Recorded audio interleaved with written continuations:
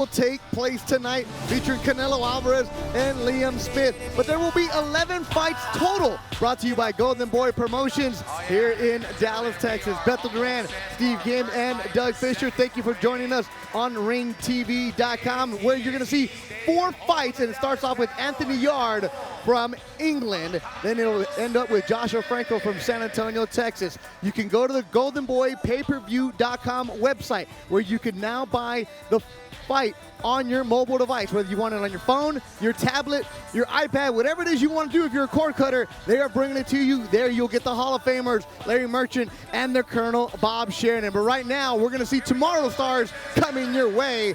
But when we think about it, 11 fights, it's been a fun week that we've had here in Dallas, but Liam Smith, Canelo is all the talk, Steve. I think it's going to be a better fight than people think. I know he's the decided underdog, but I have to tell you, being around the Post Hotel, I think Joe Gallagher and Liam Smith have really handled themselves well. I don't get the sense that the moment has overwhelmed them. I was here 6.5 years ago where Joshua Clottey actually froze and never actually got unfrozen as he got into a shell and really put on a disgraceful performance. I get the sense this guy's a live dog, and I think he has to do one thing, Doug. He has to be audacious to upset that man. That's right. You can't have a slow start against Canelo Alvarez, particularly here in Texas. If there's a close round, most people are going to figure it's going to go to the Mexican superstar. And I would say Canelo Alvarez is more popular in Texas than he is anywhere else in the world. The first time he fights in Dallas, but he's now going to complete that Texas triangle they call the NBA. He's fought in San Antonio, he's fought in Houston, victorious. But Dallas, as we can see, they love him here. Steve, you're telling me they're expecting a big walk-up crowd. This will be the biggest crowd he will have fought in front of the Lone Star State. And yesterday, he just made it on the 154-pound weight limit. So this is a title fight. An estimated crowd of over 50,000 will be in attendance tonight in a few hours. I think it's a real fight. I think one of the keys, I think Liam Smith has to set a quick tempo and not be overwhelmed, Doug. Yeah, he's the kind of guy who inches forward. He's a come-forward fighter, but he's gradual. I wouldn't say plodding, because he does subtly cut the ring off, but he's not in a rush, which is good. You don't want to be in a rush like James Kirkland, because Canelo will clock you. But you can't put your punches on layaway.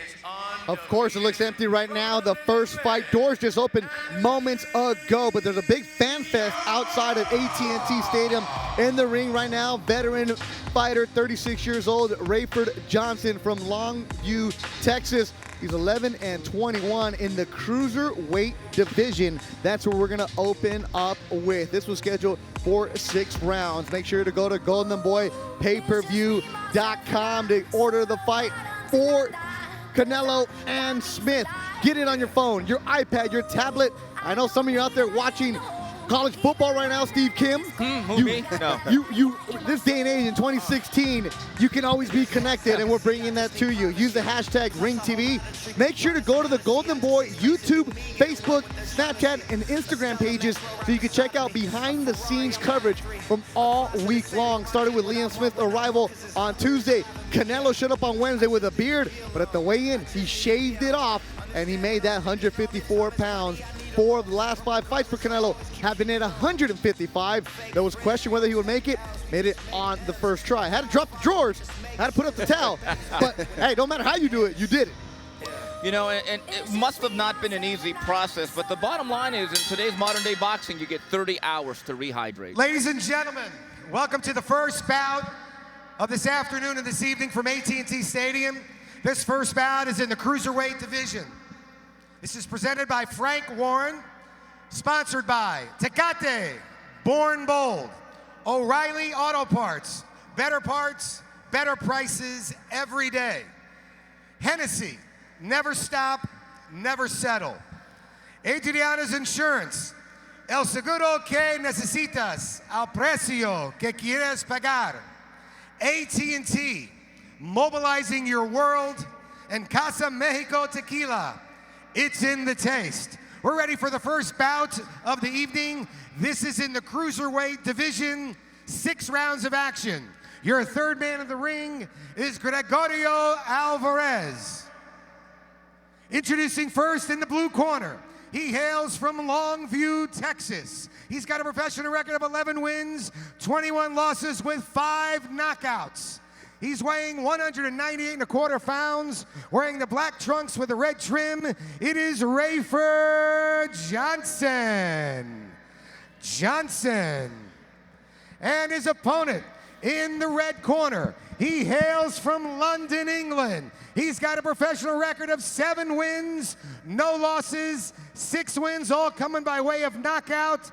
He's wearing the white trunks with the blue trim, weighing 185.25 pounds. It is Mr. Anthony Yarde. 6 rounds of action in the cruiserweight division.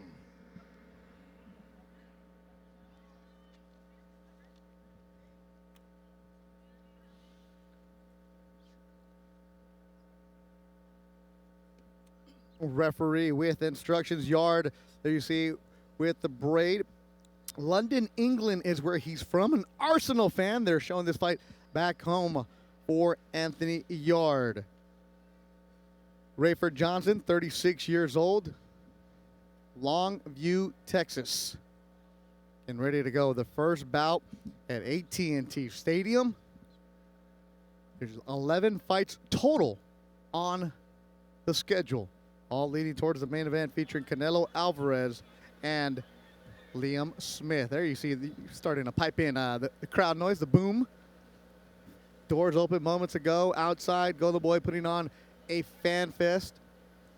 And as we drove up here, it is a massive stadium. It looks like it was CGI where they just put it on top of a field, but no, it really is an impressive arena. Coyote, I've been here 3 times. I was at Coyote. both fights. Excuse me, Beto. Got my Durans mixed up, but I still am amazed by the enormity of this venue. There's certain things I look at as I just kind of look around this venue and this building. There's things I noticed I haven't noticed before. It truly is a billion-dollar facility. I think it'll be state-of-the-art for at least another 20 years. Coyote Duran, one of the best cut men around and a fine actor in his own right. He was in Rocky. And a man who was in Rocky, Gabriel Rosado, Leon the Lion, will be the co-feature.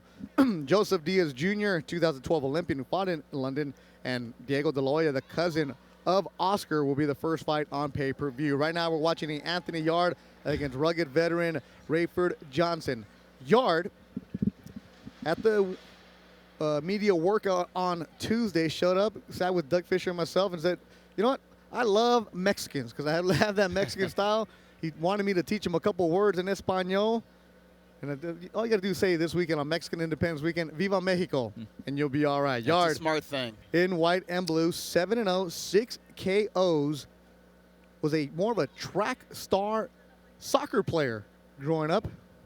Has a very athletic build, probably the most athletic build I've seen on a British cruiserweight since David Hay fought in that weight class. And Doug, just again, the British scene right now is on fire with so many champions across the Very pond. hot. Yeah, they have between 12 and 14 major world title holders from various parts of England, and they are supported by very loyal and proud fans. Beto Duran, Steve Kim, and Doug Fisher. Doug, the editor of RingTV.com, one of the best websites out there. Steve, longtime boxing scribe for UCN Live and BoxingScene.com. And you guys get a lot of interaction with the British fans, don't you?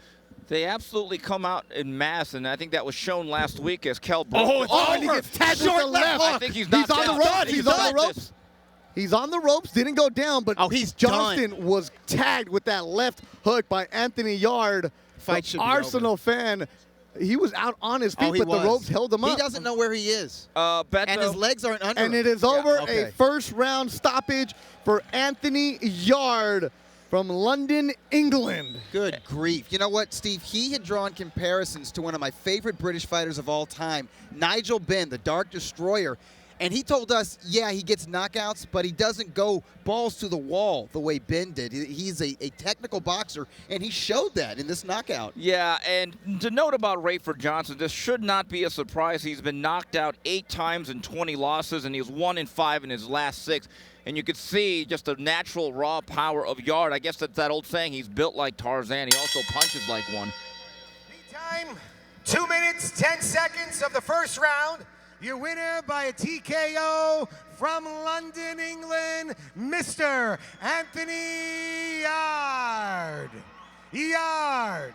He is now 8-0 with 7 KOs. Anthony Yarde, for the 4th time in his career, stops his opponent in the first round. And Doug, it's going to be interesting. He actually weighed in at 185, which is right in the middle point between the traditional light heavyweight limit of 175 and 200 for cruiserweight. So the question is, looking at that physique, does he shave off 10 pounds or does he add on 15 more? I don't think he can drop 10 pounds without hurting himself. I think he's just going to have to utilize that athleticism.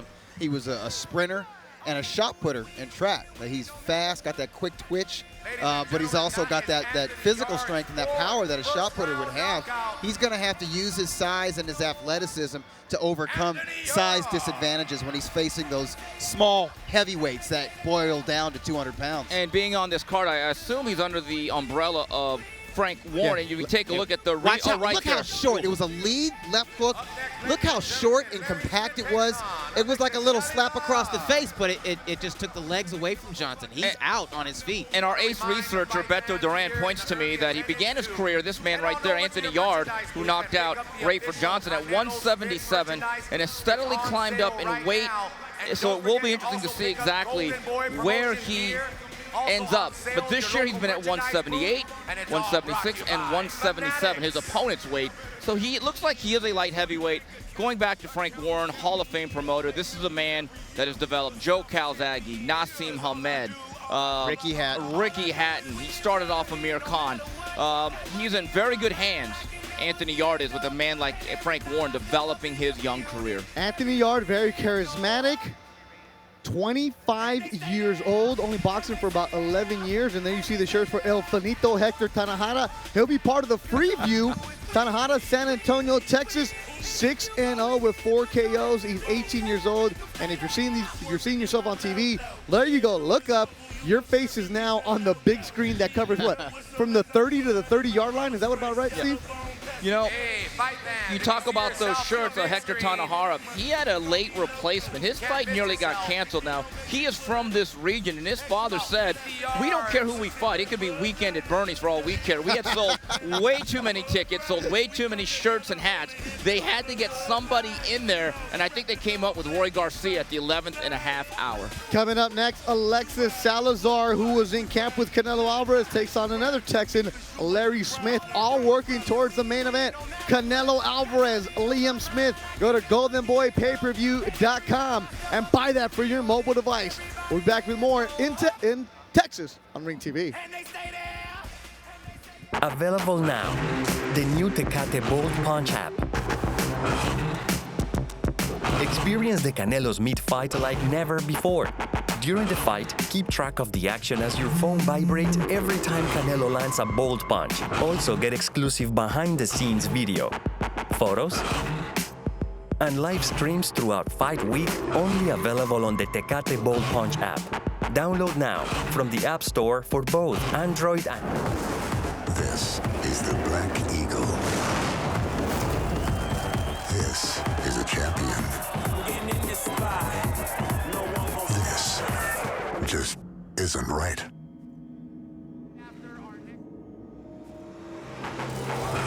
This is all he needs.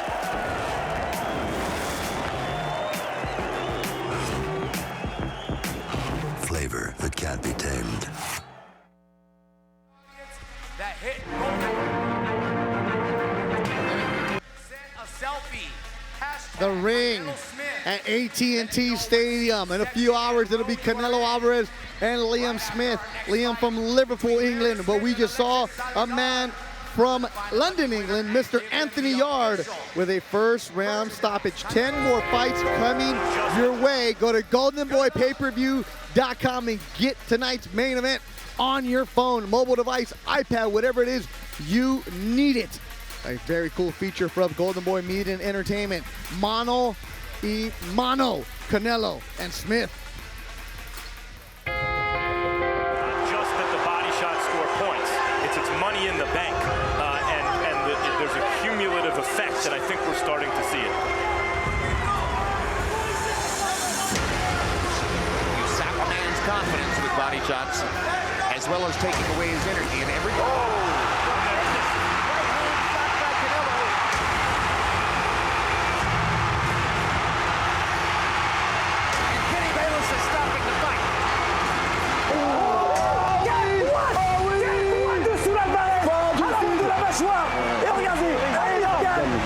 Молодцы. О, какой тяжелый удар, и это нокаут. Это нокаут. Тяжелейший нокаут. Oh, it certainly is now. Huge right hand and calm down. And is he going to get up? It doesn't look like it.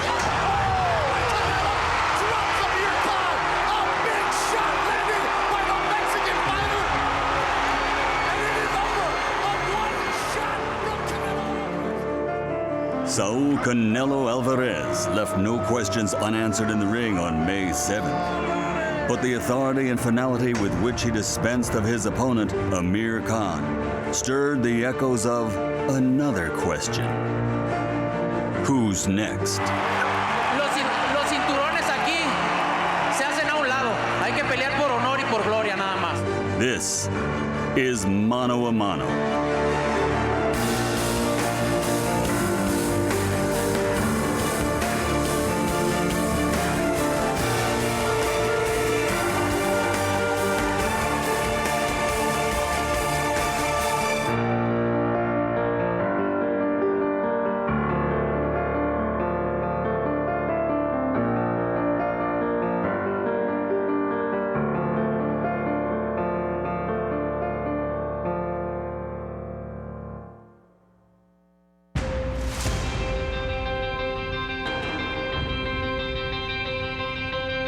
If ever there was a pedigree of thoroughbred prize fighters, the Alvarezes of Guadalajara, Mexico, and the Smiths of Liverpool, England, could rightfully claim to be progenitors of some of the best boxing stock on the planet.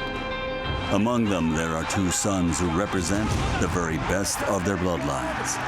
Champion Saul of the Alvarezes and Liam of the Smiths. And Liam Smith is champion of the world. Now, an epic stage has been set.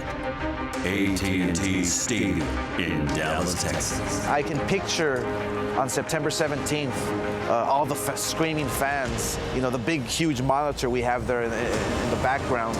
I can picture the ring right in the center of the 50-yard line. It's going to be spectacular. On September 17th, two chosen sons, Saul Canelo Alvarez and Liam Beefy Smith, will bring with them a combined lineage of 11 professional fighters, 225 total wins, 145 knockouts, and 4 world champions. Lovely combination and then a big right-hand finish. Just as this date in Dallas will mark the anniversary of Mexican independence, it will also mark a significant milestone in the storied career of that country's favorite son. The 26-year-old Canelo will be fighting in his 50th professional fight. His amazing run got jump-started by his fighting brothers at age 13 and has been guided every step of the way by Eddie and Chepo Reynoso. And so, the biography of a champion begins. Yo no lo conocía a su hermano, pero él sí nos conocía. Buscaba a quien entrenar a Saúl y él creyó que era la mejor opción, o sea, la mejor escogernos a nosotros porque estábamos dando muy buenos resultados en el boxeo. Yo quería ser boxeador desde la primera vez que vi pelear a mi hermano y es algo que me apasiona hasta el día de hoy.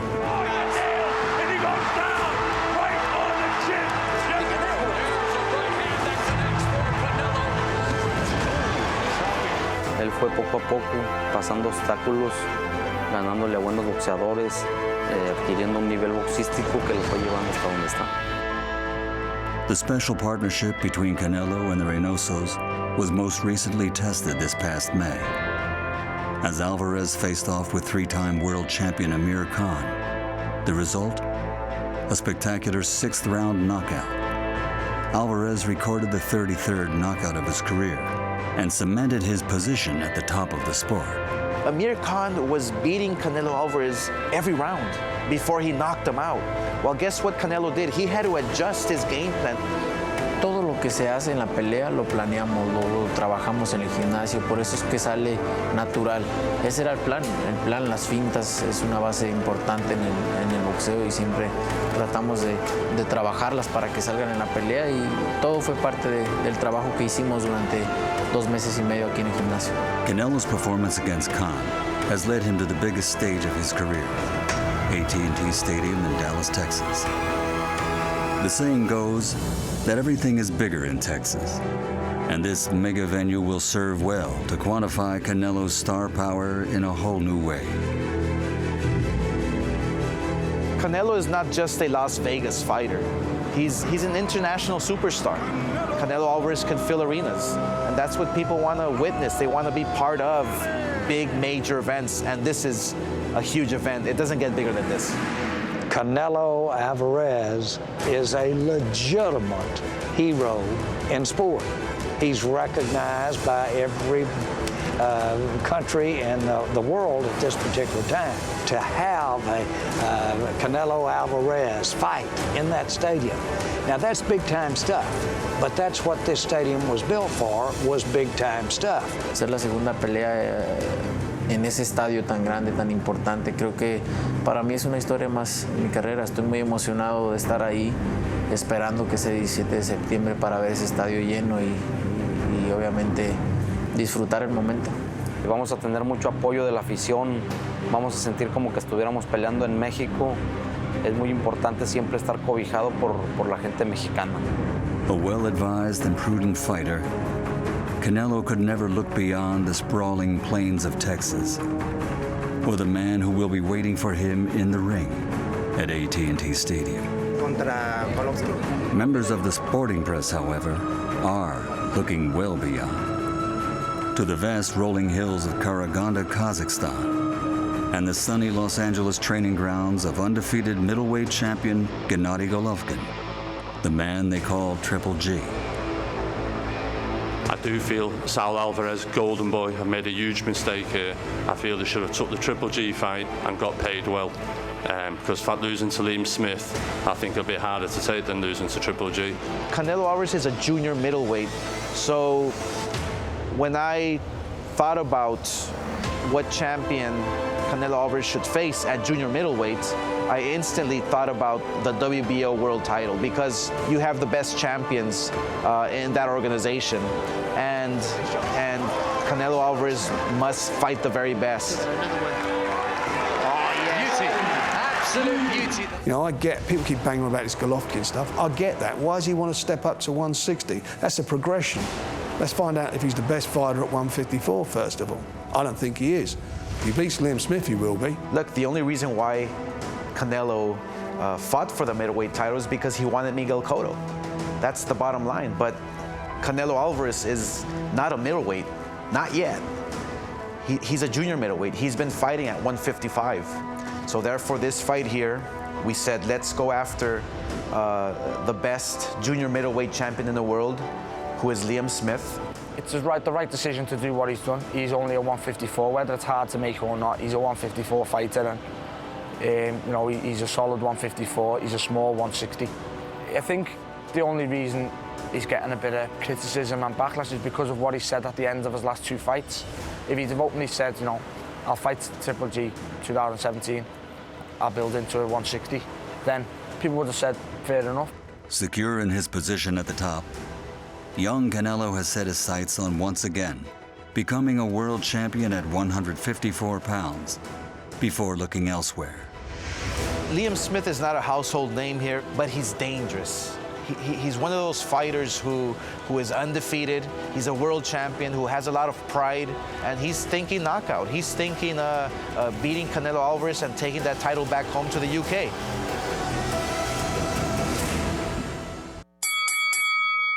Alvarez is 26 with 50 fights. This will be his 50th fight. There's not many things that put fear me or scare me.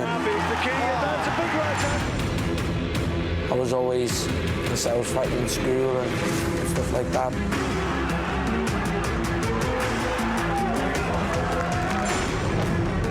Alvarez, golden boy, made a huge mistake here.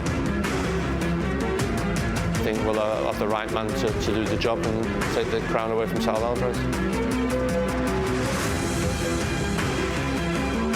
Yo quería ser boxeador desde la primera vez que vi pelear a mi hermano y es algo que me apasiona hasta el día de hoy.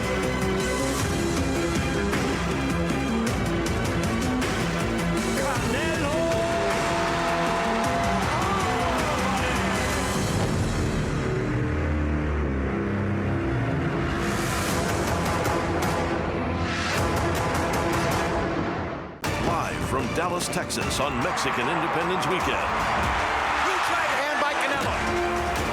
Canelo Alvarez is back to face an undefeated world champion on an 8-fight knockout streak, Liam Smith. And I don't think he'll get up from that. Will Liam Smith keep the knockout streak alive? Or will it be a Canelo Alvarez celebration to remember?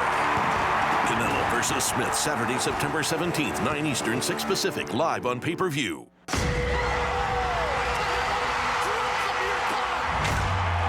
Los cinturones aquí se hacen a un lado. Hay que pelear por honor y por gloria nada más. I've got a style like you'll enjoy, you know, there's no messing about.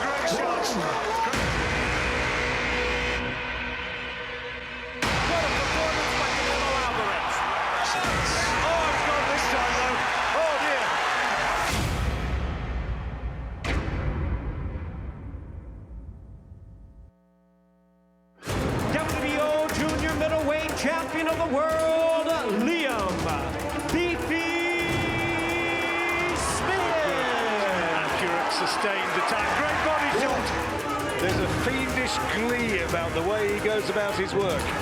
Great body shot again. Done it with the body shot. And a big leg hook to the head. I don't think he's got a lot left, Barry. Bravery is keeping him upright. Oh, and down he goes. Great shot, another body shot. Right on the spot where it... There's not many things that will fear me or scare me, and I was never ever scared of anything growing up or anyone at any age. It can be observed that a man's fate is dictated by the contents of his character, and his limits are set only by the sum of his fears. When applied to the biography of Liam Smith, the former rings true at the start of every round. There you go, lovely. The latter has yet to be defined. The one thing I do know in all my years, and there have been a lot of years in boxing, what I do know is that the Mexican people like fighters, and they're going to like Liam Smith, because you cut him in half and it reads fighter. That's what he is. Liam Smith is a fighter who is strong, who is durable, who's going to take the punch. I mean, he has legs of a soccer player. I mean, he's a big guy, and he's going to keep coming forward. Liam follows a path well traveled by his brothers Paul, Stephen, and Callum. The groundwork for his amateur career was laid on the hard cobble streets of Liverpool, England. But the exacting standards required of a professional champion are met in the gym. And as always, the Smith brothers' sibling rivalry serves them well. Me two brothers joined Joe first, and I was hearing good things about the training and stuff, and obviously I wanted to still be around my brothers as well. We're a close family, we're very close, and I moved to Joe. We've had 17 fights there now, and we're still unbeaten and we're going strong. I've always believed in Liam Smith when he came in the gym and he was shadow boxing and the way he was moving. And I just thought he's got something about him, the way that he moved, and then when he started sparring, and he had something that you're not born with, it's timing. As Liam "Beefy" Smith can attest, traditional naming conventions have been applied equally to his past, present, and future. I was a fat baby. I was a big kid, and my dad called me when I was I think it was 3 years of age, and he kept it going. Obviously, some people now we call me little nephew champ. You're right, champ, and you're the little nephew scouse. You make names up as kids, and my dad called me Beefy as a kid, and obviously every time he used to shout me and mess about, he used to call me Beefy, and it just stuck ever since. And I can't really moan about it because I fight with it on my shorts. So. Just as regional dialects serve to identify one's geographic origins, specific fighting styles have come to be associated with certain regions as well. Enter the Scouse Mexican. He's got a good style. I mean, we call him our Scouse, which is a Liverpool thing, our Scouse Mexican. He fights a little bit like a Mexican. A lot of body shots, a lot of action. Good puncher. Since 2013, he's knocked out everybody that he's fought. I think that's 8 knockouts. Tiene un estilo como mexicano, golpea bien abajo, combina muy bien. Es lo que me gusta, que estén ahí para estar ahí, que la gente salga contenta de una buena pelea. I think you're going to see the way I fight. I think I fight the way most of the Mexicans were brought up to fight. They love a fight and no fanciness about them, and that's what You know, I don't showboat. I don't dance around the ring. You know, I love a fight and, you know, smile when I'm in the ring because it's what I love to do. Smiling Liam Smith. My type of fight, I sit in the pocket, catch, like I say, and that's him. I call him LB4, don't I? The Scouse Mexican, whatever LB4 means, I don't know. But anyway, I just put an L on the front and know in the ending for it's a bit Mexican, that I'll have a bit of LB4 there.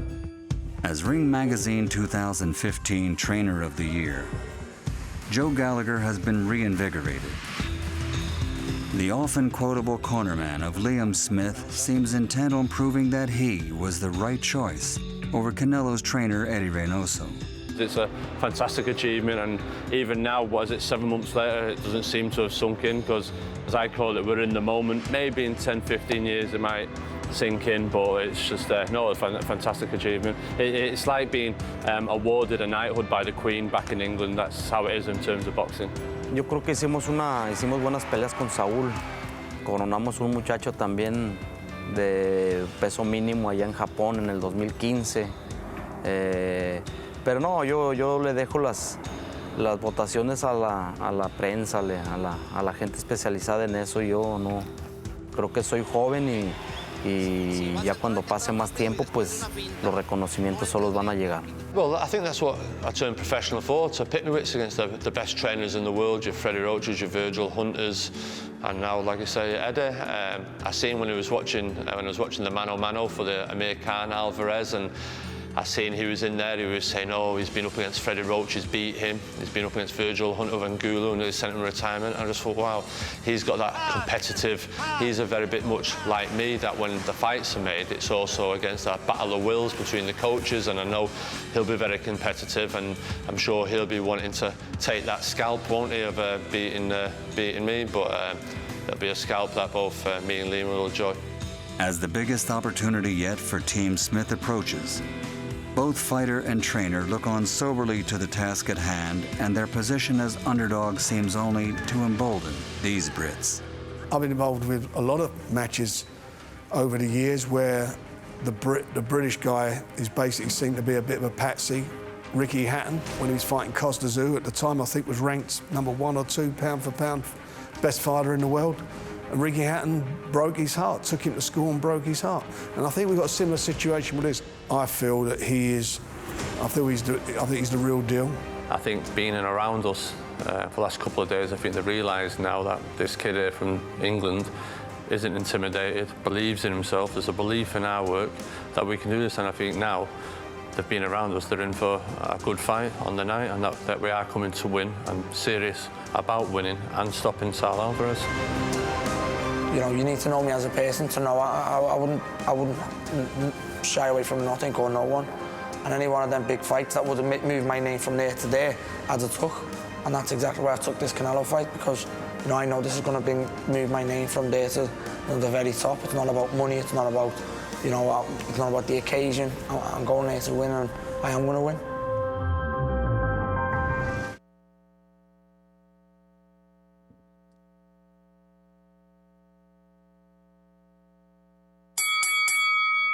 Alvarez is 26 with 50 fights. This will be his 50th fight. There's not many things that put fear me or scare me. I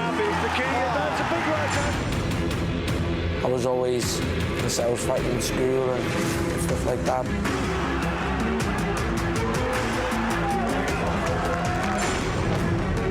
Alvarez, golden boy, made a huge mistake here.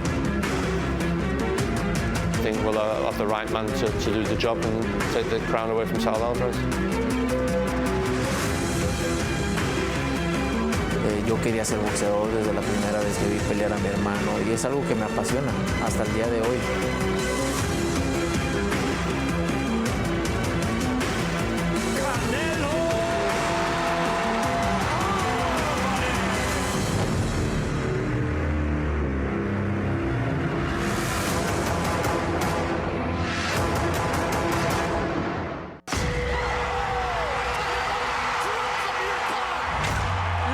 Los cinturones aquí se hacen a un lado. Hay que pelear por honor y por gloria nada más. I've got a style that you'll enjoy, you know, there's no messing about.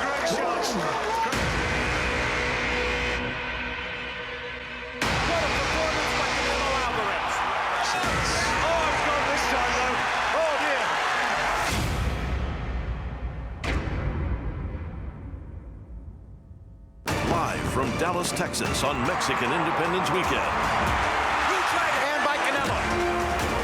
Canelo Alvarez is back to face an undefeated world champion on an 8-fight knockout streak, Liam Smith. And I don't think he'll get up from that. Will Liam Smith keep the knockout streak alive? Or will it be a Canelo Alvarez celebration to remember? Canelo versus Smith, Saturday, September 17th, 9 Eastern, 6 Pacific, live on pay-per-view. Two foes meet. Mirror images in style, attack, Whether or not he can stop and determination. There's that body shot again, and that hurt him too. What happens when an unstoppable force meets an immovable object? Liam Smith is a fighter who comes forward, who's relentless, who's big, who's powerful, comes from a boxing family. You have to be ready for Liam Smith. You have to be in great shape for Liam Smith, or else he's gonna walk right through you. Gente que está dentro del boxeo sabe que es un peleador invicto, sabe que es un peleador joven también, saben que es un peleador con buena pegada, que sus últimas 8 peleas las ha terminado por nocaut. Entonces es un peleador de peligro, que pega, pero lo más importante para nosotros es un peleador que pelea, que va a ir al frente, y es un peleador que quiere venir a conquistar el mercado americano. En fin, hay muchos argumentos que tiene él que lo van a hacer peligroso. This fight you could have in a phone box. It just absolutely a huge fan-friendly fight, this fight is. No, I'm not going to go in there and box like Amir does. I don't box like that. You know, I box, I'm coming for you, I'm coming to make you fight, and that's what I'm going to do to Canelo. He's going to have to bring something more than he's brought against other people, as in, he's going to have to fight me, and he's going to have to be in very good shape. No, me siento muy contento, muy emocionado por esta pelea. Es un campeonato más para mi carrera. Me siento muy contento, muy motivado, entrenando como siempre al 100% porque... And for more of the Mano a Mano, go to Golden Boy's YouTube page where you can check it out. Making his way into the ring, veteran fighter from Dallas, Texas, Larry Slow Motion Smith, 10-28-1. He'll be taking on Alexis Salazar. Smith flanked by his family. He's enjoying the moment. Got the cowboy star on his trunk. Look at this. Yeah, he was loosey-goosey at yesterday's weigh-in, and absolutely, he's enjoying this this point of his career so far. Staying loose on his way to the ring. Weighing 153 pounds is Larry Smith at the age of 37. When you got the shades going into the ring, you're feeling good. Beto Duran, Doug Fisher, and Steve Kim. Ladies and gentlemen, making his way into the ring, representando Mexico, Alexis El Velito Salazar. Alexis Salazar, part of Canelo's training camp for this one from Tlaquepaque, Jalisco, Mexico. We do appreciate everybody using the hashtag RingTV. Let us know you're watching on ringtv.com. We know you're all about it on the online where you can watch the Golden Boy match tonight between Canelo Alvarez and Liam Smith. Go to goldenboypayperview.com and use the hashtag RingTV. Big Serge Estrada, former Army medic, now one of the fine young cutmans in Southern California, watching us, as is David Lopez, PR Lopez 333, watching the stream right now. Do appreciate that from David Lopez. And Joshua Something, good tutor name, said he was impressed by Mr. Anthony Yard, first round KO. So keep the tweets coming on Ring TV. That is Alexis Salazar, trained by Chepo Reynoso, who later on tonight will be in the corner of Canelo Alvarez. Ladies and gentlemen, it's time for our second bout of the afternoon. This is 6 rounds of action in the super welterweight division. This is presented by Canelo Promotions, sponsored by Tecate, Born Bold, O'Reilly Auto Parts, better prices every day. Hennessy, never stop, never settle. Adriana's Insurance, el seguro que necesitas, al precio que quieres pagar. AT&T, mobilizing your world. And Casa Mexico Tequila, it's in the taste. Let's get around for a second bout of the evening. This is in the super welterweight division, 6 rounds of action. Your referee for this bout is Robert Chapa. Introducing first in the blue corner, he hails from Dallas, Texas. He's wearing the silver trunks with the blue stars and the black trim, weighing 153 pounds. It is Larry Slow-Mo Smith. And his opponent in the red corner, he hails from Tlaquepaque, Mexico. He's got a professional record of 7 wins, 3 losses. All 3 wins coming by way of knockout, wearing the black trunks with the white trim. Ladies and gentlemen, 157 pounds. It is Alexis Salazar. 6 rounds of action, super welterweight. Gentlemen, you've got your instructions before the fight, okay? Obey my commands at all times. Protect yourself at all times. Here's your belt line right here. Anything below that will lose a point. Okay, shake hands, let's go.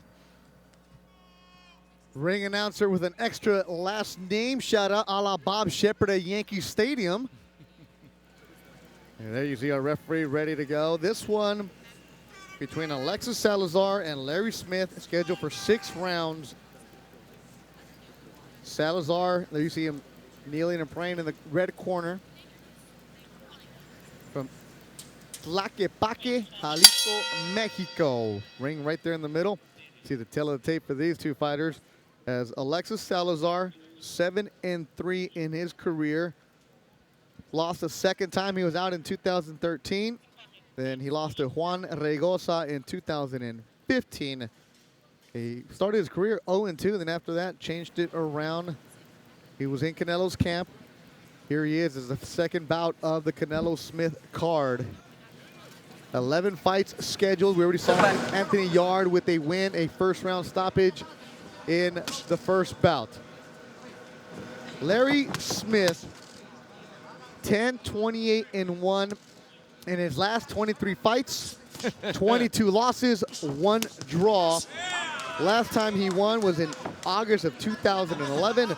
But he's the fighter that you go up there, the journeyman, but it's going to give young fighters rounds. You look at some of the names, Jermel Charlo, Chia Santana. Those are the kind of names that these guys learn. Felix Diaz, the Dominican. Wally Omotoso. Those are top welterweights and junior middleweights. Yeah, Cleotis Pendarvis. This type of guy is going to give you a little bit of experience, but as you said, Beto, Slow-Mo has come to a slow grind here. I guess the best way to put this euphemistically is a seasoned veteran of the fight game. Smith in the silver, turned pro in 2009. I mean, there's some guys just know their role in the sport of boxing. He knows it. Have the gloves. Well, let's go. You know, it kind of reminds me of the early non-conference games in the SEC when they bring in a directional school like Northeastern Louisiana and Alabama hammers them 56-10. Appalachian State. Well, no, sometimes. No, there was a Category 5 in Boone, North Carolina, but this is what it reminds me of. If you need a guy that's going to give you a round or two, but you also need to pick up a victory, Larry Smith is your guy. In fact, you talk about the skid that he's been on. He has not won since 2011. One of the names on his ledger, Don Mountain, one of your favorite guys. Mouton, sorry. Was a very reliable gatekeeper in the middleweight and super middleweight division for a while. Alexis Salazar from Tlaquepaque, Jalisco, Mexico, born in 1995. Turned pro in 2013. Some wide shots coming with him. He's fired. Imagine being in camp with Canelo in San Diego County, loading up on that right hand, going to the body. This one is scheduled for 6 rounds.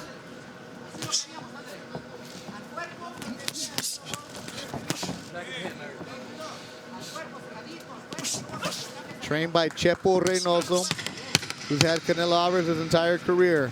Final seconds of the opening round. Salazar and Smith at AT&T Stadium in Dallas, Texas. Smith with that snicker like, yeah, nothing for me. What you got?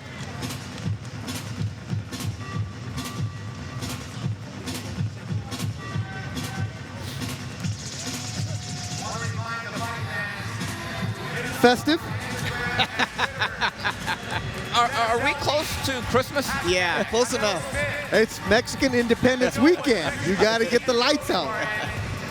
at Golden Boy Boxing right after this fight. Joshua Franco is in 2 fights from now from San Antonio, Texas. He has some fans with him coming up from San Antonio.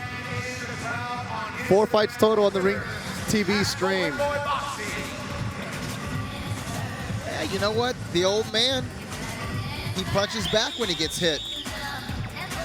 Didn't connect solidly with that 1-2, but he did send a message to the younger fighter. Doug, despite the record, when you're in there with guys like Wally Omatoso, Felix Diaz, Jermel Charlo, and some other well-known guys, you may not win, but a guy like Salazar isn't going to necessarily intimidate a guy like Smith. Salazar in the black trunks. Nickname Laberinto. Translation, the maze. Like a labyrinth. I mean, we've heard some interesting Mexican... That is interesting. I just don't see how it applies to boxing. Hey, maybe it's hard to figure out or how to get away from him. I mean, you've had names like, you know, Finito. You know. Oh, good right hand. Yes, Smith is hurt.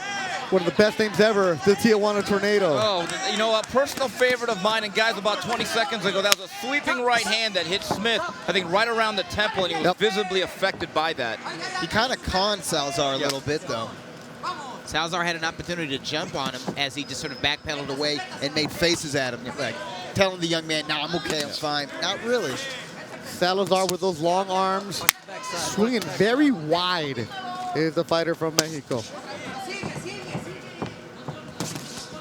I think the Reynosos have some work to do on his technique. Yeah, one thing they need to do, Doug, really is, again, always sharpen that jab, but that right hand should be a little bit straighter, a little bit more compact. It's a very wide, sweeping right hand, although he throws a pretty good left hook to the body, though, as we saw right there.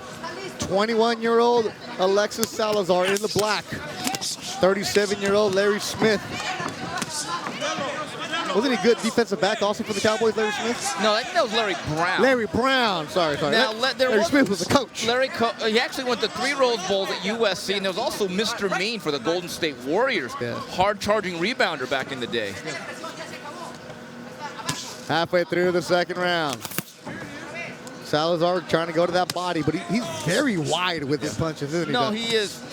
One thing you wanted to do is when that punch comes, especially the right hand from the shoulder, you want to have a straighter arc. Doug, his right hand has like an arc to it. Yeah, we sometimes call these guys wingers because they wing their shots, and you can be a puncher and be a winger. The problem with being a winger is that you're open to your opponent's straighter punches. Yeah, and when you face a guy with a very high guard that's going to use the earmuff defense, which Liam Smith actually does, you may want to actually throw right hand with that type of arc, but you can see him now starting to bust that through was the right hand he threw after he landed a right uppercut. Yes, very good call, Beto. It was the uppercut that sort of opened Smith up for those follow-up shots. And an uppercut is the perfect shot for that earmuff defense, that high guard. I like to call it the 5-hole, as they say in hockey. He's going back to that uppercut, landing a couple more. Did Salazar in the black. Second fight of the night. Working towards Canelo and Smith. Go to goldenboypayperview.com where you can buy it for your mobile device. You'll hear Larry Merchant and the Colonel Bob Sheridan on the call for that one. Oh, winger. There's got to be a new term for that guy. This guy, he's more than just a winger.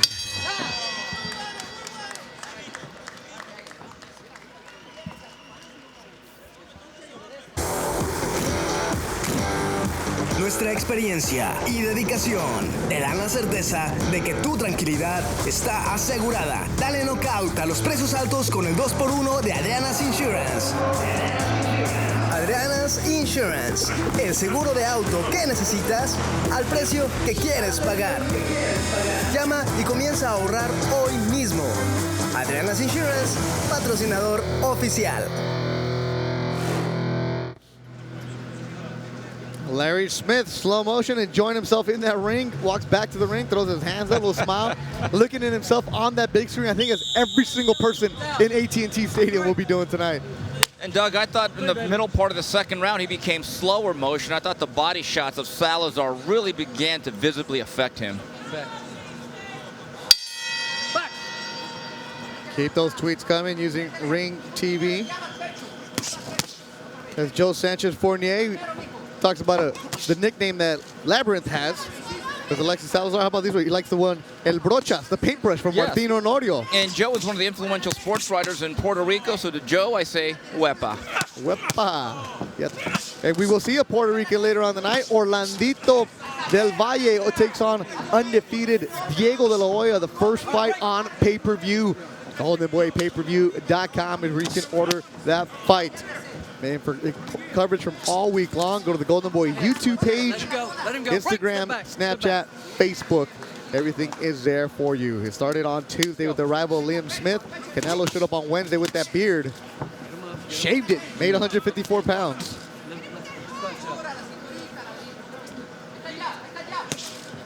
As always, Linus watching in Philadelphia. Appreciate it. Truly our security blanket from Philadelphia. We're at the home of the Dallas Cowboys.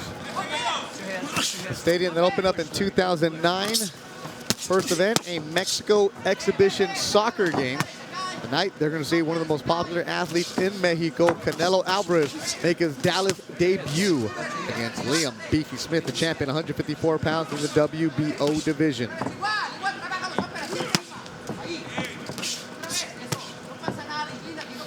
Salazar in black, 37-year-old Larry Smith in silver. There's some fans inside the building. Second fight.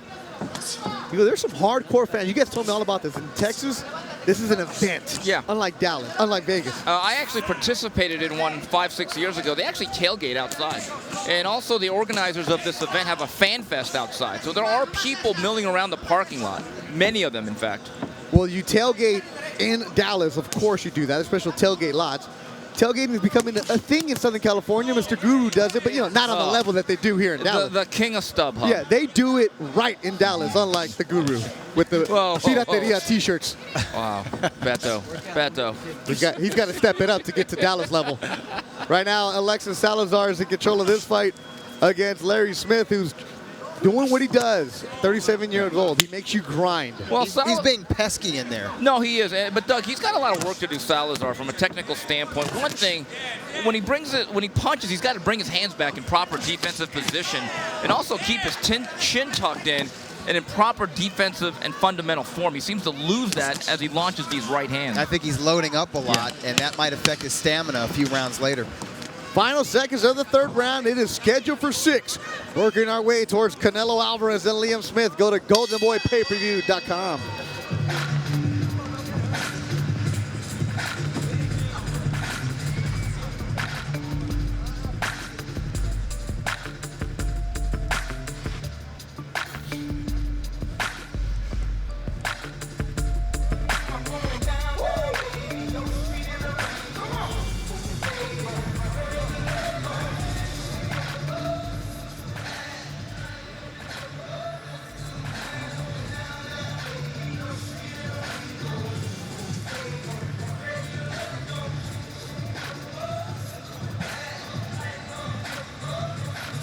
Salazar with the 1-2. They both cover up on the inside. Comes over the top with the right. He's trying to employ some head and upper body movement to evade Smith's punches, but he gets caught. Smith misses with the hook, and so does Salazar. Yeah. 2 more fights on the ringtv.com stream coming up next from Brooklyn, New York. Puerto Rican descent, Zachary Ochoa takes on Mexican Daniel Montoya from Tamaulipas, Mexico. Then after that, it will be Joshua Franco against Brian Bazan. Bazan actually working at the Zona Norte. Eric Morales' gym in Tijuana. We're in the 4th round. Alexis Salazar in the black. Larry Smith, who hasn't won since 2011, in there. Pesky's a great word to use, Doug. You really can't do much against him, but when you do land, you got to earn it. And it's not like he's physically imposing himself on the younger man at all. It's not like he's a huge threat offensively speaking, although he is letting his hands go, and thus he's being pesky with his sporadic offense and just his... well, I'm trying to think of the word. He's defiant in his own way. Smith is just slippery enough to be difficult. He's there to be hit, but he's not there to be hit squarely. That's the best way I'd put it. And quite frankly, Salazar has some deficiencies technically that make it very difficult for him to really take care or really take advantage of some of the holes that are being left open by Smith. Now, am I seeing things, or does Salazar look a little bit arm-weary? Yeah, he seem to be breathing a little bit heavier and not have as much leverage on these winging shots as he did in the first 2 rounds. Yeah, I don't disagree with you. And Doug, you know, that old saying from Vince Lombardi that fatigue makes cowards of us all. I think what really fatigue does, it breaks down your technique. And you see technically what's going on here. Salazar is now starting, I don't want to say coming apart, but you're right, he doesn't have the same snap or the same torque he did, let's say, 2 rounds ago. Yeah, he's pushing his punches from the outside. The jab and the right hand, he just ate one. Kind of lunging forward, but he's got a sluggish look to him right now. Right. Check out his body language. And again, one thing they're going to have to do when they do some film study, Beto, when you throw a punch, you got to bring it back in proper defensive position. He really does not. And in fact, he leans his head forward, which makes him even more of an enticing target. Was told that Salazar would serve as Canelo's sparring partner during this camp to give him a perspective of a smaller fighter, somebody he would be pesky and could work with. They didn't work many rounds with him, but he did work some amount of rounds in the camp with Canelo in San Diego County. Did Salazar. He's in the black. And you're also, the volume that he was throwing punches in the first couple rounds. The pace is slowed down for the Mexican from Tlaquepaque. Well, Beto, tonight on the main event, one of the punches that I think Liam Smith really throws well, and we'll see if he can get this punch going tonight, is that right there, the left hook. And Salazar does give him a pretty good look. He's been throwing a decent left hook downstairs throughout this fight. 10 seconds ago in the 4th round. It is scheduled for 6 between Alexis Salazar and Larry Smith.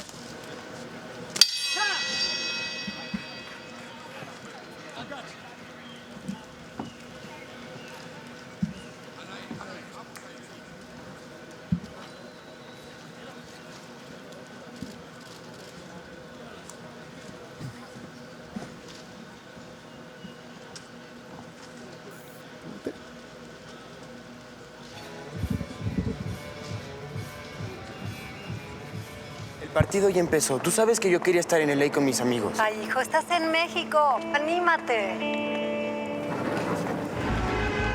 ¿Qué? ¿Cómo va el cubo?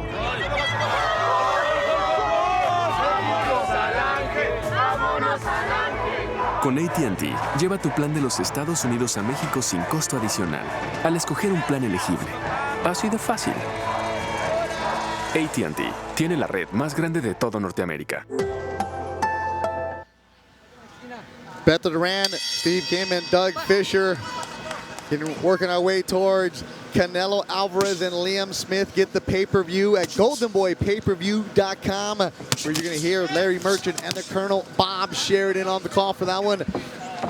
Cord cutter, you want to get your tablet, you want to use your computer, you want to use your iPhone, wherever it is you're going on Saturday. It is college football Saturday after all, so that means in the state of Texas, you're wearing a Longhorn hat, like our PR man Alex. He went to LMU, but he's over here with a Longhorn hat, everything about that. He's going there to grad school. Oh, the Stronghorns. Texas A&M. Resurgence. You see that around here. College football. Steve, you were doing that. You were watching on your tablet? Yes. And then you got to do it. 2016, giving you options. Can I just say something about Jerry Jones? This internet connection at AT&T Stadium is pound for pound quality.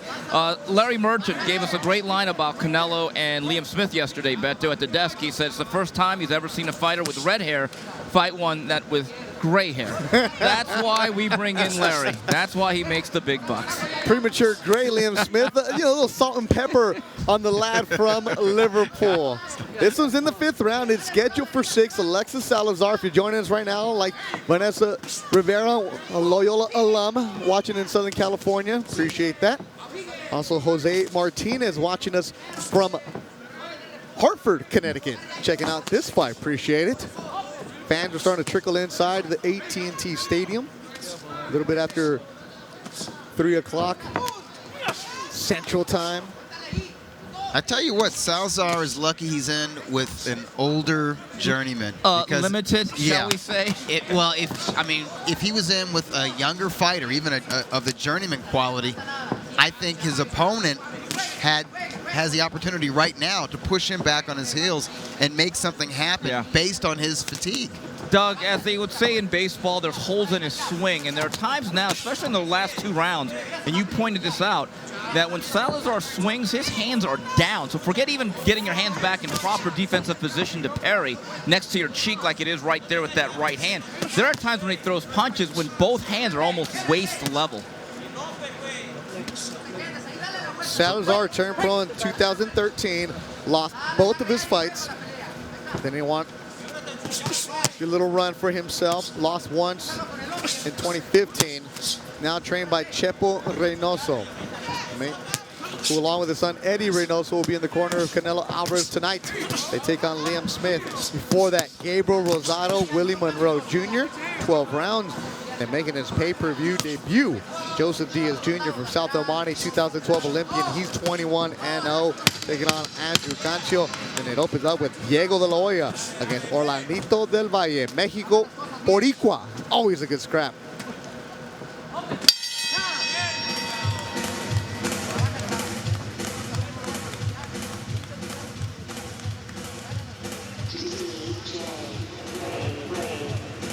Don't forget, ladies and gentlemen, right after this fight, we give away our first official Canelo Smith merchandise t-shirt. All you have to do is hit us up on our Twitter, @GoldenBoyBoxing, #Canelo Smith. Send that selfie. Let me know what section, seat, and row you are sitting in. And immediately following our fight, a lucky random winner. Both guys loading up and missing. I think, you know, slow motion is probably just feeling the effects of a very hard, long journeyman's career. Salazar feeling the effects of fatigue, and it's making him sloppy. It's taking away his accuracy. Doug, that was slow motion, literally in slow motion. But really, it's striking with Salazar. He doesn't have great precision to begin with. Slow to get off his stool. Right. There's a reason why, guys, that fighters go from 4 rounds to 6 to 8 to 10 to 12. It is a process where you do have to learn to build up that stamina and be able to fight the longer fights. 6th and final round, and on paper you see 7-3 against 10, 28-1. You're like, come on, who's approving this? What commission's doing this? But records can be misleading, just like a 14-0 fighter can be misleading. Commission knows Larry Smith in the home state of Texas is going to be strong, going to give you some rounds, and he's not going to put himself in any kind of danger. He's lost 22 of 23. That 23rd was a draw. But this is a fighter that comes every single time, Doug. The quality of his opposition is much better than Alexis Salazar. And at the end of the day, it's still a kid with 10 fights against a man with 39 pro bouts. And Doug, to make an adjustment on something I say all the time, is I always say it's not if you win, it's how you win. Well, in the case of Larry Smith, it's not if you lose, it's who you lose to. He's one of these guys, and long live Reggie Strickland. You look at his box rec, it's very unimpressive. You just look at the surface, but this is a guy that had gloves, will travel. I think Salazar got some very good experience tonight, and if he's going to review this tape, he's going to find out he's got a lot to work on. Yeah, he's going to learn that he can't load up as much as he did in the first 2 or 3 rounds because it will make you arm weary, particularly if you're fighting past 4 rounds. And it also lets his trainers know that they need to improve his technique. I think there is power there, but he's not applying it correctly enough to knock out a guy who, and I'm looking at Smith's record, has suffered early knockout losses in several of his recent fights. Last fight, he was stopped in the 4th, the 5th, the 2nd, went the distance in 2014. So he's susceptible to the knockdown, but has Salazar really put together any kind of combinations at all? No. And one of the reasons why he can't, Beto, is because if you see what happens, a lot of the times when he throws either a right cross or a left hook, he really has poor balance as he shifts his weight to the front foot and he spins over like a top. One of the things that you do when you punch properly from, let's say, a right hand to a left hook, you have to put your weight in a certain position and distribute it properly to be able to set up that next punch. The bottom of the corner, there you see giving instructions with the towel was Chepo Reynoso. And Chepo has a look on his face like, this kid should be doing better right now. Imploring him. Well, you see that right there, Beto? Right there. He throws a left hook and both hands are literally down by the waist. So that's also bad offense and bad defense at the same time. Things they're going to have to work on in the gym. Salazar, valuable experience tonight against veteran Larry Smith on the undercard of Canelo and Smith. Mexico, Guadalajara, Jalisco. Gonna take on Liverpool's own Liam Beefy Smith. Final seconds of this fight. The second one on the card, 11 total from AT&T Stadium. That'll do it. They go the distance. Salazar does it. That's the bet right there. You hear Salazar say, come on. Grabs his hand, put it up. Salazar's like, come on, man, let me go get yelled at by my trainer real quick. We'll be back with a decision from AT&T Stadium in Texas. You're watching Ring TV. Good job, gentlemen. Okay, Mom. Bye. My mother's coming to live with us. Your man cave has got to go. Honey, it's gonna take you forever to sell all this. Sold. What? How? Honey bun! Sold another one. Introducing the easiest way to sell what you got, buy what you want. Buy Miles. Download the app today. Honey, Mom's here. Just a minute. Hexar in Coachella Valley, a man who does great graphic work, great design for a lot of the fighters in Southern California. Impressed by the fact that I say, we have a unanimous decision. Judge Don Griffin and Javier Martinez both scored 60-54. Judge Michael Mitchell scores it 58-56. Your winner by unanimous decision, Alexis Salazar. Alexis Salazar improves to 8-3. There he is with Chepo Reynoso. Chepo from Guadalajara, Jalisco. Salazar from Tlaquepaque, Jalisco. That'll do it for the second fight of the night. Coming up next, Zachary Ochoa, Daniel Montoya. Thanks for joining us today.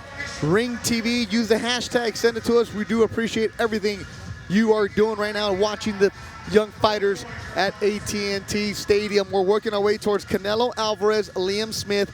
Go to goldenboypayperview.com where you can buy that fight for your mobile device, your laptop, your note, whatever it is you want to watch it on. You're going to hear the Colonel, Bob Sheridan, and Hall of Famer Larry Merchant on that call for tonight from AT&T Stadium. Now, Doug, we saw Liam Smith. We met him this week. I was impressed with his demeanor, his calmness. Liverpool, England, 23-0-1, first time in the United States. What should fans expect from him? Well, you just hinted at one part of him, and that is his confidence. He's coming in here with the confidence of the defending champion, and he doesn't look at Canelo Alvarez as a star. He looks at Canelo Alvarez strictly from a boxing perspective, from what Alvarez has done in the ring as a junior middleweight and slightly heavier, and he says, yeah, he's very good. He's not super special. He has flaws like all of us, flaws that we've worked on taking advantage of when we step in that ring. So he's bringing that kind of confidence, and it's backed up with a lot of physical strength and very solid boxing fundamentals. That's the recap from Alexis Salazar and Larry Smith with the distance. Salazar, unanimous decision. Now, Steve, you are well connected in the business side of how tickets are going. A week ago, we were at the Belasco. I was told, you know, you could say more than 2/3 of the tickets have been sold. Close to 40,000 is what it's scaled for. But they're saying if there's a big walk-up, they can open up other sections. What are you hearing? Lester Bedford, who has been involved in every major show in Texas for about the past 25, 30 years. In fact, go back to 1993. He is the guy that told Don King, you should do the Chavez-Whitaker fight at the Alamo Dome in San Antonio. That drew 63,500. Now, he actually played a role with Top Rank in the two Pacquiao fights in 2010. He told me and Doug yesterday during one of our breaks that they believe there's no doubt they'll get over 40 to 45,000. Wow. They might even get more than 50. Now, to put that into perspective, Manny Pacquiao, and this was a brand new joint, they just still had the fresh new smell arena. They did 52,000 for Joshua Clottey back in 2010. So it's really a testament to two things: how strong of a market Texas is for boxing, and the drawing power of one Canelo Alvarez. Yeah, we have to remember when Manny Pacquiao fought Josh Clottey, he was really at the peak of his star power. That was right after he beat Miguel Cotto. And tonight we're going to see one of the biggest stars in Mexico, Canelo Alvarez, Liam Smith. Go to goldenboypayperview.com and buy the pay-per-view. More from Dallas, Texas. You're watching Ring TV. This is Canelo Alvarez, champion boxer. This is his beer, Tecate Light, Born Bold. Available now, the new Tecate Bold Punch app. Experience the Canelo's meat fight like never before. During the fight, keep track of the action as your phone vibrates every time Canelo lands a bold punch. Also get exclusive behind-the-scenes video, photos, and live streams throughout Fight Week, only available on the Tecate Bold Punch app. Download now from the App Store for both Android and iPhone. Getting ready for our third fight of the card. Zachary Ochoa, Brooklyn, New York, undefeated fighter of 15-0. Daniel Montoya, Beto Duran, Steve Kim, and Doug Fisher. We were talking about Canelo Alvarez. He's fought in Houston last time where he stopped James Kirkland on a one-hitter quitter, as Doug Fisher likes to call it. He's fought in San Antonio, Texas, the home of one of our great PR czars, Carl Pryor. That was against Austin Trout. What was that like? It was loud. Steve Kim and I have had the privilege of being ringside for some huge boxing events. Barrera versus Nassim Hamed comes to mind. Obviously, some of Felix Trinidad's fights that took place at Madison Square Garden. But I would say the Alamo Dome, when Canelo basically won recognition as Ring Magazine's junior middleweight champion against Austin Trout, that was as loud as any of them. That crowd was nearly 40,000 strong, and that was the first real marker of evidence where you said, Canelo Alvarez is not just a boxer, he is transcendent. He's an attraction. There's no doubt about it, and I know there's been a lot of heat based on him dumping the WBC title, not facing Gennady Golovkin immediately, but it just goes to show you there is still a very, very solid, strong fan base for Canelo that I think in many respects would go and support him through thick and thin. This is why you become friends with the PR staff. You treat them nice, you are good to them, and they give you good information. Carl Pryor right now letting us know that last night when they left the venue, 39,000 tickets sold for today's fight. Basically during and following the weigh-in. They're expecting a huge walk-up, and this goes back to what I've told you guys over the years. Mexican fans will wait to the day of to show up and buy because they will never buy anything online. No, that's true, because a lot of fans coming up from Mexico aren't going to the websites to buy tickets. Right, they're not doing Ticketmaster. They're going to the box office again. They're expecting a huge walk-up crowd. Zachary Ochoa, Daniel Montoya are ready to walk up. And when you get to AT&T Stadium, you're going to see huge banners outside. Those banners designed by Giovanna Fraga, who does a great job with the Go on the Boy graphics designs. She will, anything you see about that right there, what is that, scoreboard? It's not even right to say a scoreboard. It's that monstrosity. You couldn't buy that at Circuit City. No. I just want to say that right now. No, Speaker City will not have that for you. There's a scoreboard on top of a scoreboard. And there you see from Tamaulipas, Mexico, that is Daniel Montoya, 11-4, ready to make the walk. And that walk where they're coming from, that's the suite level VIP style. So if you're ever watching a Cowboy game and you see some of the suites on the field, that's where they're coming from. Canelo Alvarez today using the Dallas Cowboy locker room. Not sharing it, all of it for him. Liam Smith and a couple other fighters using one of the auxiliary. When you're the A side, you call the shot. A side, B side, that's another example of exactly who is the star here. But Doug, I'm telling you, I think Liam Smith is going to make a very good account of himself. I get the sense that at 54 he's been overlooked, and I think he's going to, at least to a certain degree, rise to the occasion. I do not see a blowout here tonight. Use the hashtag RingTV, like Cynthia from Hawthorne is saying. Her son's name, Daniel Montoya, but she's still rooting for Zachary Ochoa.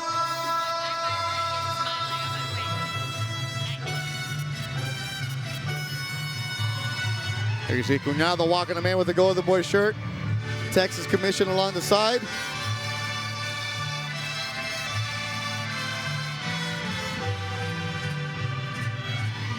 GoldenBoyPayPerView.com is where you can book today's pay-per-view with Canelo Alvarez, Liam Smith, Guadalajara, Jalisco, Mexico against Liverpool, England. And for those of you who are curious who will be singing the anthems, Danny Walton will be singing the British anthem. Leonardo Aguilar, son of Pepe Aguilar, who lives in Texas, will be singing the Mexican anthem, and Paulo de Anda from Texas with the USA anthem. And I just want to make it clear, I am standing for all three. At attention, very respectful. Steve Kim watching the Miami Hurricanes earlier today. We're in Texas. There's different laws there. Javier Razo right there with a hand up. Golden Boy matchmaker. Now, ladies and gentlemen, Great job by the entire Golden Boy staff all week long. The media and entertainment department with David and Scott Tetro, Will Wright, Christina Gonzalez with an S, Ted Spears, everybody involved doing a great job bringing it. You see Eddie bringing them in. Coach Kelly with Zachary Ochoa. Zungry is his nickname. Just put a Z in front of hungry and you get Zungry. All I can say is I told you. Jury at the bank down the bar. This is our third fight on the card.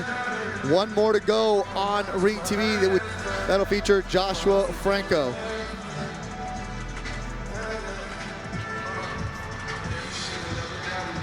After Franco, you can watch it on the free per-view on HBO. Hector Tanajara Jr. from San Antonio, Texas. A phenom 18-year-old amateur, Virgil Ortiz. Then Brooklyn's world kid, Ali, Saddam Ali, takes on Saul Corral. And on the pay-per-view, go to goldenboypayperview.com. Diego de la Hoya, Mexicali, Baja California Sur, Mexico. Cachanilla Power against Bayamon Boricua, Orlanito del Valle. Joseph Diaz Jr., South El Monte, California. Andrew Cancio, Gabe Rosado, Willie Monroe, and then Canelo. Ladies and gentlemen, it's time for our third bout of the afternoon. This is 8 rounds in the super lightweight division. This is presented by Oscar De La Hoya's Golden Boy Promotions. Sponsored by Tecate, Born Bold. O'Reilly Auto Parts, better prices every day. Hennessy, never stop, never settle. Adriana's Insurance, el seguro que necesitas al precio que quieres pagar. AT&T, mobilizing your world. And Casa Mexico Tequila, it's in the taste. Time for our third bout of the afternoon. 8 rounds of action in the super lightweights. Introducing first, in the blue corner, he hails from Tamaulipas, Mexico. He's got a professional record of 11 wins, 4 losses, 8 knockouts. Wearing the black trunks, weighing 139 3/4 pounds, it is Daniel Montoya. And his opponent in the red corner, he hails from Brooklyn, New York, with a professional record of 15 wins, no losses, 7 wins coming by way of knockout. Wearing the burgundy trunks, weighing 140 pounds, it is Zachary Ochoa. It is 8 rounds of action in the super lightweight division. Your third man in the ring is referee Mark Colloy. Okay, boxers, we've already gone over the rules in the dressing room. I want you to obey my commands at all times. Most importantly, protect yourselves at all times. Touch gloves, tocan guantes, buena suerte, good luck. Getting ready to go. 8 rounds, super lightweight division. Zachary Ochoa, Golden Boy Promotions, really high on the fighter out of Brooklyn, New York, born in 1992. Started boxing at the age of 13. Quickly went up through the amateur ranks. He's in the burgundy trunks. Last time Zachary Ochoa was in the ring, we saw him at the Velasco Theater in downtown Los Angeles, part of the LA Fight Club. He was grinding, he was working, wasn't really impressing. Then in the 8th round, came out and just knocked out Luis Gonzalez. I think it could best be described as a rather pedestrian performance for about 7+ rounds, and he landed the overhand right on the button. Really one of the more striking knockouts of 2016. Yeah, definitely KO of the year candidate. Yeah. Daniel Montoya, 11-4, started boxing as professional in 2006 in Mexico. This is his first time fighting in the state of Texas. He's fought in Peru, where he won by knockout, and he lost to Damon Allen in Southern California, another fighter that Golden Boy really high on. Allen out of Philadelphia, Pennsylvania. He was stopped in the 3rd round, was Montoya in the black. Montoya from Tamaulipas, Mexico. It's a state in the northeastern part of Mexico. So if you look at the Texas map, right there where the Gulf Coast is at, Corpus Christi, straight down, that's where he's from.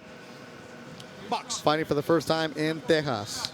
I think this has been a very forceful, very focused Ochoa early on. One note here, Montoya 4 losses, all 4 of them by knockout. Zachary Ochoa has 7 KOs on his ledger. Brooklyn, New York. Boricua roots. What they say in Puerto Rico, sangre boricua, Puerto Rican blood. Golden Boy brought him out early this week. It was one of the cool things that they did was they brought out all of their undercard fighters, guys that are on their promotion label. And it's expensive to bring somebody out for the entire week, especially a guy who's fighting at 4 in the afternoon. But they wanted to give these guys a taste of what it's like to see the big stage. It's almost like with the September call-ups in baseball. Yeah. Taste this. Work harder now. Well, Beto, this is one way for a lot of these young fighters to get introduced to the atmosphere and the scenery. Let's face it, there's not a lot of people here right now, but the stadium is still the same. And also, as Doug, we can appreciate this as writers as we cover fights that are of bigger varieties. This is where we get to really meet and greet some of these younger fighters for the first time. It's our first chance to get a look at them up close, and when they're done fighting, they can walk by press row and sit down and talk with us at length, because it's the undercard. Yeah. You know, the crowd hasn't arrived and the star attractions haven't arrived yet. So it's a bit of a slower pace for both the reporters and the fighters, the young fighters, once they're done. Beto, keep this in mind here about the gradual process. Last year when Canelo Alvarez was in Houston, there was a young man that went 10 rounds. His name was Joseph Diaz. He wasn't televised that night. Tonight, he is on the pay-per-view card. And go to goldenboypayperview.com to buy tonight's main event.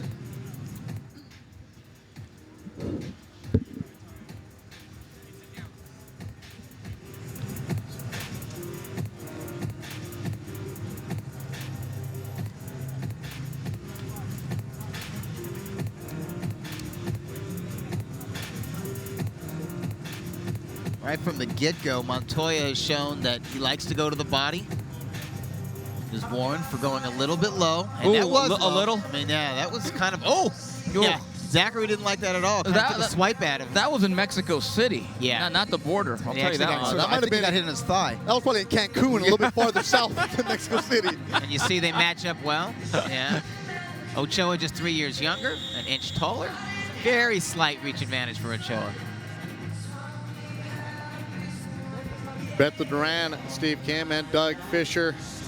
Keep the tweets coming. And it's early in Southern California. People driving around, watching kids' soccer game.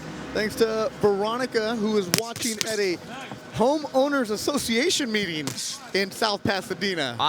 Veronica, I am glad we could pass your boredom through. You must be dying over there. And she's enjoying Zachary Ochoa against Daniel Montoya. We're here. We are the crew of the people. I guess they're telling her she can't paint her house purple. Purple, pink, whatever it is you want to do. Good left hook from Zachary Ochoa. Yeah, and that punctuated a three-punch combination. And I think Ochoa is at his best offensively when he is putting his shots together. Ochoa early on looks very sharp. A lot of snap and momentum on his punches. A little bit different from when we saw him in June when he started off slow. I thought it was a passive performance, to be honest with you. He's had a few of those. Yeah. I've in the past described him as a hot and cold prospect. Yeah. One night he looks sensational. The next night, passable. Right, but I think tonight the word I would use is purpose. He seems to have a purpose in there. He's getting inside, and he seems to be landing some pretty good left hooks to the body. Maybe that'll pay off later on in this bout. With Ochoa, he's fought at Barclays Center. He's fought in D.C., bigger cards. And you're right, hot and cold prospect, because sometimes you think you could move him up a little bit later in the evening, kind of take a step back with the performance. So later on in the evening with the guys that are putting on shows. Good test tonight in Daniel Montoya from Tamaulipas, Mexico. A little bit of blood from Montoya, looks like. We're a few rows back. Ochoa doesn't need to just stand on these ropes. It's okay to go to the ropes periodically, block, counter, whatever, but just don't stay there. You don't Hasn't he told us that he likes doing that? I think that's a bad habit for a 23-year-old boxer. You should have nice, fresh legs. You know, if you're an older fighter, why not? If it's a grueling fight and it's later in the round, yeah, you're feeling the fatigue. Okay, go to the ropes, save the legs a little bit, but if it's early in a fight and you're a young, fresh fighter and you're in shape, I see no reason to languish on the ropes. Watching Zachary Ochoa, Daniel Montoya. third fight on the card. Working towards the main event of Canelo Alvarez, Liam Smith. Guadalajara, Jalisco, Mexico. 47-1-1 is Canelo, who started as a 15-year-old pro in Tonalá, Mexico. He takes on Liam Beefy Smith, Liverpool, England. Liverpool fans, they say there, you'll never walk alone. He's 23-0-1. Tonight he might be walking alone, but the stadium's gonna be full of Mexicans. 10 seconds, the segundos. Final seconds of the round. Scheduled for 8 at AT&T Stadium in Texas.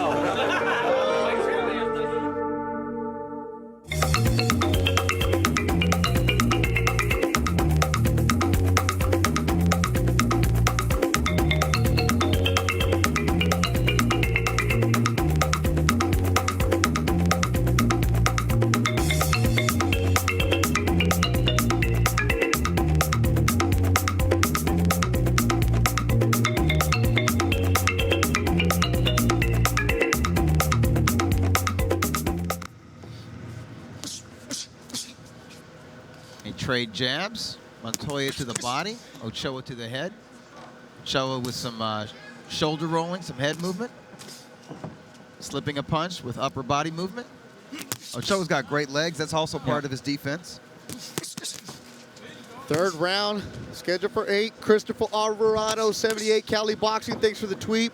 No, we don't need a beer just yet, baby. We still have to do the post-fight press conferences. Stay tuned for that on ringtv.com. After Canelo and Smith, we will be live for you on ringtv.com. So we're not drinking. You know what? We don't need to. But anyway, we're fired up. But if we were, it would obviously be a Tecate. I want to make that clear. Or a Zima. Got my stash in the refrigerator. Gotta go throwback.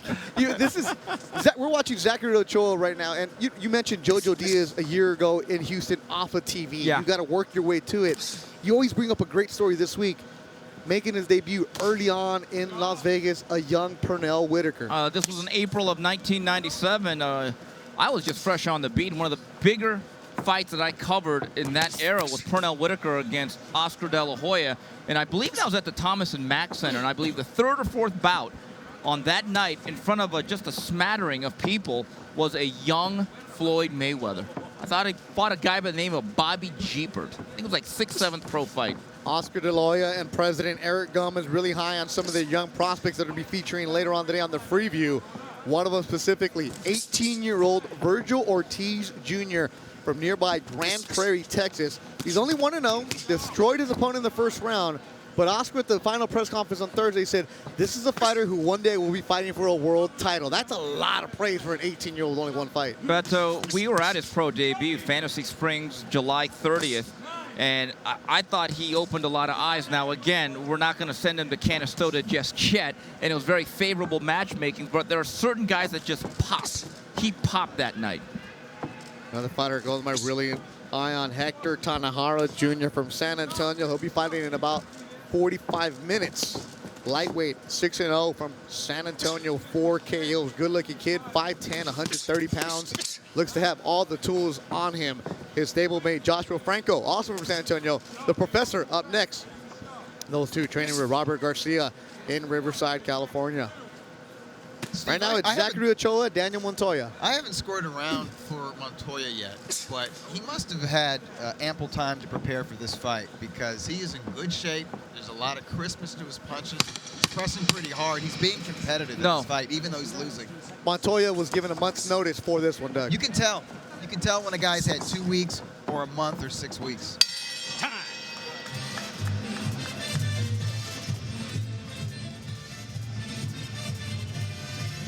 I scored that third round for Ochoa, but I made note in my notes that it was close. That it was competitive. To me, it seems like Montoya, he's getting closer. He's getting closer. Doug, I call guys like this and performances of this nature, they are providing what I call professional resistance. I mean, you're going to learn from this. And the one thing that's going to be interesting to see with Zachary Ochoa, as you up the level of opposition, fighters with better offensive arsenals, will he begin to just back up? Will he be as bold offensively? And will he be willing to stay in the pocket against a higher caliber of opposition? Yeah, we're seeing he's landing a nice left. That was a nice left hook, landed in the pocket. But for long stretches of round 3, Ochoa was on his bicycle. There's another nice left hook from Zachary Ochoa. Daniel Montoya from Tamaulipas, Mexico. Tamaulipas is a Huastec term, means where. The other term, high hills. Where there are high hills, that's where he is from the state of Tamaulipas in northeastern Mexico. Probably runs those hills, gets him in great shape. Last fight, he went up in weight. A fight at 146 pounds. He was stopped in the second. Reason for that one, without a doubt, you taking that one, go up in weight, you're gonna get stopped, money. Back down to 139 pounds, where he feels more comfortable, is Daniel Montoya. Good left landed.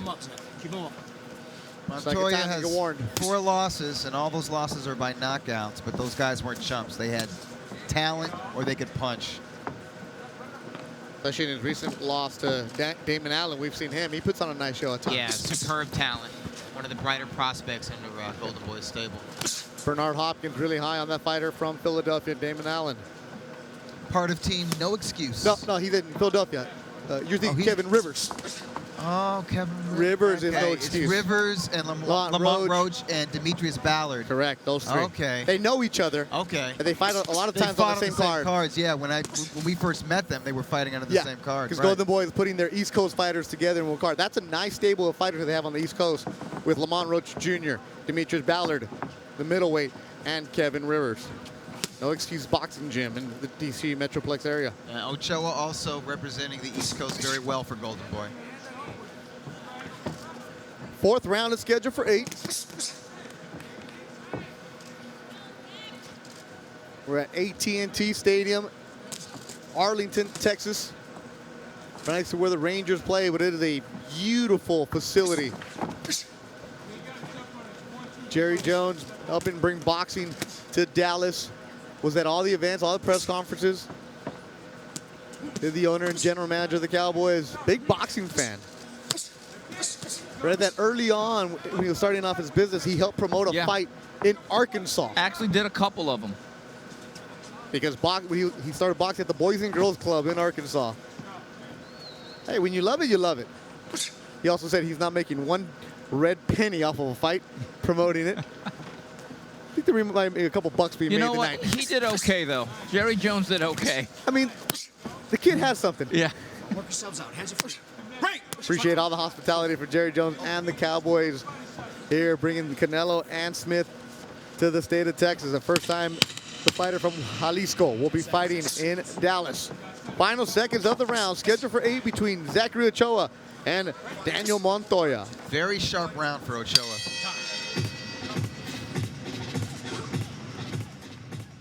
Available now, the new Tecate Bold Punch app. Experience the Canelo's meat fight like never before. During the fight, keep track of the action as your phone vibrates every time Canelo lands a bold punch. Also get exclusive behind-the-scenes video, photos, and live streams throughout Fight Week, only available on the Tecate Bold Punch app.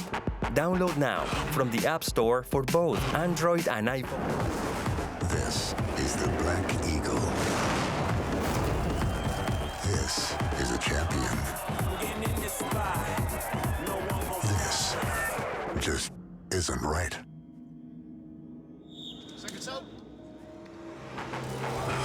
This is all he needs.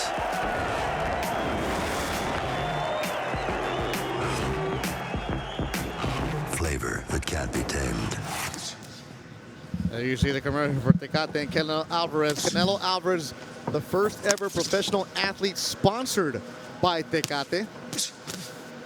So you see the signage all over. They work closely with Golden Boy Promotions. Bethel Duran, Doug Fisher, and Steve Kim ringside here at AT&T Stadium. Make sure to go to goldenboyppv.com or goldenboypayperview.com where you can buy the main event tonight with Canelo Alvarez and Liam Smith. Good punches being landed here in the 5th round. Joey Cuevas, Suns fan, diehard boxing fan, always tweets us. Thanks for the tweet. Thanks for watching right now Saturday in the Valley. Really strong early body shots by Ochoa. Let's see if he sticks downstairs. He's starting to really bend Montoya just a little bit physically. Let's see if he continues on that front foot, and let's see if he can go out there and really score a knockout. Again, it's not how you win or if you win, it's how you win at times. I think Ochoa's at that stage, Doug. He's 15-0, and he's not all that far from the 10-round level. You have to start making an impression with the matchmakers, with the television executives, as he lands another good combination here. Oh, nice, yeah. Good left landed by Ochoa. Good right by Ochoa. Now, stuff like this is attractive. Yeah, and there was a shift in round 4. At the end of round 3, Ochoa kind of backpedaling away. In round 4, I think he realized he does a better job when he stays in the pocket and he blocks and counters and he beats him to the punch. And I think he can tell. He can land his hook to the body and the head. He's finding places to land that shot, and he's starting to hurt Montoya. Last couple of fights for Zachary Ochoa. Started off slow, started picking up the pace. And there you see the man with his hand on his mouth. That's Robert Diaz, a matchmaker for Golden Boy. Next to him is President Eric Gomez. That means if they're out here at 4:21 Central Time to watch Ochoa, it's for one reason, to see how this kid can be moved. This is a midterm. It really is, and they're going to give a grade. And based on how he performs this night and the subsequent nights, this will then determine what slots and what opportunities Ochoa will get in the near future. Montoya was picked for a reason, to test Ochoa. And Ochoa is looking good here through 5.5 rounds. Well, we're seeing Montoya backpedal away in this round. Montoya has fought another Golden Boy fighter in Damon Allen. He was stopped by Allen in the 3rd round. And Zachary Ochoa, along the same progression, same amount of fights as Damon Allen. So, of course, they're going to start comparing pupils. Body work from Ochoa. Covering up. 10 seconds to go in the 5th round. Good showing from the fighter from Brooklyn. Boricua roots, Zachary Ochoa.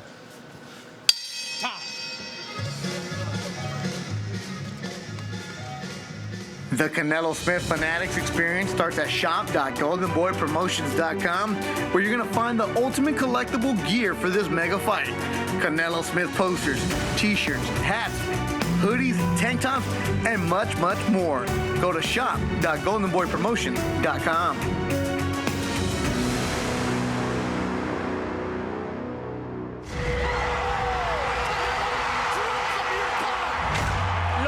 Los cinturones aquí se hacen a un lado. Hay que pelear por honor y por gloria nada más. I've got to style like your MQ, you know, there's no messing about.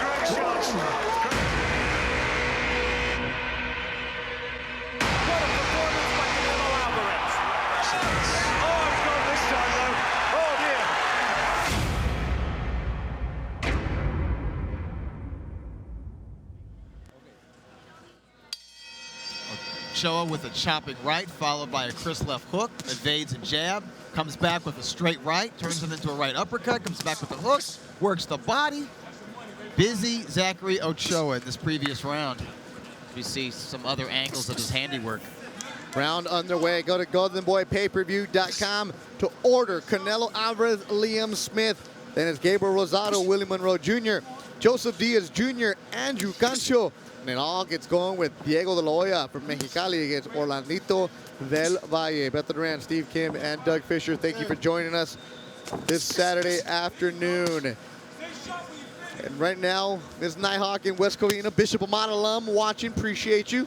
Yes, you can buy a Canelo Alvarez t-shirt at the shop.goldenboypromotions.com website.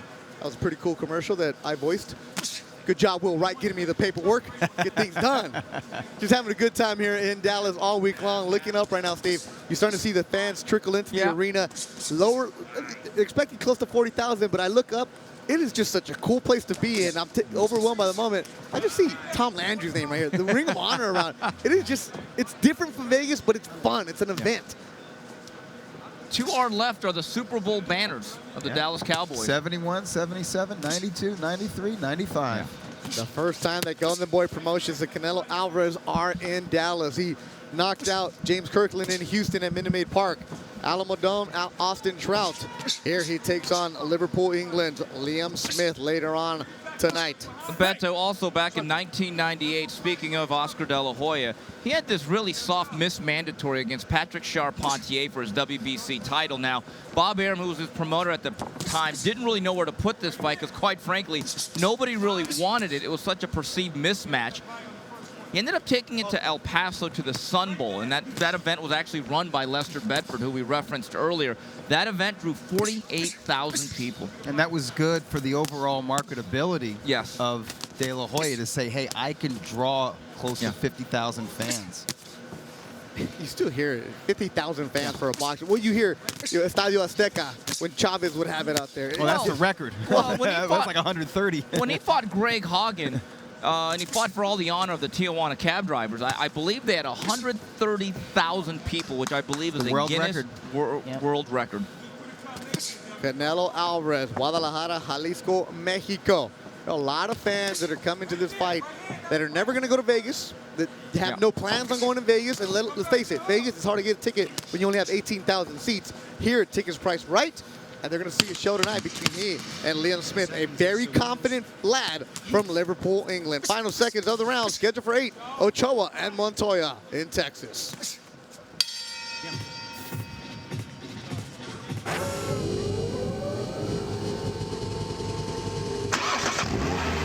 This is the sound of a car engine. Hidden within is damaging surface wear, up to 75% of which happens during warm-up.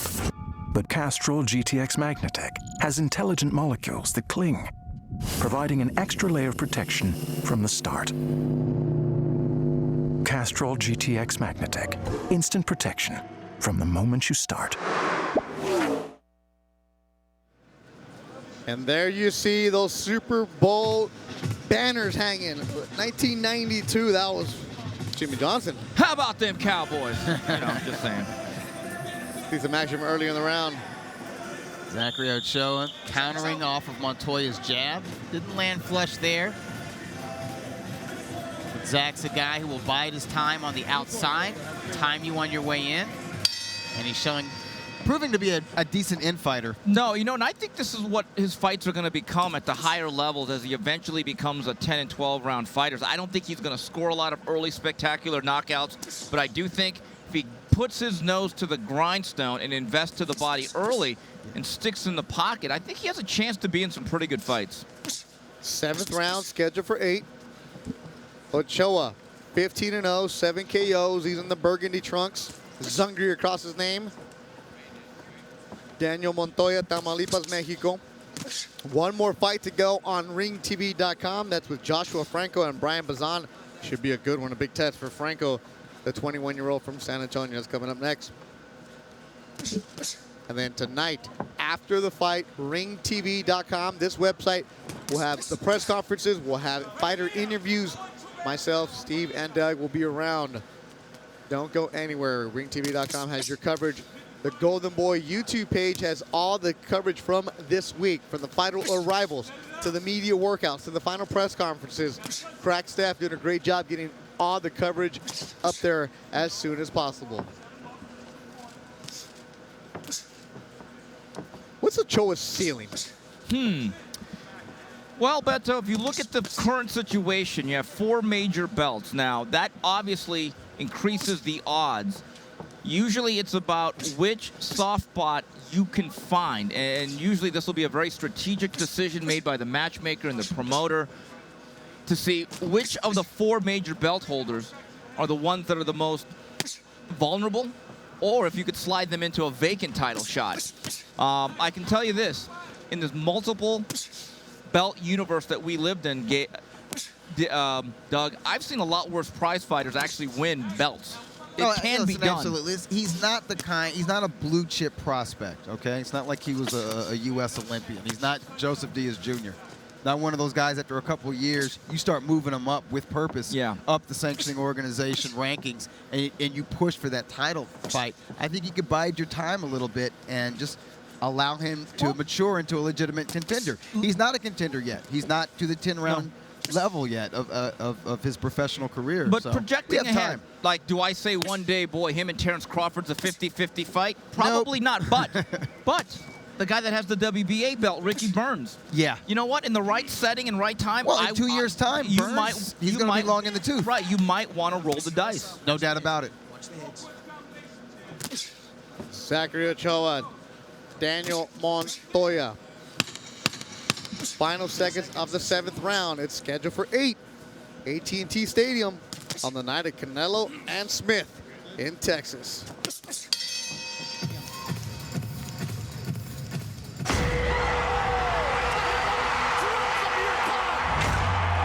Los cinturones aquí se hacen a un lado. Hay que pelear por honor y por gloria nada más. I've got to style like your length, you know, there's no messing about.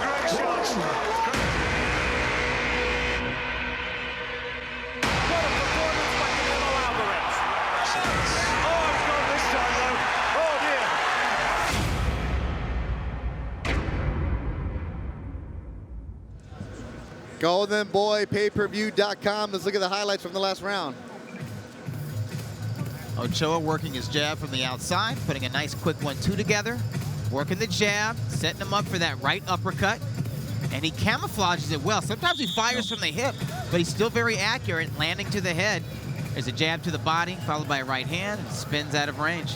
And Doug, that's what he's going to have to be, a volume puncher that's very sharp, because he doesn't have the hammer, but he has to be more or less the guy that's going to be able to work and grind over the long haul. 8th and final round, Golden Boy matchmaker Roberto Diaz, most interesting matchmaker in the world, joined us in front of us.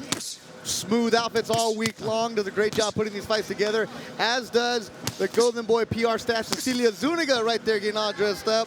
Jane Murcia from Michoacan, Mexico, doing the good work, getting everybody involved. Thanks for all the help from everybody in the Golden Boy staff. Robert Gaspari, Monica Sears, David Scott, Tay Tro, Rick Sierra making the trip down from Miami to lead the international call. You can check him out with the Colonel Bob Sheridan and Larry Merchant at GoldenBoyPayPerView.com. 8th and final round, Zachary Ochoa. He's cleaning the cards right now, isn't he? No, he is. And early on, he was in the Dean Smith offense going into the 4 corners. You'd have to figure he's probably ahead at least 6 rounds to 1 going into the 8th and final round. I have him winning all 7 previous rounds.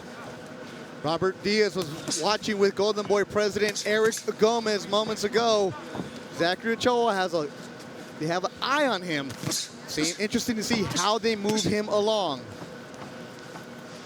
Last time he was in the 8th round, he knocked out his opponent. Will he be able to do that against Daniel Montoya?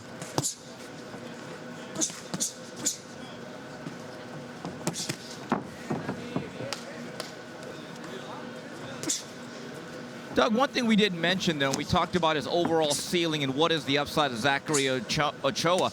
Still only 23 years old. It'd be much different forecast if he was 27 or 28. There's still room for growth at that age, in my opinion. I don't see any rush. I say get him to the 10-round level. Put him in tough then. Give him some gut checks. If he passes the gut checks, listen, even a blue chipper, a talented kid like Joseph Diaz Jr., he had to have that 10-round gut check last summer against Rene Alvarado. That took him to another level. Yeah, and he still only has 15 fights, this being his 16th. I remember there used to be a time, unless you had 35, 40 fights, you weren't even considered a real contender. In fact, a guy like Buddy McGirt, I don't believe got his first title shot till 45, 46 fights in. Wow, really? Yes, it was a different time and place. In fact, Marvin Hagler, who was avoided for years and had to go through the mean streets of the Spectrum in Philadelphia, he didn't get his first title shot to his 50th professional bout. That's why I've always found it interesting. Yeah, I love when young fighters today say, boy, I really need my title shot, and you look at their record and they're 14-0. You know, it's a different era. Kids these days, they want everything now. Instant gratification. Oh, with their fancy tablets and stuff. Make sure you use your fancy tablet and buy the pay-per-view. GoldenBoyPayPerView.com. Colonel Bob Sheridan and Larry Merchant will have the call of Canelo and Smith. You can buy it right now. It is available for purchase. Zachary Ochoa, Daniel Montoya. The next week, Jorge Linares is on weight. There goes the distance. We'll come back with the decision on AT&T Stadium in Texas.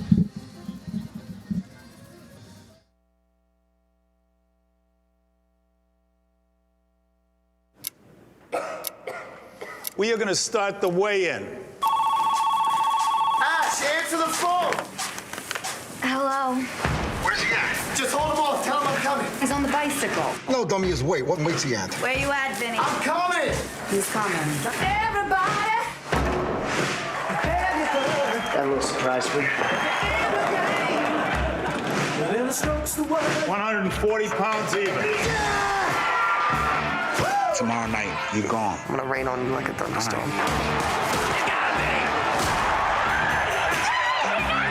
I feel like I should be on a box of Wheaties doing a Gatorade commercial. Jimmy!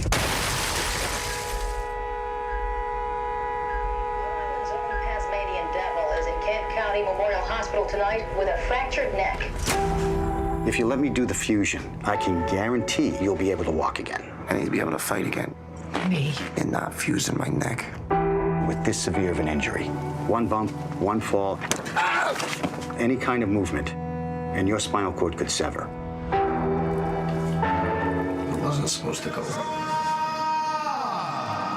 And there you see Zachary Ochoa with the decision. They jumped right into it. They ain't messing around here. They're getting right after it.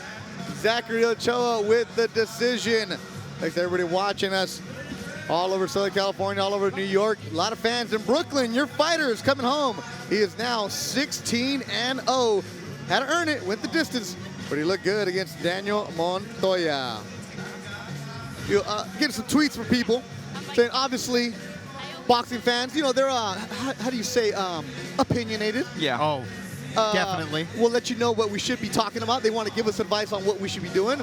Bethel Duran, Steve Kim, and Doug Fisher. We appreciate the advice, guys. Gil, another Bishop Vermont fan, we'll said, take it into consideration. What about Kovalev? How come you're not talking about him? Kovalev is actually in attendance in Dallas, expected here tonight. And here right now, see the highlights from Zachary Ochoa. Yeah, you know, I thought it was all Ochoa. I thought some of the early rounds were competitive. The third round comes to mind. I thought Montoya pressed him well, but really from round 4 on, I thought Ochoa was in firm command of this fight, just landing the crisper, harder shots. He was beating Montoya to the punch. He was counter-punching. He was punching from the angles. He outboxed, outmaneuvered, outclassed the Mexican fighter. Yeah, and that's the word that I think I would use, Doug, is class. You could see who was the prospect, who was the opponent. Beautiful good, right solid hand, work. yeah. I love the uppercuts from Ochoa in this fight as well. This was good, solid work, and I think he still has to find his ring identity and understand what he does best and what style is going to fit him and suit him best as he starts to become a 10-round fighter, sooner rather than later.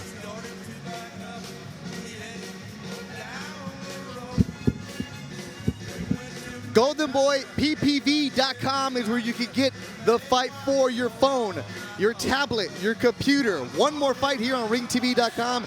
Joshua Franco against Brian Bazan, a tough fighter working out of Eric Morales' gym in Tijuana. Once again, it's GoldenBoyPPV.com is where you will hear the Colonel and Larry Merchant. More from Dallas. You're watching Ring TV. Victory isn't something that's just won. It's something deep inside you. It's something that grows stronger through dedication. Every champion knows this. We all know this. Don't let victory escape you. This is Golden Boy. This is boxing.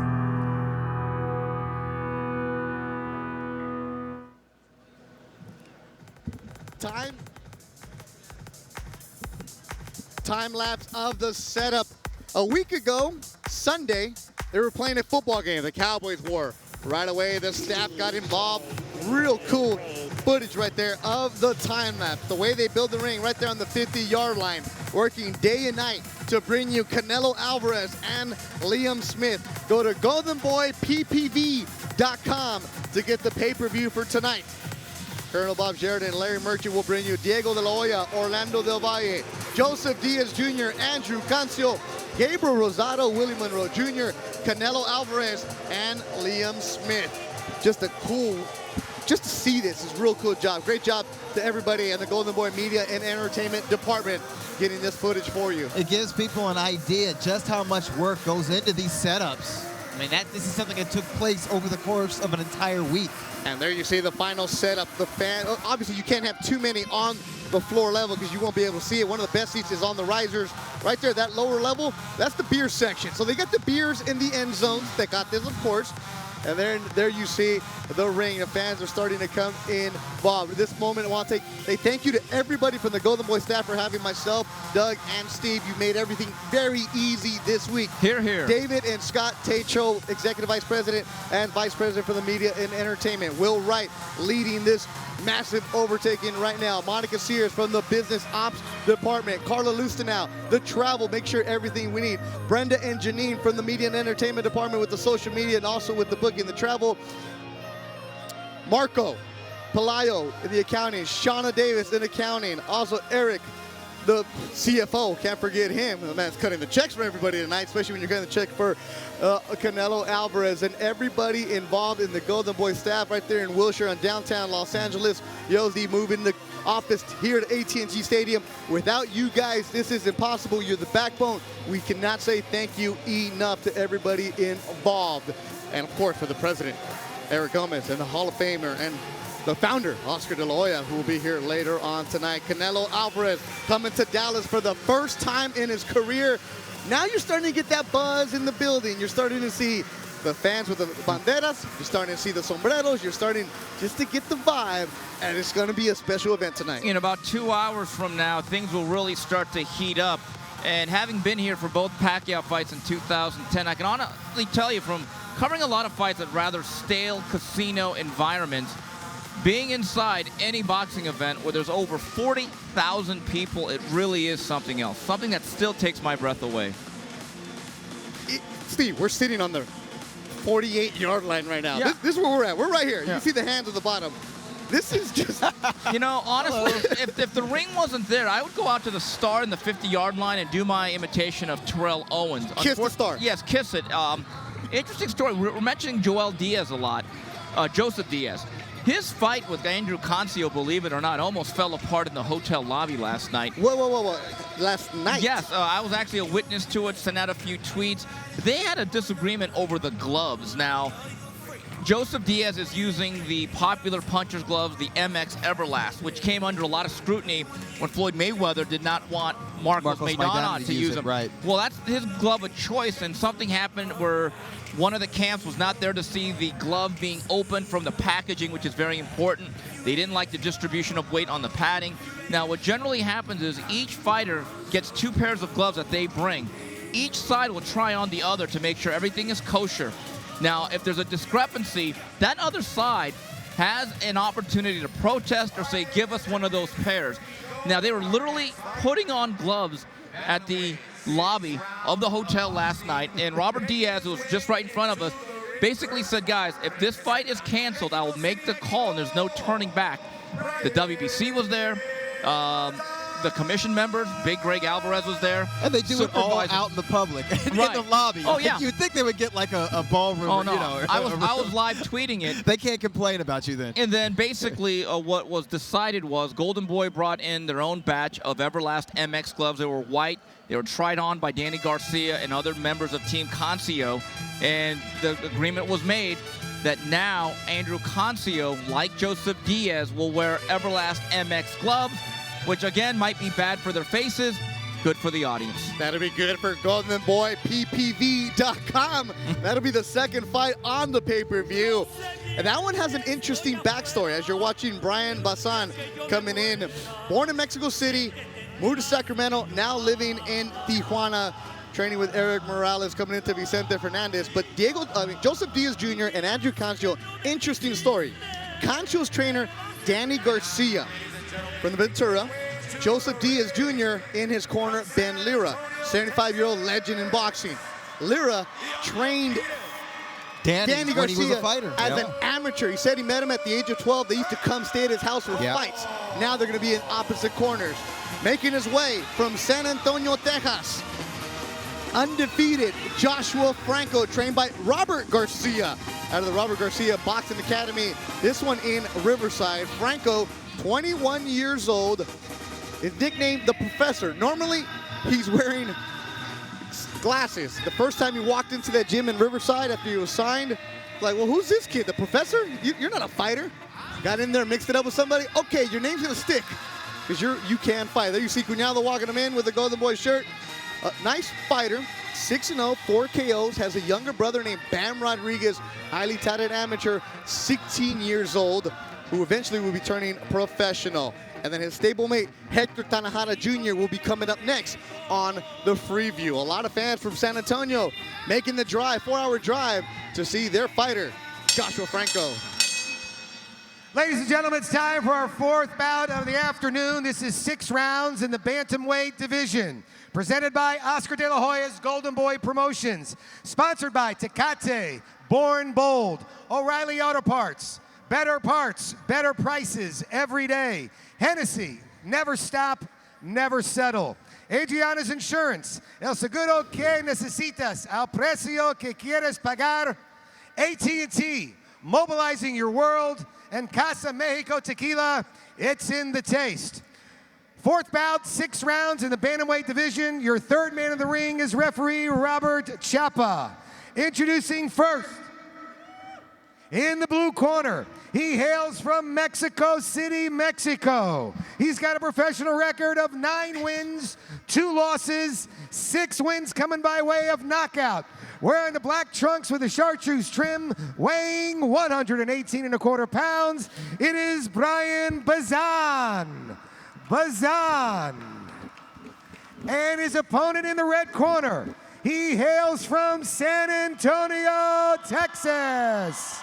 He's got a professional record of 6 wins, no losses, 3 wins coming by way of knockout.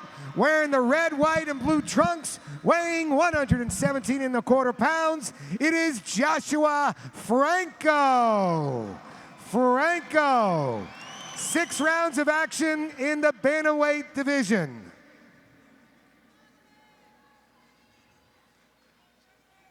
All right, gentlemen, you got your instructions before the fight. Obey my commands. Protect yourself at all times, okay? Here's your belt. Anything below that, okay?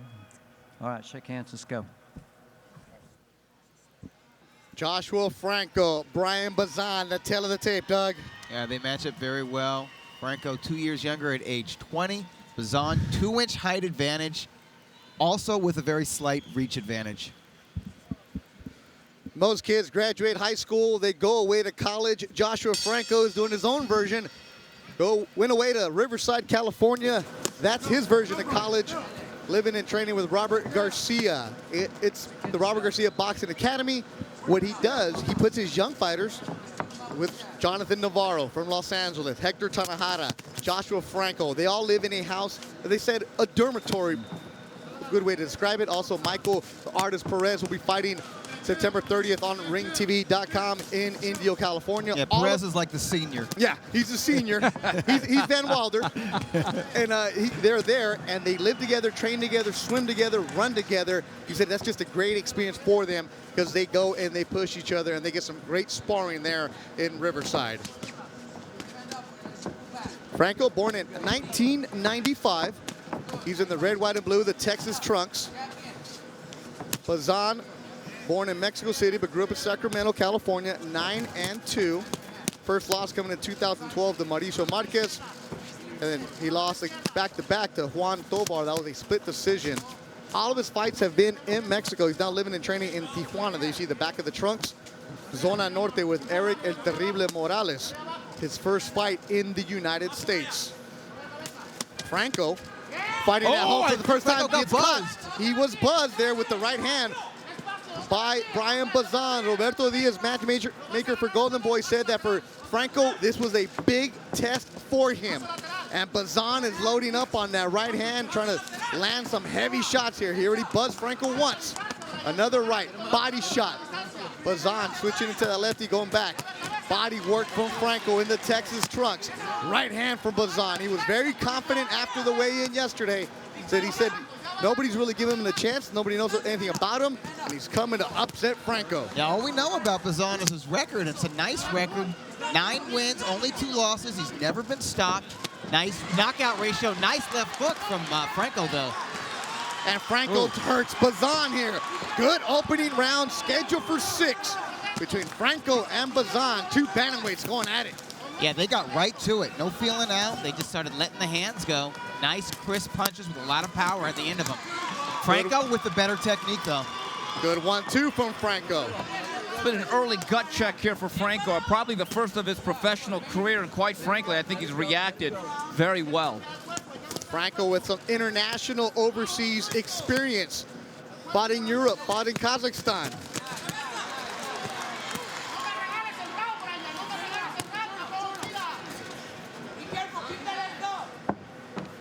Franco turned pro in August of 2015. He's 6-0.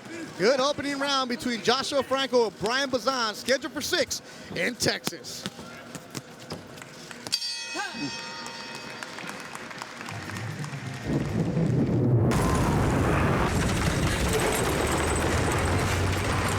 In 1931, Auguste Picard became the first man to reach the stratosphere.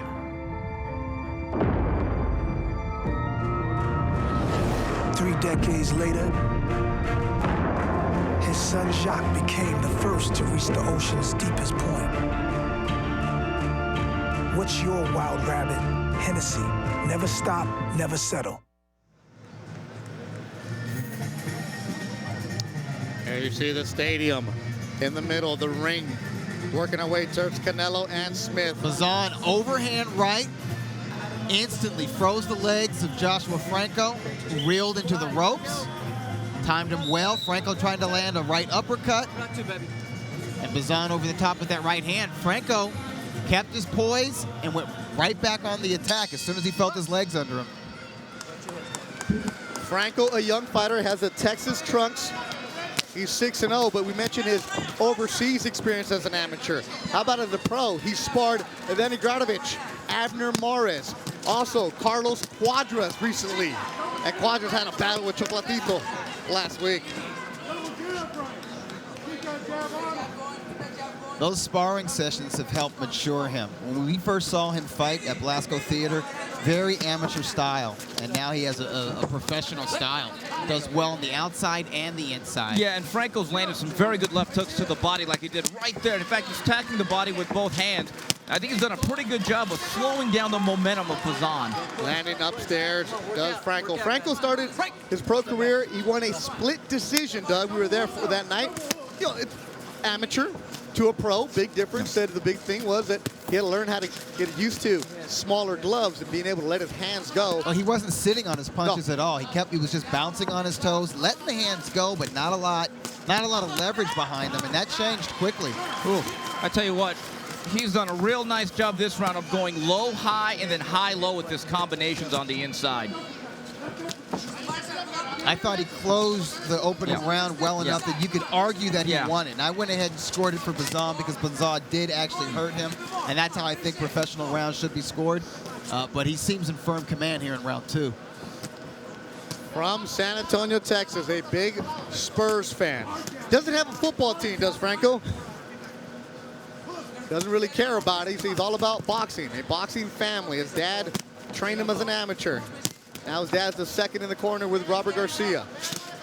Interesting to see a dad who actually gives up control of their son to a trained professional fighter. You have so many father-son combinations in the sport of boxing. You know, Robert's actually fortunate in a sense that a young man we're going to see later, Hector Tanahara Sr., also realized his limitations and gladly sent him off to Riverside.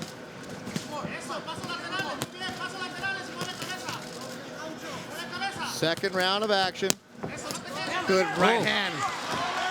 Beto, Franco, good job there in this round. Beto, the variation of Franco going high-low has really done a good job of quelling the momentum of Bazan. Bringing those hands down and coming right over the top with right hands. I think Franco is safer inside. Beautiful left hook to the liver landed by Joshua Franco just a moment ago.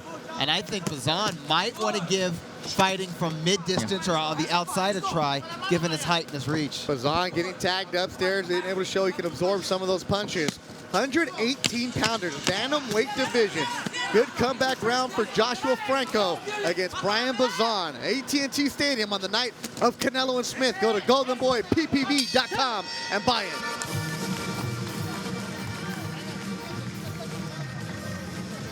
And there you see, that is young Bam Rodriguez, 16 years old.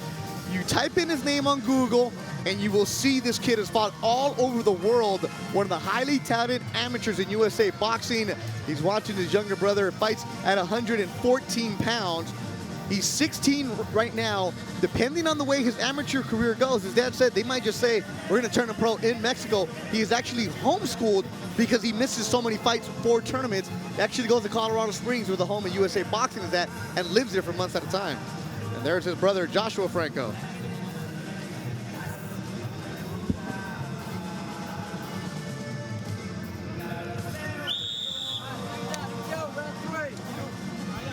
Franco with the jab, right hand, left uppercut, left hook.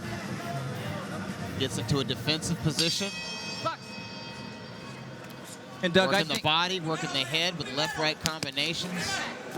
And Doug, I think you're absolutely right. Oh, a big uppercut by Franco drops Bazan. He loaded up and he dropped the fighter living in Tijuana. He's shaking it off like nothing, but no, that one hurt. Beto, after all those left hooks around the corner, he came right up the middle with an uppercut. Left hook from Franco. Franco in the Texas trunks. 1-2. Smelling blood. Here's Joshua Franco. Bazan is a tough fighter. If you're in Eric Morales' gym, you better be able to hang. He was caught with the left uppercut by Joshua Franco. Another one from Franco. Body work. Franco went to the body a lot in that second round, and it's taking its toll here. Well, Beto, I thought Doug made a great point. I think from the inside, when they're chest to chest, Franco has a decided advantage. The 2 times he's been hit with really good right hands, it has been as he's been able to unfurl his longer arms from the outside. 1, 2, 3, 4 from Franco. Pushes back Bazan. Excellent round for the fighter from San Antonio. Another uppercut from Franco. Yeah, that's his money punch. He's been looking for it since the second round, and he's found a home for it here in round 3. You hear Bazan saying, come on. He grew up in Sacramento, California. All of his fights in Mexico, making a Texas debut. And he's in tough against a Texan, Franco, who is fighting in his home state for the first time in his young career. I think Franco is able to sort of camouflage that left uppercut. Sometimes he turns it to the body, sometimes he sneaks him and just splits that guard with it. 4th fight on ringtv.com. Fireworks are starting to get going. Go to goldenboyppv.com and buy the main event. Nice right hand from Bazan. And he is still in this fight. And Doug, you saw what happened there. He got caught up on the outside and he got beat with that right hand. Again, he's much better off smothering Bazan and being able to beat him to the punch with these short, crisp little hooks and uppercuts. Yeah, I think that was the distance that served him well in round 2, and I think he needs to get back into Bazan's chest here in round 3. Wear him down for a couple rounds, then maybe step out and catch him with clean shots from the outside. 4th fight of the year for Joshua Franco, only the 2nd for Bazan. Some inactivity, more than a year of inactivity for him. The last time he was in the ring was in August, and he won in 6 rounds against Gregorio Perez, did Brian Bazan in the black trunks. Going back to that uppercut is Franco.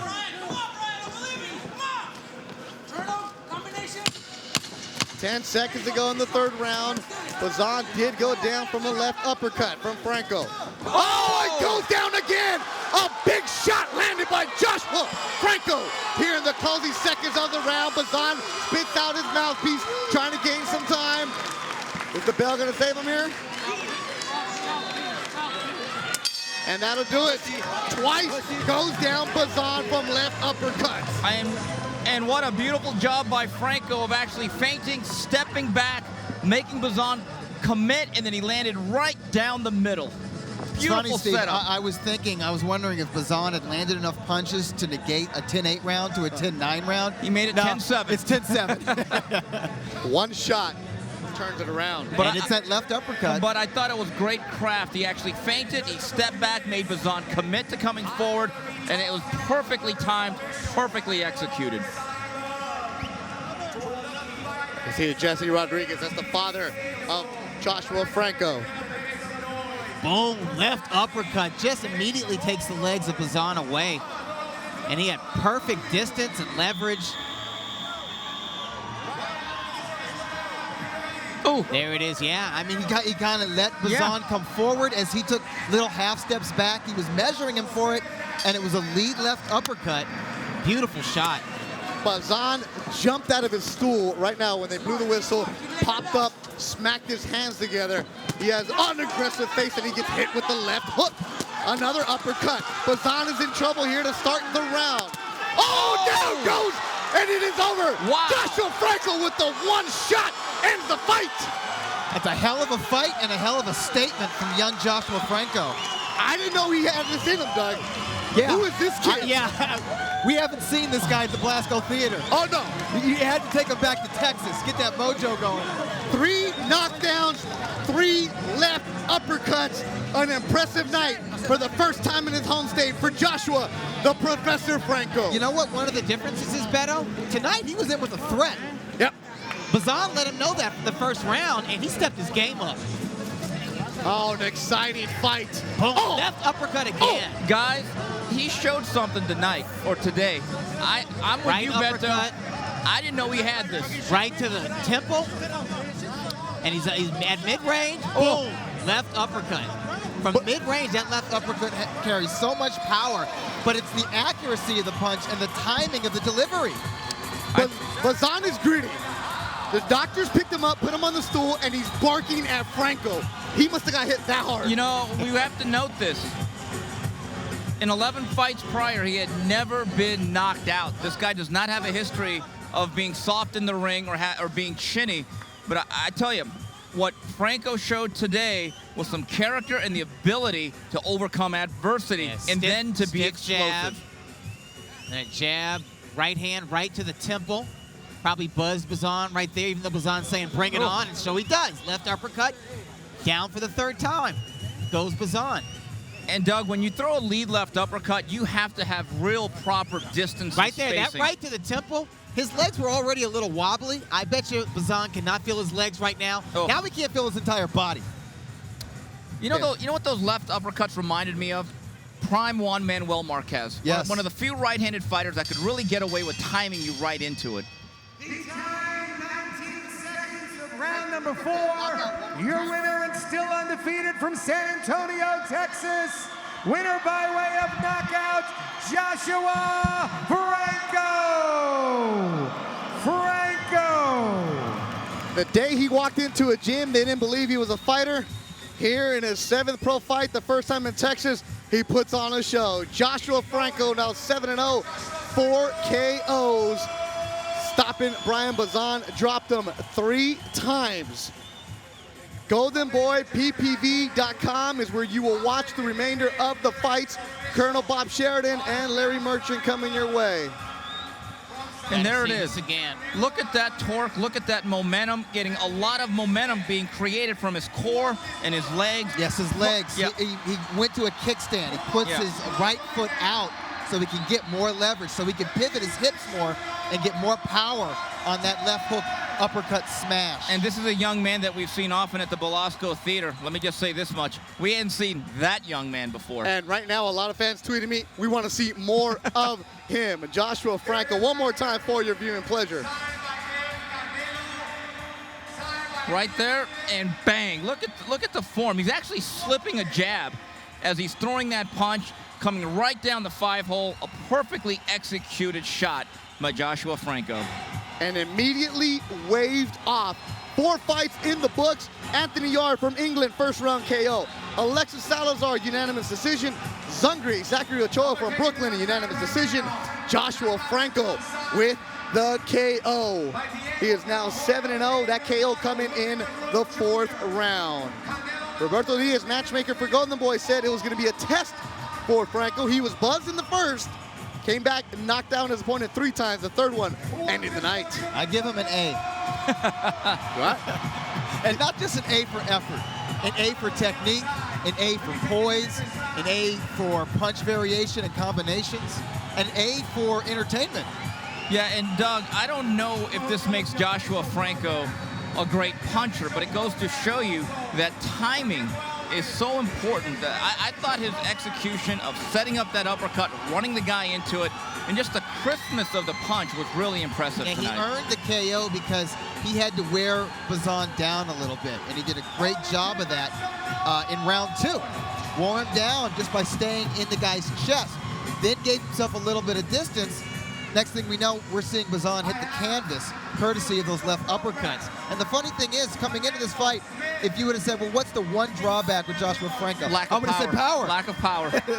That's the great thing about boxing. One fight can change your perceptions on everything. Quickly. It changes it quickly. The main event, Canelo Alvarez, Liam Smith, Gabriel Rosado, Willie Monroe Jr., Joseph Diaz Jr., Andrew Cancio, Diego de la Hoya, and Orlandito del Valle. That is a pay-per-view tonight. Go to goldenboyppv.com, and you're going to hear Larry Merchant and the Colonel Bob Sheridan for the call tonight. After the fight, come back. ringtv.com is where you can check out the post-fight interviews, and you can check out our interviews with the fighters of the night. For my partner, Doug Fisher and Steve Kim, and for everybody with the Golden Boy Media and Entertainment Department, I'm Beto Duran saying thank you for watching from AT&T Stadium in Texas.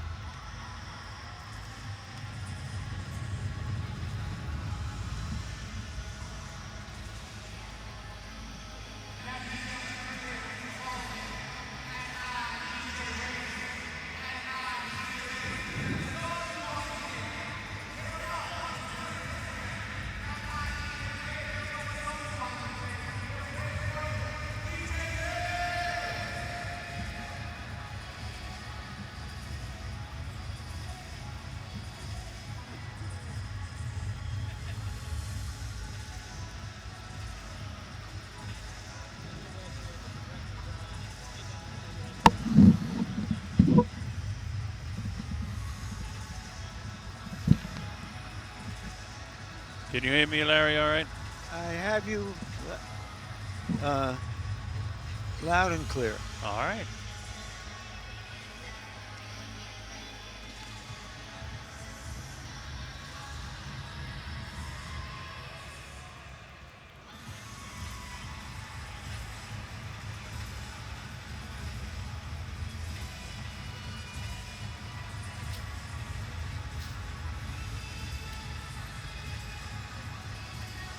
Okay, so once I do the title cards, I'll bring Larry right in, immediately introduce him, and talk about the main event of the evening.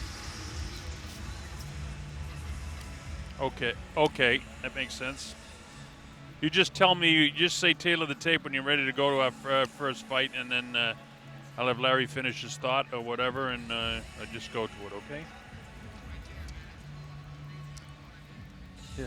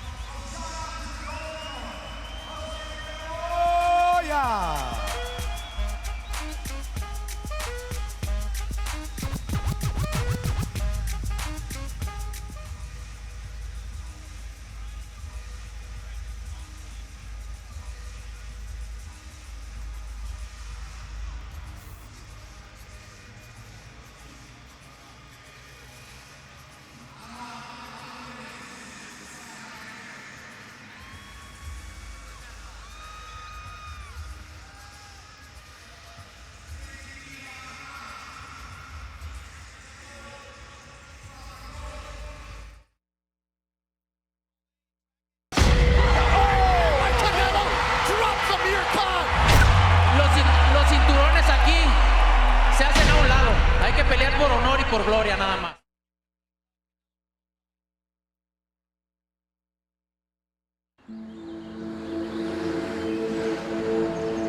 This car is cool. Thank you. When did you get this car? 1 month ago.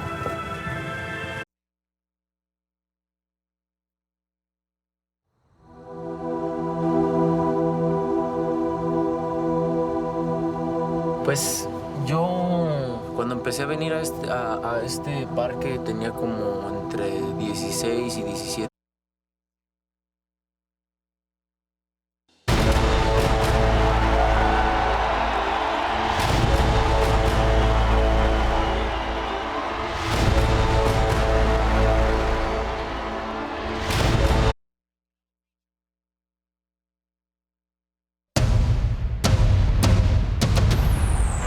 Mexican Independence Weekend, September 17th, Canelo versus Smith.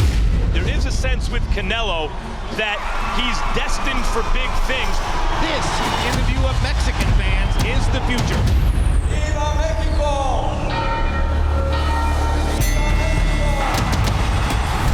Canelo Alvarez is in the zone right now. And Shorely's going to stop the fight. Oh, hard right hand knocked Khan cold with that shot. Canelo, Canelo, ra, ra, ra. We're a champion. Liam Smith keep the knockout streak alive? Or will it be a Canelo Alvarez celebration to remember? Canelo versus Smith, Saturday, September 17th, 9 Eastern, 6.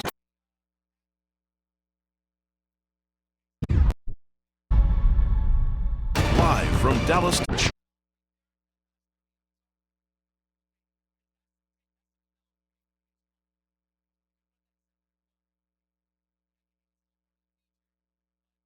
Platform.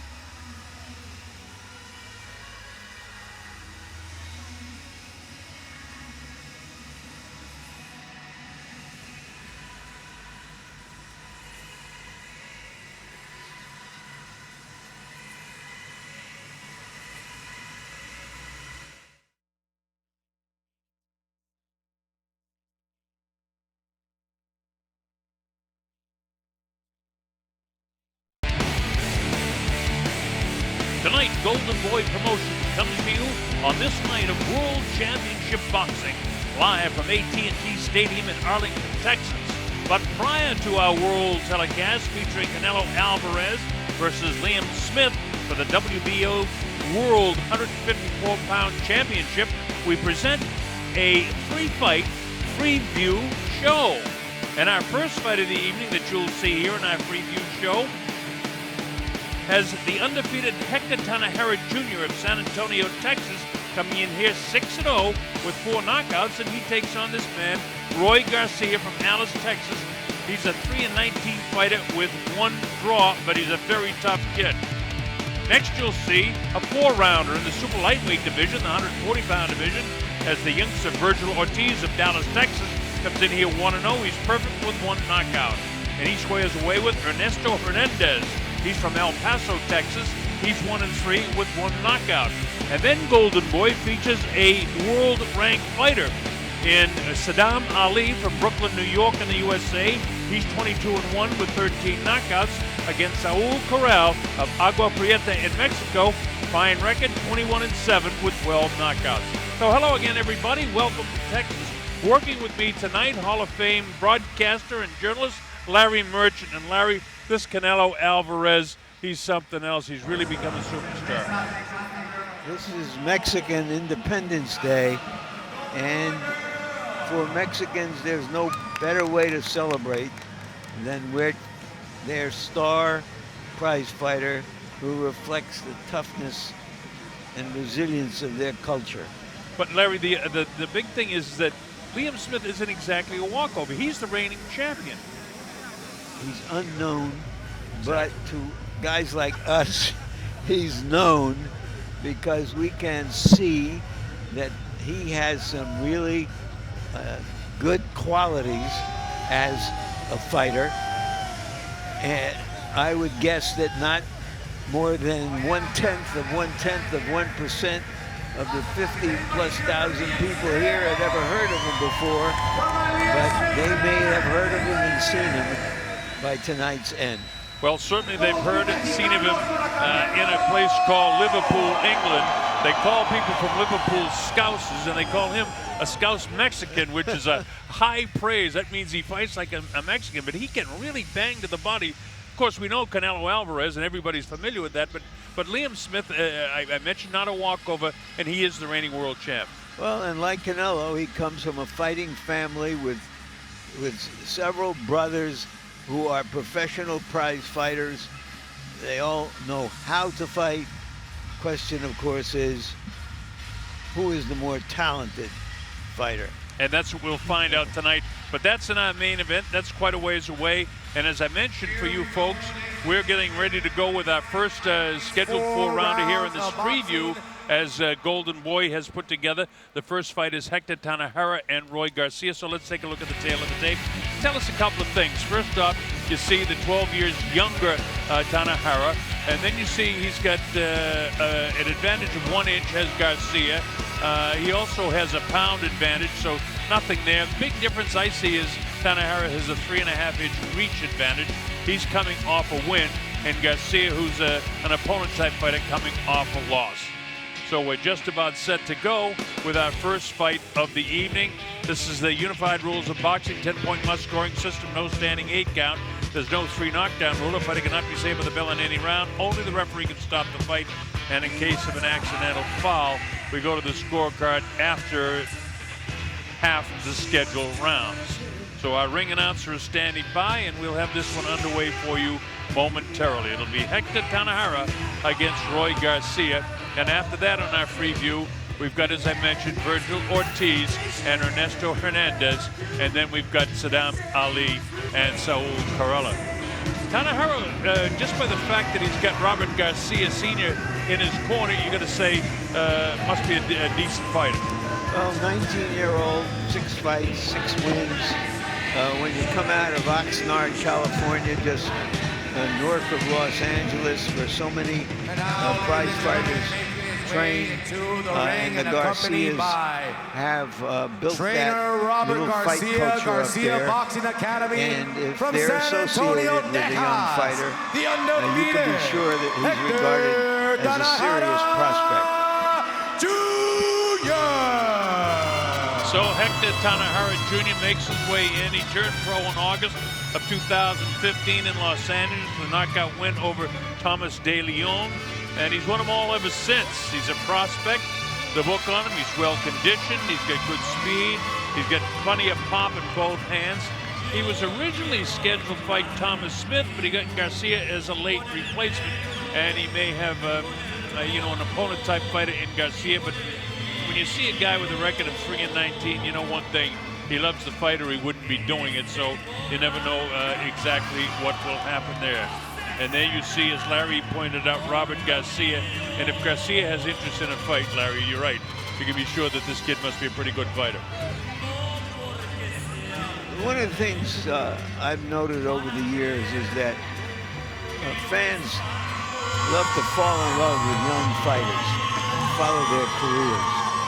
And so you always wonder when you look at a prospect, if he's the type of guy put on this show to capture fans' attention, and if they'll be saying, I saw a kid tonight that I really like, and I think he's going to be a champ someday. And of course, you can see in this massive stadium, they have it set up for around 60,000, but it's a massive place for, of course, the home of the Dallas Cowboys. We're set to get this one underway, so let's get to our ring announcer, Mark Effenbein. Mark?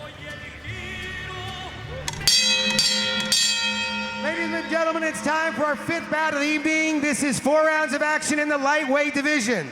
Presented by Oscar De La Hoya's Golden Boy Promotions. Sponsored by Tecate, Born Bold. O'Reilly Auto Parts, better prices every day. Hennessy, never stop, never settle. Adriana's Insurance, el seguro que necesitas, al precio que quieres pagar. AT&T, mobilizing your world. And Casa Mexico Tequila, it's in the taste. Our fifth bout of the evening, 4 rounds of action in the lightweight division. Introducing first in the corner. He hails from Alice, Texas. He's wearing the red trunks with the white trim, weighing 133.5 pounds. It is Roy Garcia. And his opponent in the red corner. He hails from San Antonio, Texas. He's got a professional record of 6 wins, no losses, 4 wins coming by way of knockout. He's wearing the blue trunks with the silver trim, weighing 132.5 pounds. It is Hector Tanahara Jr. 4 rounds of action in the lightweight division. Your third man in the ring is Gregorio Alvarez.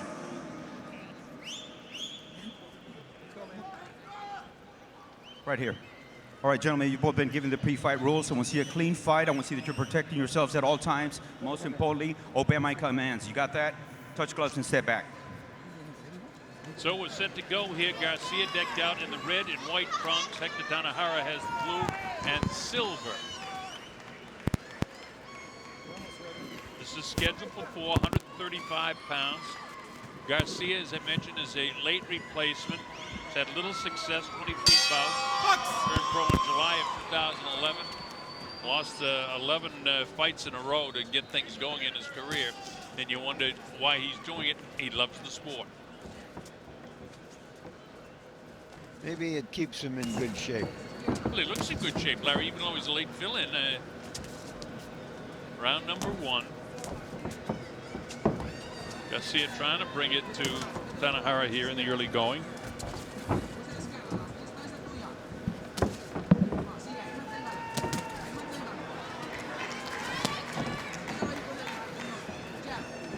See right away that Tanahara more offensive minded, and he's landing a few punches here and there. This is just scheduled for 4 rounds, but Tanahara wants to keep it going, and you don't ever want to let a veteran like Garcia, in spite of his record, get into the fight. And Tanahara Jr. is trying to do that right away as he lands the right hand. Sets up the jab and the right behind it. Good body, that half 45-degree uppercut, right hand again. Look at a tall, lightweight like this, age 19, and you think, well, someday he'll be a welterweight. Well, and will he be a champion? You wonder, you know, he's got a real lean body. Garcia's actually a little bit taller, but the way he bends over, he doesn't look tall. Nice right hand clipped him across the chin. You see the head shake of Garcia.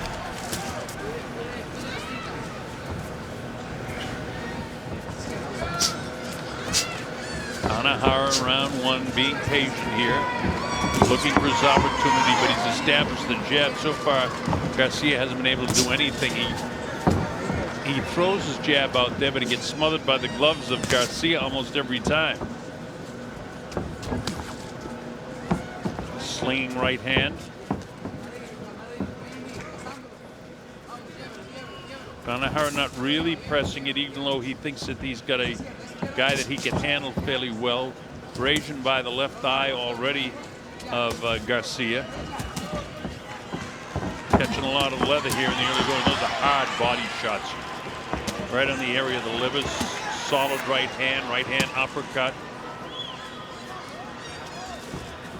Now Larry Tanahara is landing all the leather here in round one. Garcia is fighting in a survival mode already. Well, he's been fighting in kind of survival mode his entire career when you consider his record 3-19 with a draw. He does have a couple of knockouts, but that goes back to the beginning of his career. His last win, by the way, for the youngster in the red trunks was in Corpus Christi in 2014 when he stopped Daniel Sanchez. So that's the end of the first round in our free view. And of course, this is the night where we've got the big fights coming up. Canelo Alvarez against Liam Smith, the WBO junior middleweight champion.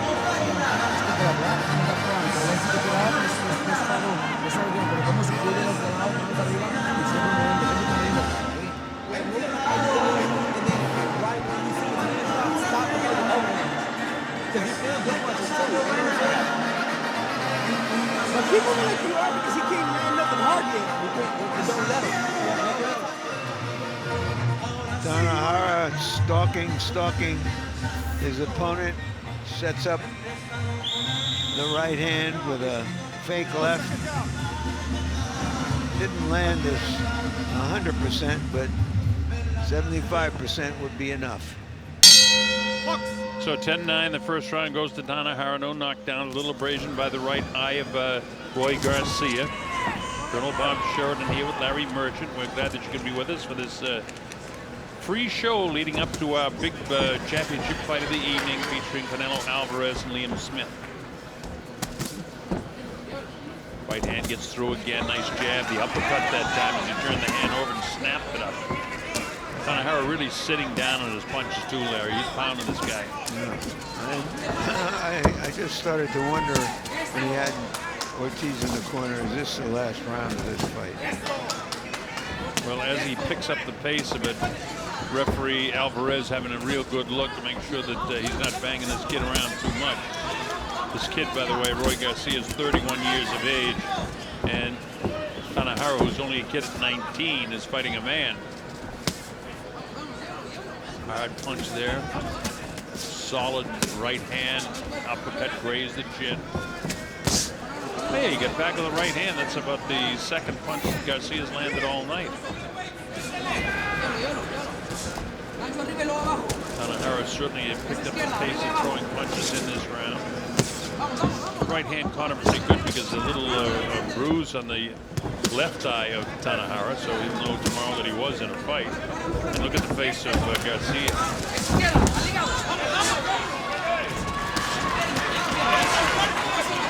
Larry, what's the point of having a kid that's a promising talent fight a guy like Garcia? Well, part of it is just the build-up of the fighter in this occasion to give him a lot of exposure. But it certainly looks like a sparring session in which a champion is fighting somebody who isn't a champion, whether that's future tense or present tense. And part of the resume, part of growing up. I'm sure his trainers will have things to say about what he did right, what he did wrong. He did nothing wrong there. He got caught with a punch, a big, long left-handed punch. So it's part of the growing, the learning, the maturing process. And that's important too. And Garcia really taken a lot of punishment. He's bloodied below the left eye. His blood's running out of his nose. He's getting sort of beat up, and you wonder how much more referee Alvarez will let it continue. I mean, he hasn't knocked him down. Hard way to make a few bucks. Sure is. As long as you and I have been in this business, these young kids, you see them coming along like this, it's still amazing me what a rough racket this is. Round 2 is in the books, another Tanahara round.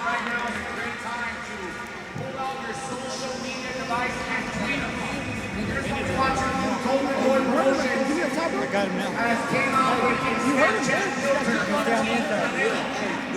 tweet us cute Snapchat filter of yourself to selfie and Snapchat filter of Team Canelo. Hashtag Canelo Smith. Let us know what section C and row you're sitting in. It's just that easy to come up on an autograph. So here we have that surprise right-handed counterpunch from Garcia that landed solidly but didn't seem to bother the other fighter. Section C, row, selfie, and an autograph sign. Canelo Liam Smith, the love is yours. Third round. Box.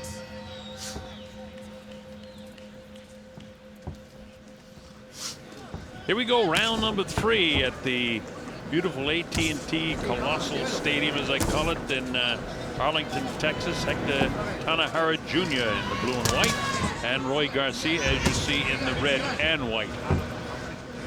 This is round 3. It's interesting to note that since 2014, 8 straight losses for Garcia, but 7 of them went the distance. Pretty sturdy guy, and he's well able to take a lot of punishment, because that's about all he's been doing, with the exception of that replay that we had for you that saw Garcia landing a wild right hand.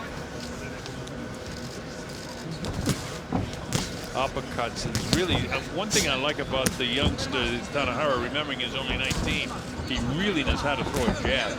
He drives up the back foot, Larry, and he snaps it out there. He throws it as a punch. When you have a match and one of the fighters is just determined to survive, usually a good professional can survive if that's his goal. And certainly that looks like Garcia's goal.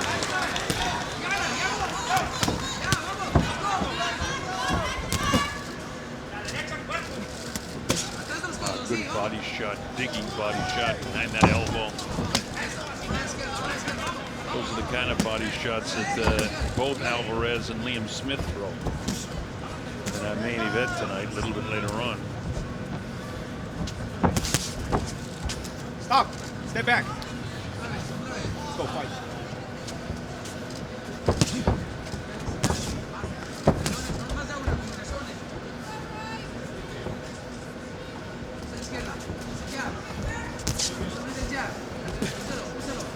Garcia's certainly tough. Anybody that's willing to get into the ring is tough, in my opinion. But just no success with this Tanahara, who's able to block his punches, able to get his jab through. He usually throws a right hand right behind it, just like that. Comes with that uppercut, so his uppercut, his jab is good. And body shot because there's a strong right hand, and Garcia shakes his head no. Right back with the left hook with Tanahara.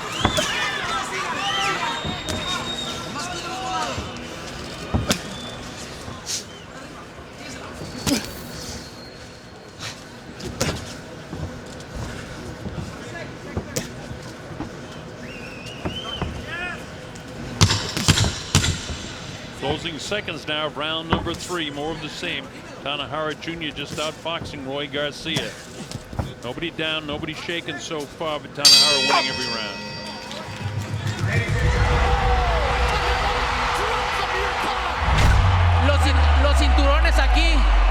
se hacen a un lado. Hay que pelear por honor y por gloria nada más. I've got a style like you'll enjoy, you know, there's no messing about.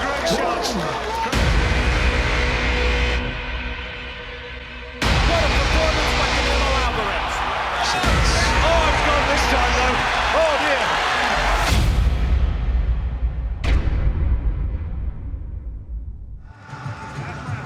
When the international show starts, you can watch live on pay-per-view Canelo Alvarez and Liam Smith, and you can order it online at goldenboyppv.com. So remember that. You can hear Larry and I in the pay-per-view online. Seconds up.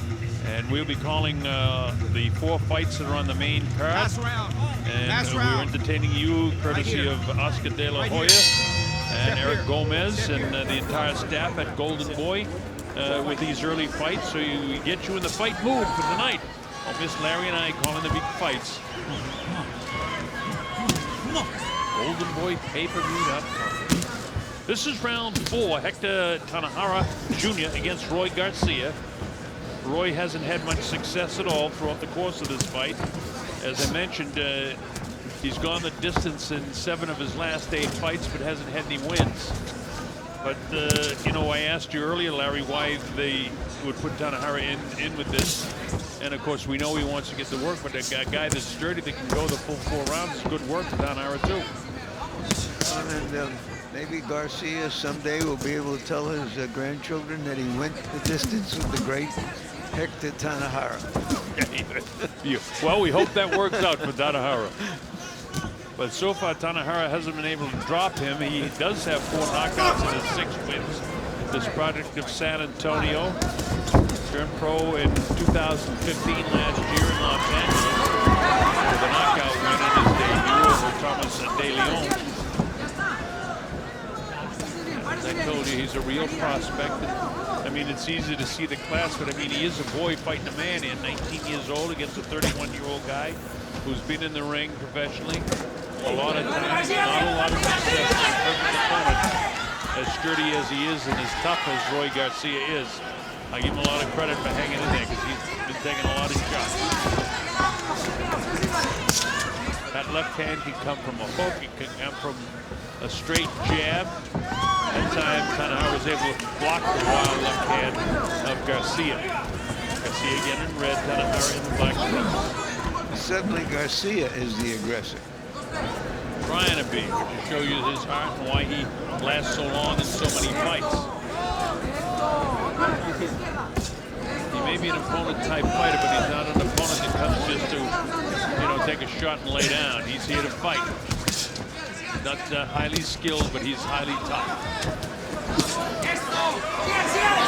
Body shot, too. Man. I like all the tools I see of Tanahara, and I especially like at this stage in his career how patient he is when he knows he's got this guy totally under control. The only question will be, does he have the kind of striking ability, punching power to move up through the ranks? And that's a question we ask of all young fighters, but he does have the 4 knockouts and his, you know... 7 fights now, yeah, Colonel. Yeah, 7 fights, right.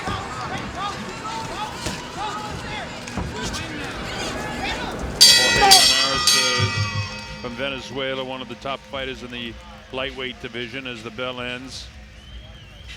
Anthony Carolla of the UK, another good one, and Terry Flanagan. So these are the types of guys that eventually Tanahara will have to face. I think he pitched the shutout here, 40-36, I've got it. We'll wait and see how the judges have it. I'm holding my breath, Colonel. The last time when he did a little pivot over, he landed uppercut. The guy was like, you didn't see it.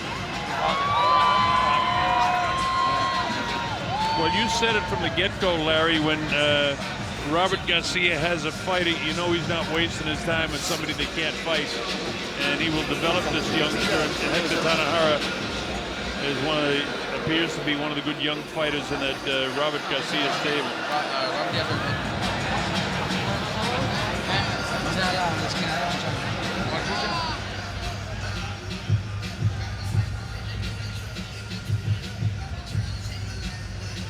Tanahara just going through his paces Doesn't seem over-eager to try to score the knockout. One of the things a young fighter has to learn is, let the knockout come. Some nights it doesn't.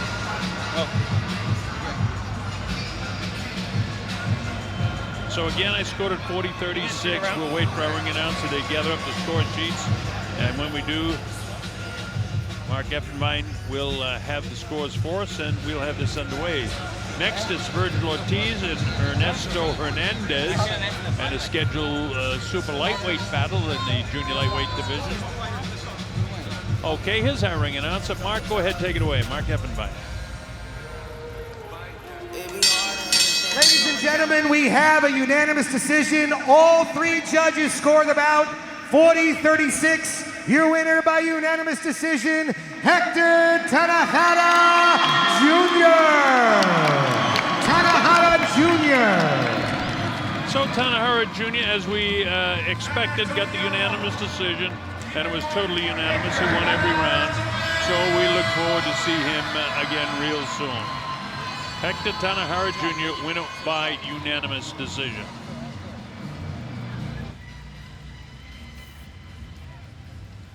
We're in Dallas, Texas. This is the AT&T Stadium. It's a really huge arena, Larry. This is like a show place for, never mind boxing, but for football first, and certainly they've done a great job promoting boxing here. They expect over 50,000 here.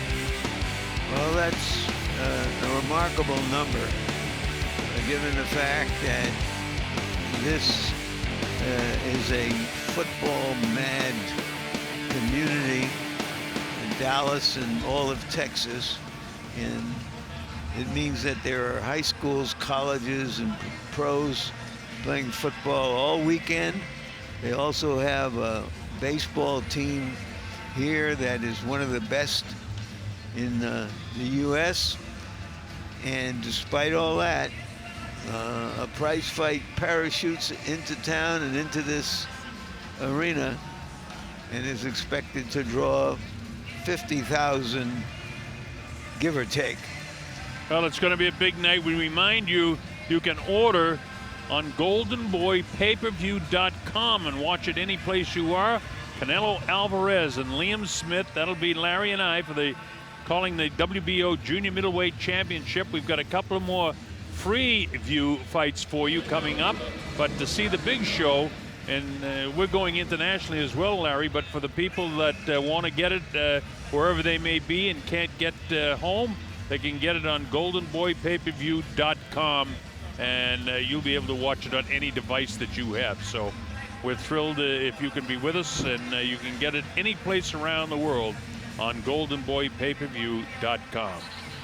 So again, we're in Arlington, Texas, and as Larry mentioned, a pretty good baseball team in town. They're playing right now just across the way, about maybe 300 or 400 yards from here is their Texas Stadium. And the Rangers having a great year in first place in the American League Central Division. And then they expect 50,000 here before this night's all over. So it's quite a night in Texas. But the big story, it's Mexican Independence Day weekend. And I found out yesterday when we were in Canelo Alvarez's suite talking to him that the Independence Day weekend is actually bigger than whatever we talk about in the United States. Cinco de Mayo is all we seem to hear about, but this is really the huge weekend, and probably the weekend a year from now that Gennady Golovkin will fight Alvarez. It's a big date, and to own the date is a big deal for a Mexican fighter. It crowns you as their champion of champions, and they have a lot of champions.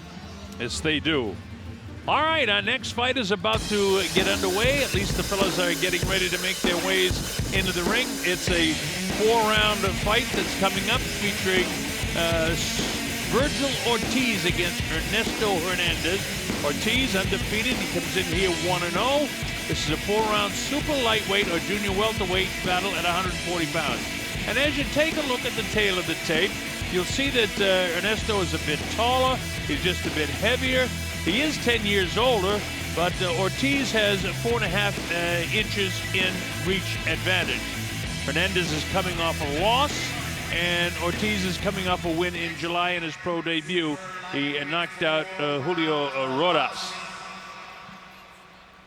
Making his way into the ring first from El Paso, Texas, Ernesto Hernandez. So they've announced Ernesto Hernandez will be making his way in. Interesting kid. He turned pro in April of last year in El Paso, Texas, with a knockout win over Aiden Ross.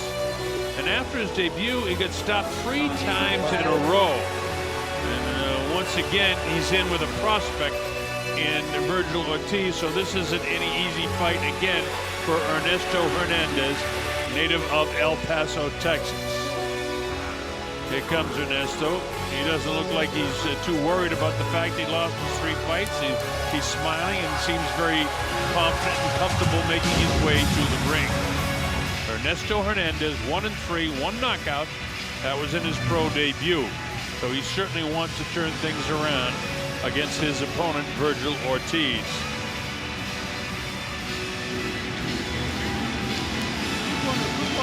Ernesto has Rene Pena's trainer, Jesus Reyes Sr. and Jesus Reyes Jr. working his corner with him. Into the ring from Dallas, Texas, the undefeated Virgil Ortiz Jr. So Virgil Ortiz is from right here in the Big D, Dallas, Texas. He's got Joel Diaz working with him. He's got his dad, Virgil Ortiz Sr., who will handle his guts, and Anthony Bello, who will also work the corner. As I mentioned, he turned pro in his last fight in July, and he seems to be a prospect. Joel Diaz wouldn't be working with him. As we said in our last fight about Robert Garcia Sr. working with Hector Tanahara, who certainly outclassed his opponent in this fight. Here he comes, black and silver, Virgil Ortiz Jr. 10-point must scoring system, no standing 8 count, no 3 knockdown rule. If it cannot be saved by the bell in any round, only the referee can stop the fight. Ring announcer Mark Evenbein is standing by. Let's go right to him. Mark, take it away. Ladies and gentlemen, it's time for our 6th bout of the evening. This is in the super lightweight division, 4 rounds of action. Presented by Oscar De La Hoya's Golden Boy Promotions. Sponsored by Tecate, Born Bold, O'Reilly Auto Parts, better prices every day. Hennessy, never stop, never settle. Adriana's Insurance, el seguro que necesitas, al precio que quieres pagar. AT&T, mobilizing your world, and Casa Mexico Tequila. It's in the taste. This bout is in the super lightweight division, 4 rounds of action. Your referee for this bout is Robert Chapa. Your 3 judges for this bout, Don Griffin, Javier Martinez, and Michael Mitchell. Ladies and gentlemen, introducing first in the blue corner. He hails from El Paso, Texas. He's wearing the red trunks with a white trim. He has 1 win, 3 losses. His 1 win by knockout. Weighing 139.25 pounds, it is Ernesto Hernandez. And his opponent in the red corner. He hails from Dallas, Texas. He's got a professional record of 1 win, no losses. That 1 win coming by way of knockout. Wearing the black trunks with the silver trim, weighing 139.25 pounds. It is Virgil Ortiz. 4 rounds, super lightweights. All right, Virgil Ortiz Jr., Ernesto Hernandez come to the referee, Robert Chapa. All right, Again, gentlemen, you got your instructions goldenboypayperview.com. before the fight. Obey my commands at all times. Protect yourself at all times. It's your line right here. Shake hands. Let's go. Get signed up right now, and you'll get to see the championship fight of the evening. Liam Smith and, of course, Canelo Alvarez. I'm the Colonel Bob Sheridan with Larry Merchant, and we're glad that you can be with us wherever you're watching around the world, and we want as many people around the world to get on that goldenboypayperview.com and sign up, and we'll be calling all of the big fights for you. So here we go. This is scheduled for 4 rounds. It's in the super lightweight division. That's the 140-pound division, dominated presently by Terrence Crawford. So you take a look at the kid in the red and white, Ernesto Hernandez, trying to put some pressure on Virgil Ortiz Jr. in the black and silver. Round 1 scheduled for 4. Ortiz has his name in the back of his trunk to the left of your screen. Now with his back to you. Both of these guys are pretty quick-handed. Hernandez, as I mentioned, is 1-3 with a knockout. And down goes Hernandez. Perfect right hand, end of fight. It's all over. He's calling the doctor in. Not even bothering to count. So one big punch landed, and that's it. And he is out. Wow, how about that? Some power. Virgil Ortiz, 1-0, coming in with 1 knockout. His record remains the same now, on a perfect record anyway, but it's 2-0 with 2 knockouts. One big punch, that's all she wrote. Hernandez looks like he was putting a little bit of pressure on him. All of a sudden, it's a first-round KO, and that's all she wrote for Ernesto Hernandez. Hey, Eric Gomez from Golden Boy likes what he saw there from young Virgil Ortiz Jr., Golden Boy fighter. Just 18 years old, but a long way to go in this game. Larry, we got the knockdown. You called it, and here you go. Here we see Ortiz setting himself up with a couple of short left hands followed by the big right. And when you have that kind of quickness, it amplifies power because your opponent can't react, that often doesn't see the punch coming, and that was as good as it gets. Yeah, Larry, well, you know, the jab only was positioning. He threw the 2 jabs, and he just positioned him with them, and then he cut loose with all his power with the right hand. So Virgil Ortiz Jr., a fighter we want to see more of. At age 18 and the Golden Boy prospect, we expect to see more of him in action. We still have to get the official particulars from our ring announcer.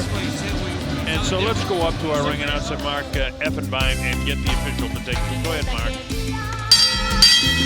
Ladies and gentlemen, the time, 40 seconds of the first round. Your winner by a knockout from Dallas, Texas, it's Virgil Ortiz.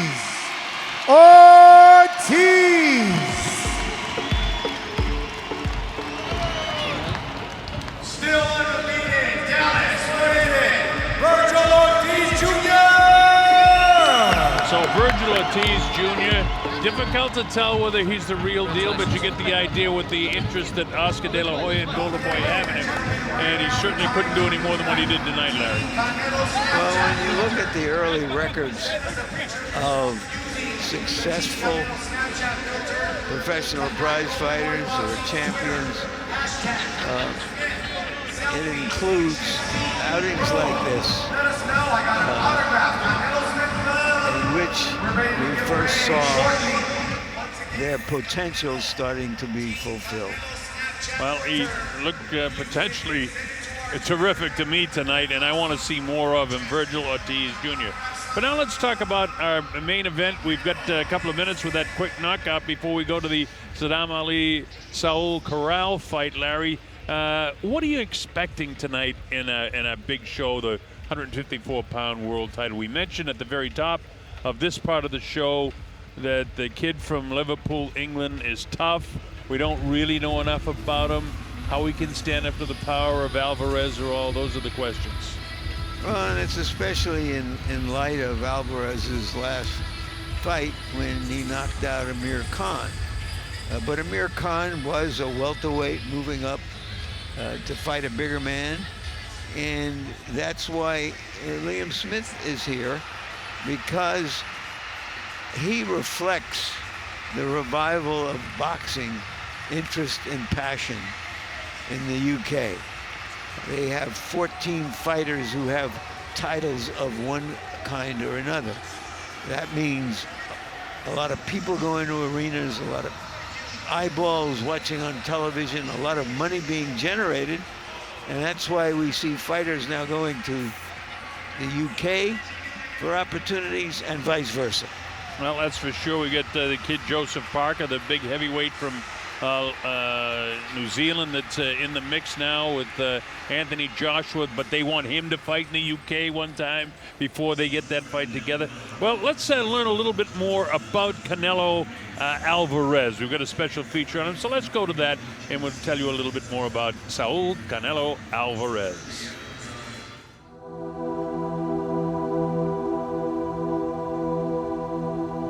Pues yo cuando empecé a venir a este parque tenía como entre 16 y 17 años, entonces ya era un boxeador profesional, entonces veníamos a correr aquí ya para una preparación.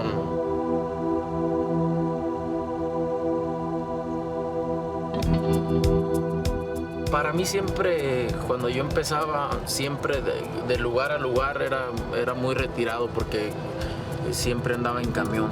A mí cualquier lugar que iba o que estaba era 2 horas, hora y media. Entonces, mismo entusiasmo, con la misma hambre de triunfo, con las mismas ganas de salir adelante todavía más. Entonces, nunca, yo creo que mi esencia como persona, mi familia, la educación que me han dado, la gente que me rodea, creo que eso ya es la esencia de cada persona.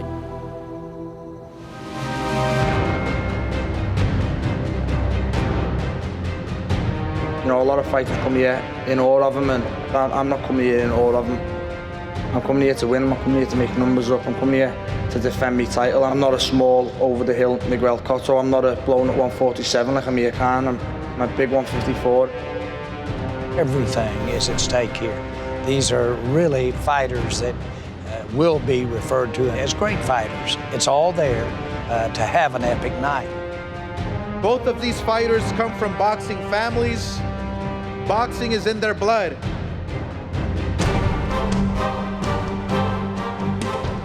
Es un peleador peligroso. ¿Por qué? Porque es un peleador joven, es un peleador fuerte, es un peleador con hambre también de triunfo. Es un peleador que viene por esa oportunidad de ganarme, ¿no? Entonces, un peleador es más peligroso todavía por eso, ¿no? Entonces, sé con qué mentalidad viene, sé que él es campeón, se ve arriba del cuadrilátero, cuando pelea se ve con experiencia, se ve tranquilo. Entonces, va a ser una pelea muy emocionante, va a ser una pelea dura, pero me encantan. Yo siempre que estoy en el cuadrilátero disfruto estar arriba del ring, disfruto tener ese reto enfrente y saber cómo descifrar cada cosa que quiera hacer. He wants to take risks. He wants to fight the best. He's fighting with body language that says, I can't lose.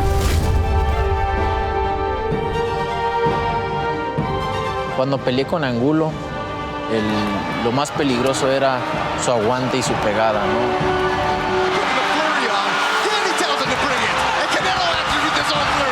Con Kirkland, pues un peleador zurdo, un peleador que te tira golpes por todos lados, fuerte, que con un golpe puede terminar la pelea.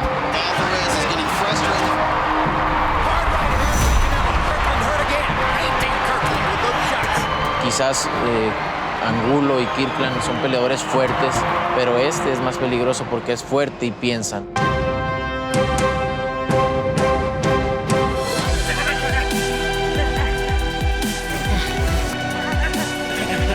Me gustan los retos, me gusta seguir, quiero hacer historia en este deporte, tengo hambre de triunfo y eso es lo que busco en este deporte, porque amo y disfruto el boxeo, entonces quiero hacer lo mejor que se pueda en este deporte y me encantan los retos.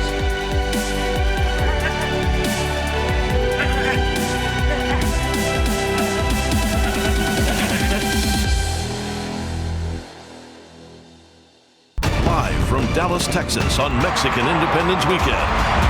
Huge right hand by Canelo.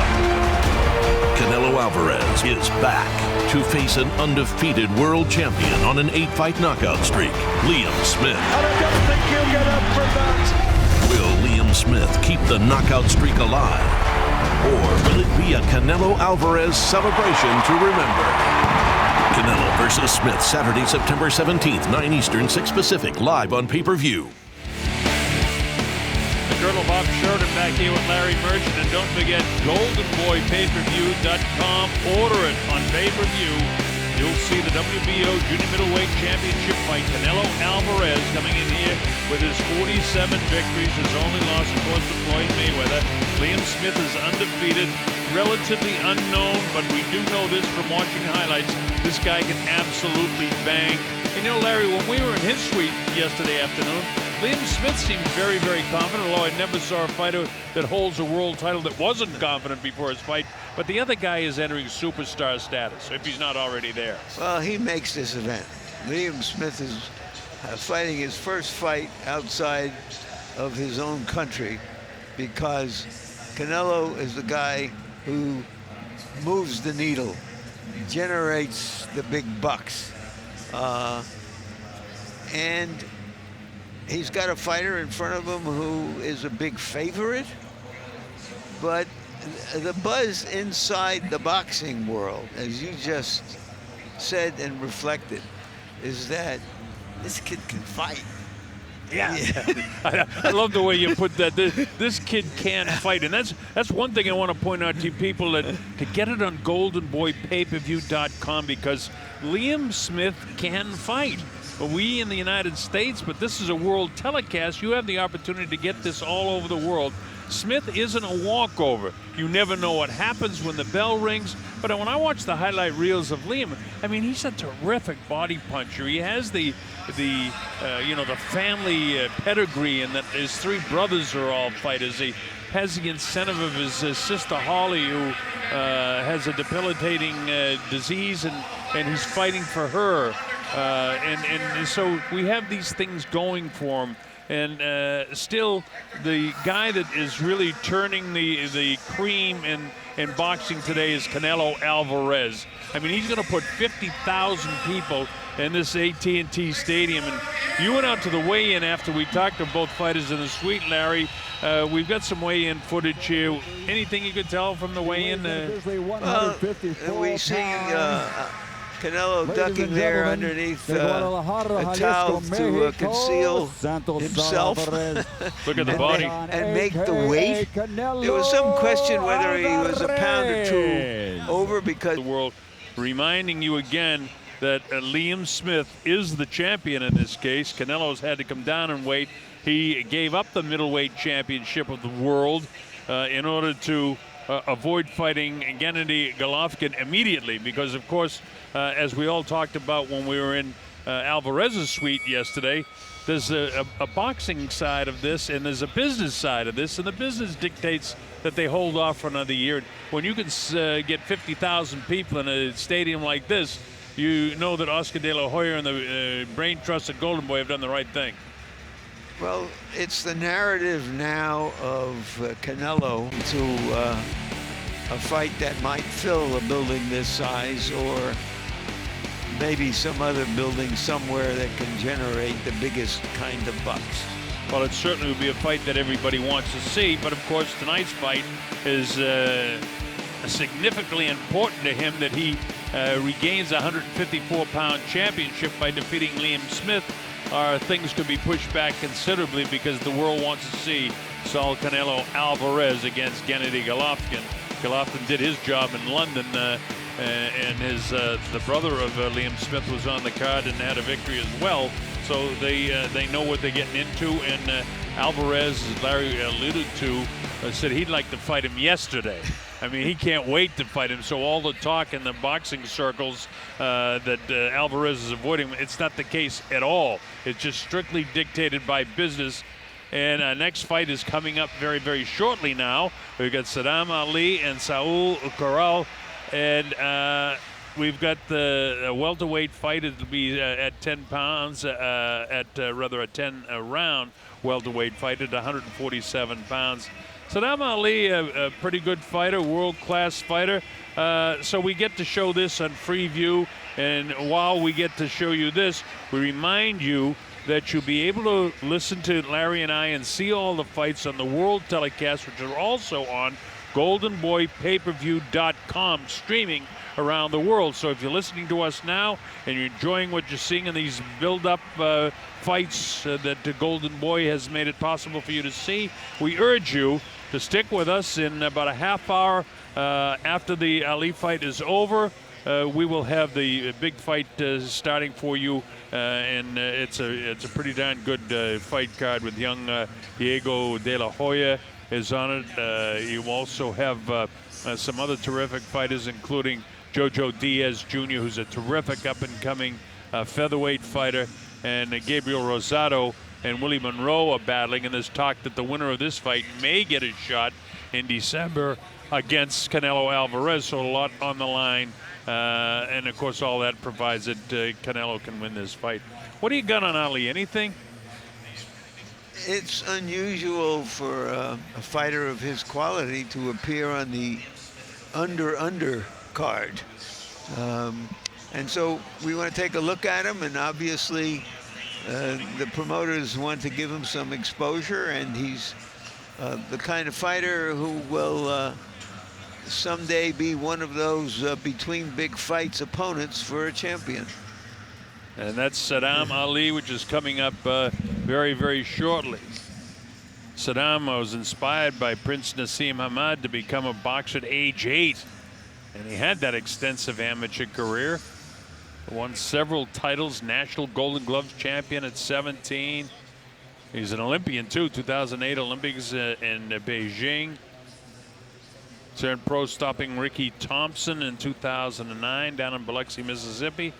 He went on to win 22 straight fights before being stopped by Jesse Vargas for the WBO World Welterweight title. And Vargas has got a big fight coming up against our great friend Manny Pacquiao. So we'll see what happens with that. And then there was talk yesterday from the people at Golden Boy that possibly Alvarez and Pacquiao might be looming. So a lot of things depending on what the outcome of tonight's fight is.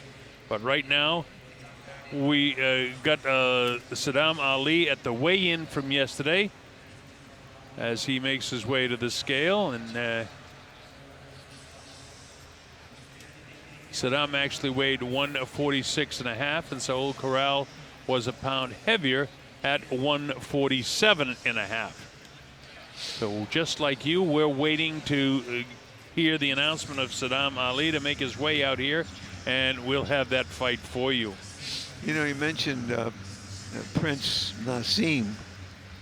I think it was Lennox Lewis, the best heavyweight of the 90s, and Nassim, and then Ricky Hatton, who started this revival of interest in boxing. By beating Costa Zoo. In Great Britain, yeah. And bringing thousands of people across the Atlantic Ocean to his fights, and almost like it was a World Championship soccer match with that atmosphere. So all of a sudden, the Brits are in it and count, and we're having all of these intercontinental fights. We saw, remember, Carl Frampton a few weeks ago, British featherweight, beat Leo Santa Cruz, a top American title holder. So some of these guys are for real on the elite level of the sport, and we'll find out about Liam Smith tonight. All right, we remind you, you can get it all here with Larry and I. GoldenBoyPayPerView.com. You can sign up and watch it at any of your particular ways that you may want to view the fight, and any particular piece of equipment that you have, you'll be able to watch it. GoldenBoyPayPerView.com. Another little feature on Canelo Alvarez, who will be fighting in our world title fight tonight. Here we go, Canelo Alvarez.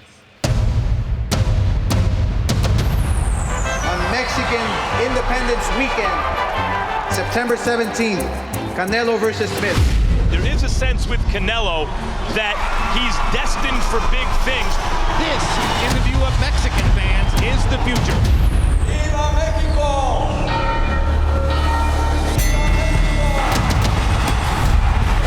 Alvarez is in the zone right now. And Sorley's going to stop the fight. Oh, hard right hand. Knocked on with that shot.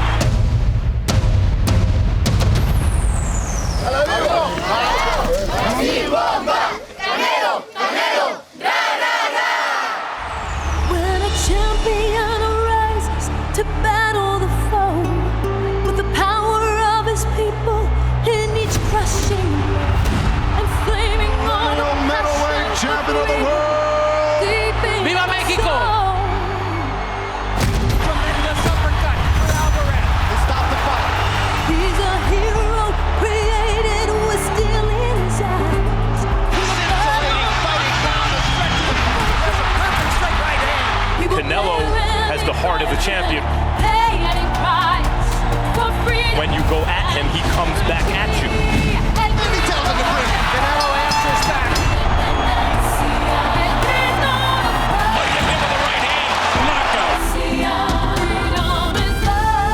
Liam Smith, an aggressive, relentless fighter. His previous 8 opponents have fallen before the final bout. For Liam Smith, this is his big night. It is all over, and Liam Smith is champion of the world. Brutal combination by Alvarez. What a performance by Canelo Alvarez. Live from Dallas, Texas on Mexican Independence Weekend. Huge right hand by Canelo.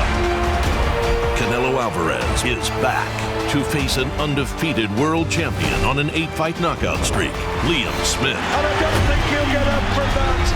Will Liam Smith keep the knockout streak alive? Or will it be a Canelo Alvarez celebration to remember? Canelo versus Smith, Saturday, September 17th, 9 Eastern, 6 Pacific, live on pay-per-view. See what I mean, folks? When you see that highlight reel of Liam Smith, you get the idea this kid can really fight. You can get it. You can hear Larry Merchant and May the Colonel Bob Sheridan on goldenboypayperview.com. Canelo Alvarez and Liam Smith, the WBO junior middleweight title fight, plus 3 other really good fights when we go to our live fights. And now we go to another live fight. We've got the tail of the tape for you of a 10-round welterweight fight that's coming up. And as you take a look at it, you see the age difference. Saddam Ali, a couple of years younger in terms of height. He's a half-inch shorter. He's a pound lighter. And the reach is exactly the same. So there's not a lot of difference between these two guys on the tail of the tape. Saddam Ali is coming off that loss to Jesse Vargas in March for the WBO world title in Washington, D.C. And Saul Corral is coming off a win in July. He won the WBC Fecar Box welterweight title, stopping Francisco Medel in Agua Prieta in Mexico. And now, ladies and gentlemen, making his way into the ring from Brooklyn, New York. So there's The Saul World Corral as they introduce Saddam Ali.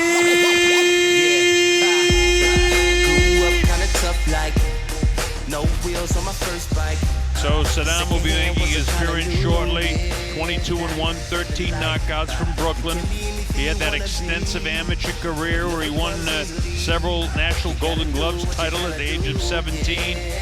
2008 Olympian in Beijing, turned pro in 2009, defeating Ricky Thompson in Biloxi, Mississippi. Went on to win 22 straight fights and a few more minor titles before being stopped by Jesse Vargas for the WBO title. The boxing word on him is he's slick, he's fast, he's got plenty of power.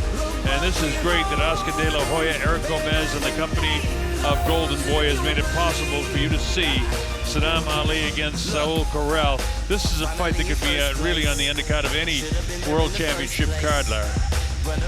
Yeah. Where do they get the money to pay guys like this to appear on fights like this? Well, you know, we talked about it walking in. I was talking about Oscar De La Hoya. No other fighter has ever done what Oscar done. You know, Roy Jones Jr. has a bit of a promotional company.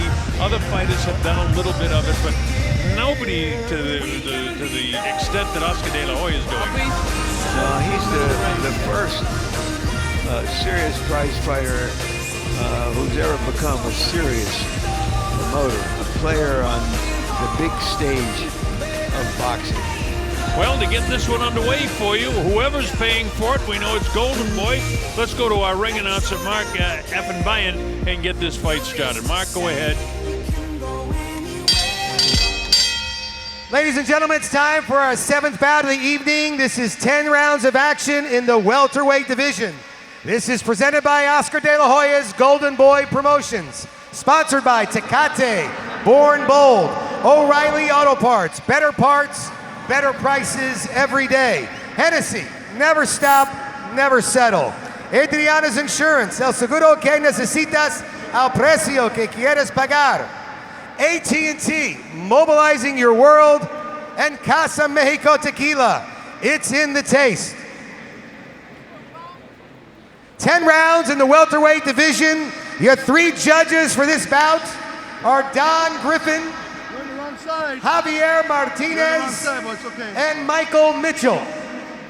Your 3rd man in the ring is referee Robert Chapa. Introducing first, in the blue corner, he hails from Agua Prieta, Mexico. He's got a professional record of 21 wins, 7 losses, 12 wins by way of knockout. He's wearing the black trunks with the green trim, weighing 147.5 pounds. It is Saul Corral. And his opponent in the red corner, he hails from Brooklyn, New York.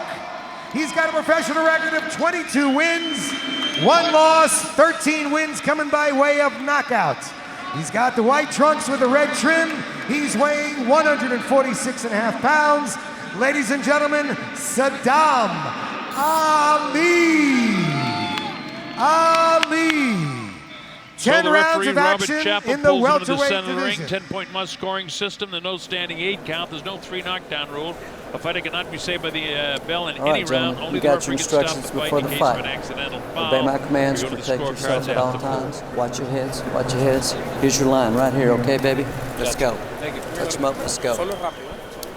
This could be a test of Ali's character, personality as a fighter in his prime. He lost to a very good fighter in his last fight, his only professional loss.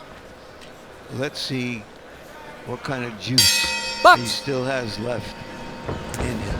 Well, at age 27, there's a lot of money fights for Saddam Ali, and for Saul Corral, who's got a very good record as well, 21-7. Most of his fights in Mexico, he turned pro in Monterrey, so we'll see how he does against a world-class fighter in Saddam Ali. This is a big fight for Corral as well. Ali in the white trunks and Corral in the black and green. Jab, overhand, right hand by Ali. Ali's a very, very good fighter.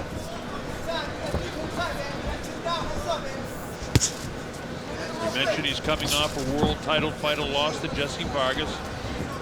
Pretty heavily skilled youngster. Ali doing most of the throwing so far here, as you can see in the early going. Saul Corral trying to figure this guy out.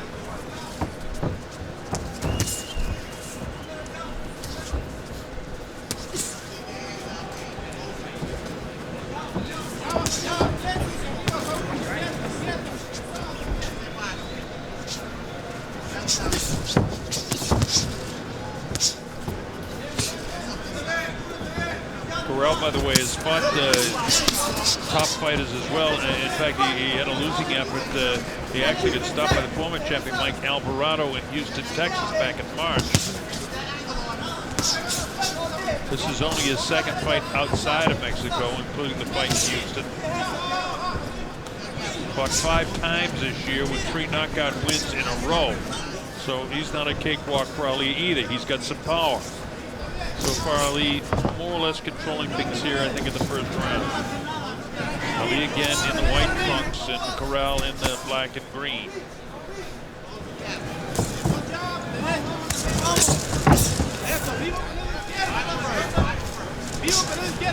Jab, right hand hook that time. 2 of the punches landed, the jab and the right hand. A little bit more aggressive is Ali here in round one.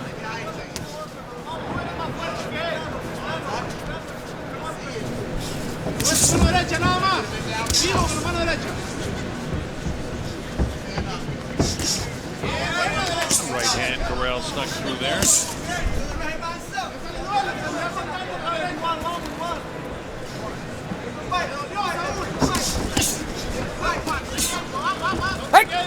back. Step back. Step back.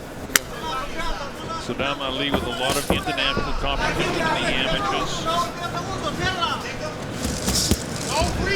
Wow, with two shots, the left hand, then followed up with a big right hand, but just air.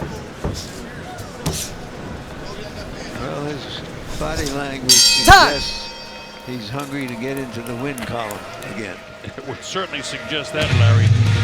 I'm the Colonel Bob Sheridan. Man next to me, Hall of Fame announcer and journalist Larry Merchant. Glad that you could be with us. See the men in Ali's Very corner. good. I don't want you reaching for it. Your jab is working. Now you see you got a good jab. Control the action. Get a little bit closer to him when you fire the body shots. Don't reach for the body shots, okay? I don't want you throwing them from 9 miles away. All right? Let's try that straight right hand to the belly. All right? When you throw your hook. All right, let's watch Saddam in action. Throwing a long body punch. His trainer warning him about getting closer when he throws those kind of punches because he could be vulnerable to a counter. All right, so we get ready to go to round two here at the AT&T Stadium where the Dallas Cowboys play. Don't forget, you can see our main telecast, including the World Championship fight, Liam Smith and Canelo Alvarez on GoldenBoyPayPerView.com, streaming on any device that you have. This is round two. Ali a little bit more aggressive in the first round. I thought he won that 10-9. Ali again in the white trunks, and the black with the green is Saul Corral. Corral 21-7, 12 knockouts from Agua Prieta in Mexico. Ali again 22-1. It's that one loss in the fight against Jesse Vargas. Nice down time. Back to your stick.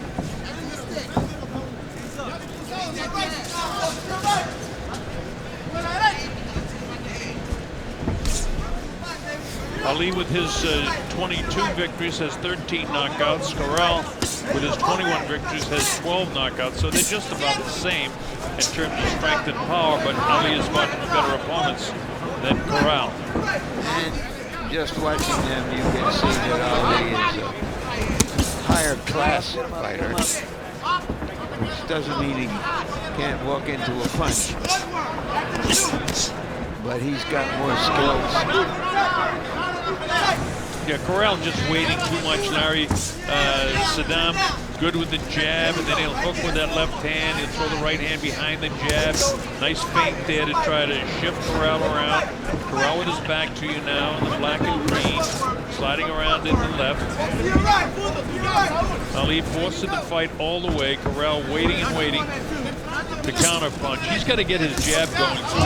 He's not getting to the body with his left hand, and he's not getting any jabs at all. And that time when he tried to jab, he just kind of pushed it out. And again, where you notice Ali is really sitting down on his jab, getting a nice drive off the back foot, and then throws the right hand behind it and turns his hips right into it. So he appears to have a lot more power. Although, you know, you don't consider Ali as a knockout puncher. He does it by accumulating punches.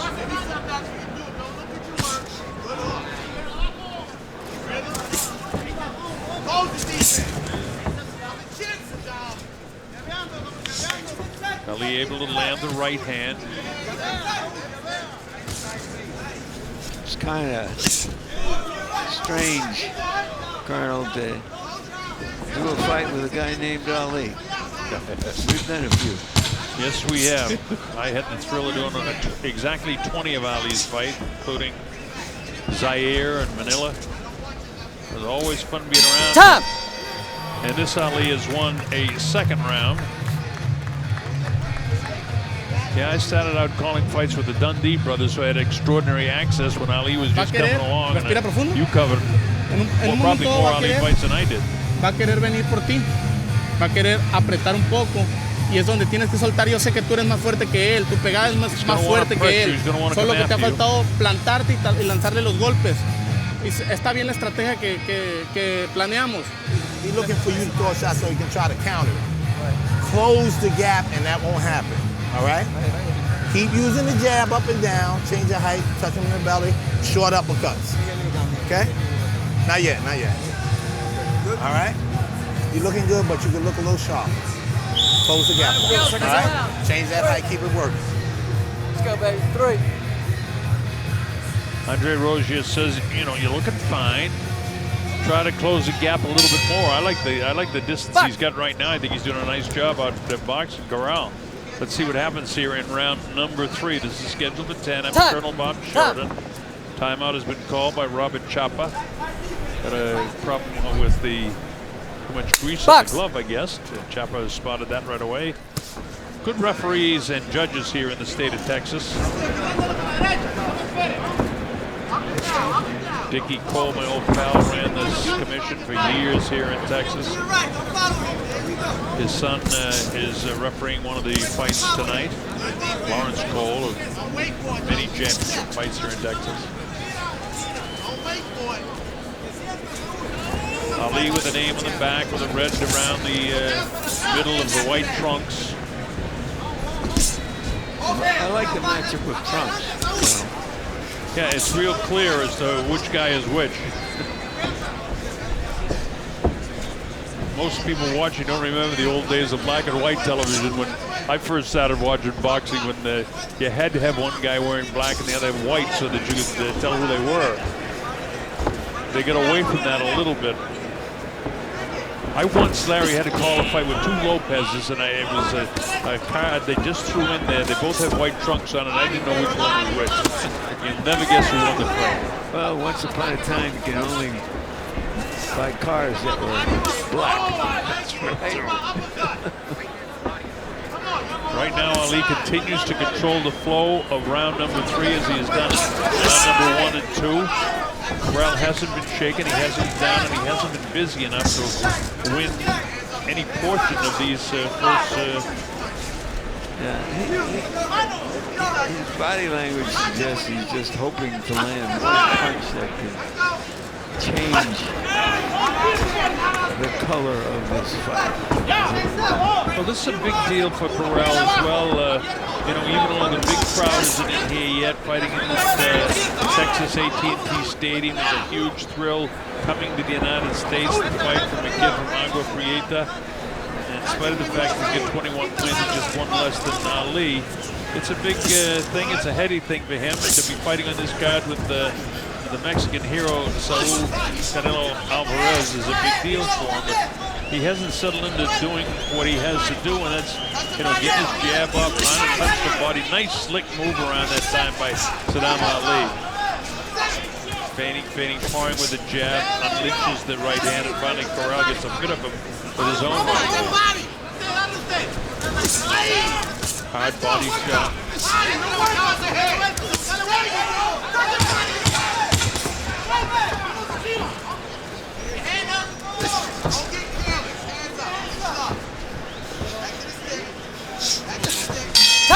The bell ends the 3rd round, another round for Ali. He's got a shutout going. Vamos por el cuarto, excelente. Va tranquilo, siéntese. Respira profundamente. Chorrito, chorrito, chorrito. Leve.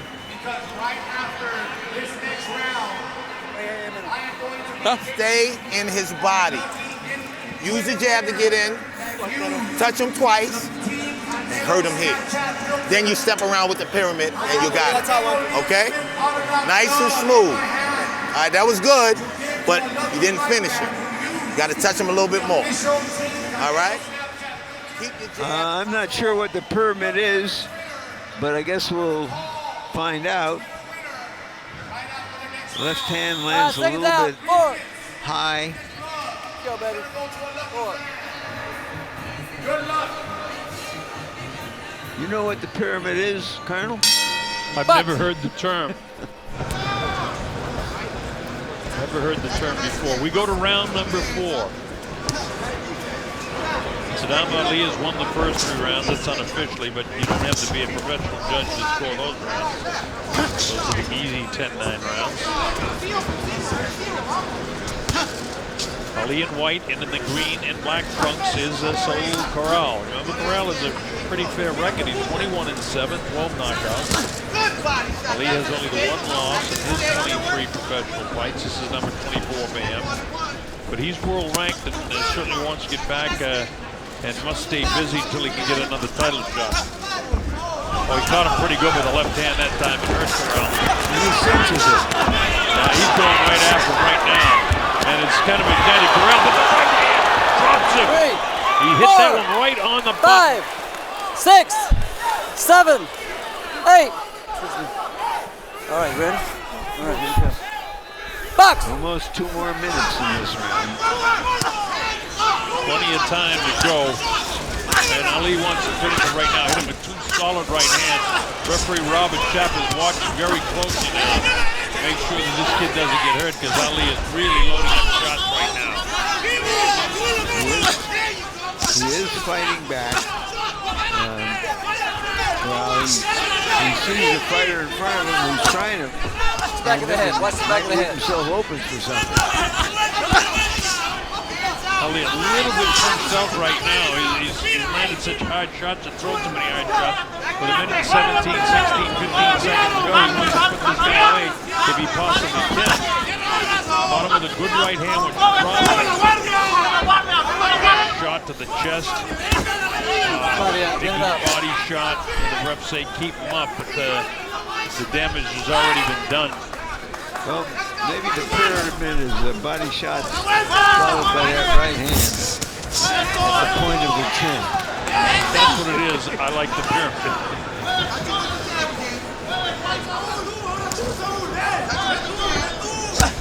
The reason Larry and I are talking about that is because we heard the trainer, Andre Rogier, say, to complete the pyramid, and it's a term that Larry and I probably have 150 years of boxing history behind us, but we don't know that term. That's combined, of course.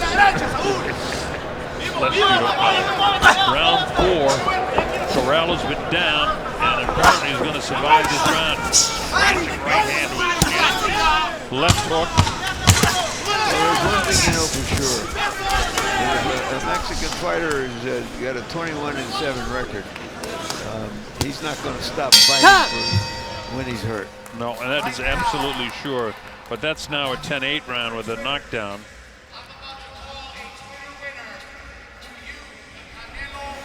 Siéntate. Respira, respira.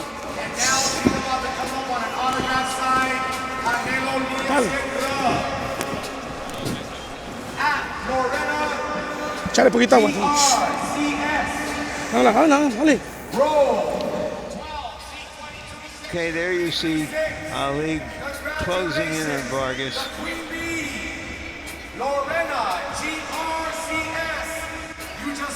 To set up the knockdown right here. Boom.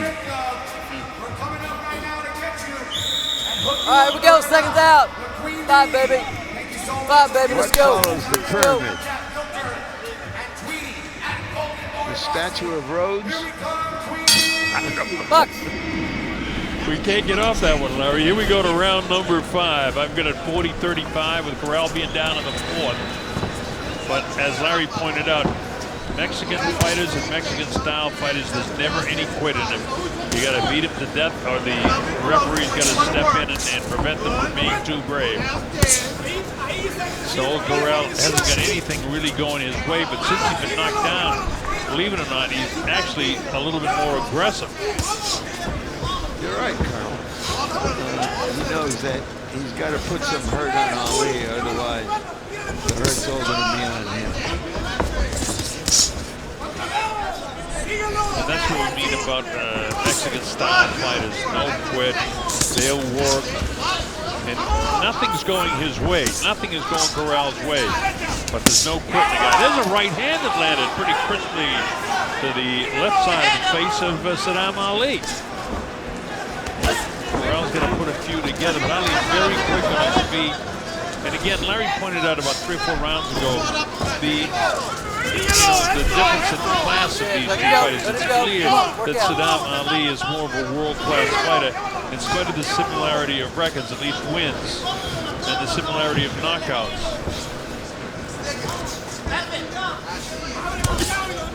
Ali not really a one-punch knockout guy, but you know his accumulation of punches that set up for that big shot that he landed on Corral in the last round is why he knocks guys out. Corral now has settled back into his old way of fighting, not particularly aggressive now, backing off all the time, got the hands up, not in position to really let his left hand go for his jab or fire a right hand. And meanwhile, Ali is really letting his hands go. Let go. Come on, work out.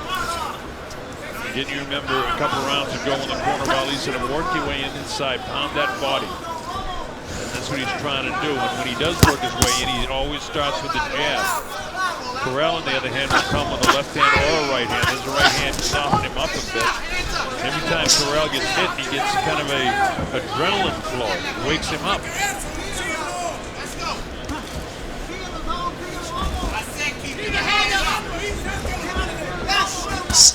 Well, he hasn't given up on the fight, to his credit.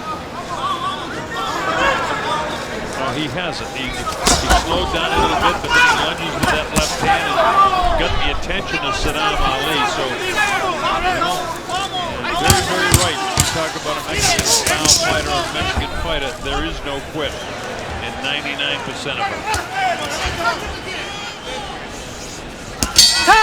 The bell ends, and I'm afraid to have to tell you that Ali has won that round as well.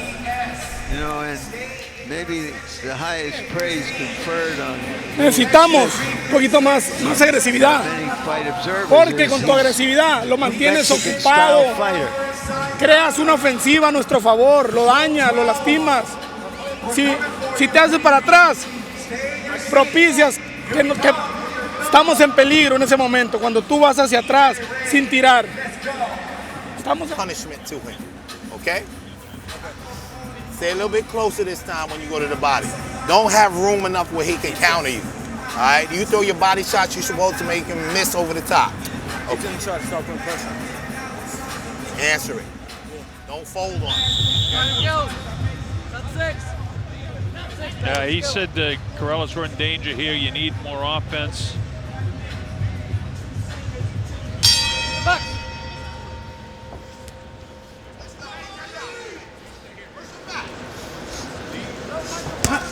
We go to round number 6. The Colonel, along with Larry Merchant, principals in this. Saddam Ali has won every round of the fight. Corral was down in the 4th round, so I've got it 50-44 unofficially. And Corral has fought in a couple of spurts in the fight, in that there's no quitting the kid, but he's taking punishment again here. A lot of these are landing on the gloves. You see him leash out with a big left hand. Good body shot. Turn it back to the Ali's left hooks is solid. Sometimes he turns his right hand over when he goes to the body with his right hand.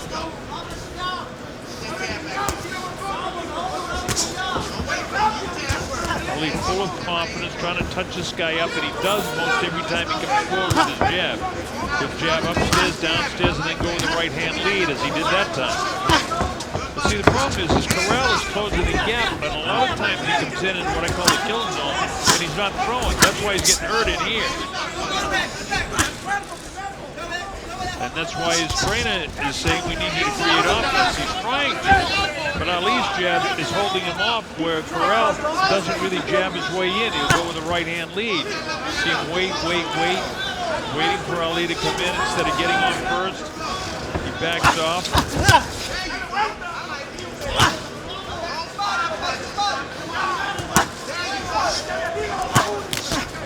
And his corner, told Corral all that waiting now allows Ali to set up. So you got to throw and get off for him. He's not doing that. Ali's getting off first all the time here in round 6. What do you think, Colonel, about fighters who grunt every time they throw something or land something? You mean like female tennis players? Yeah. It doesn't bother me. You think it bothers anyone? I don't think it bothers anybody. I think guys, you know, when they grunt, it just tightens up their stomach when they go in. You know, you hear it every once in a while. But when you do hear it, especially in a fight like this that's early in the evening before the big crowd gets into the arena, it's very clear.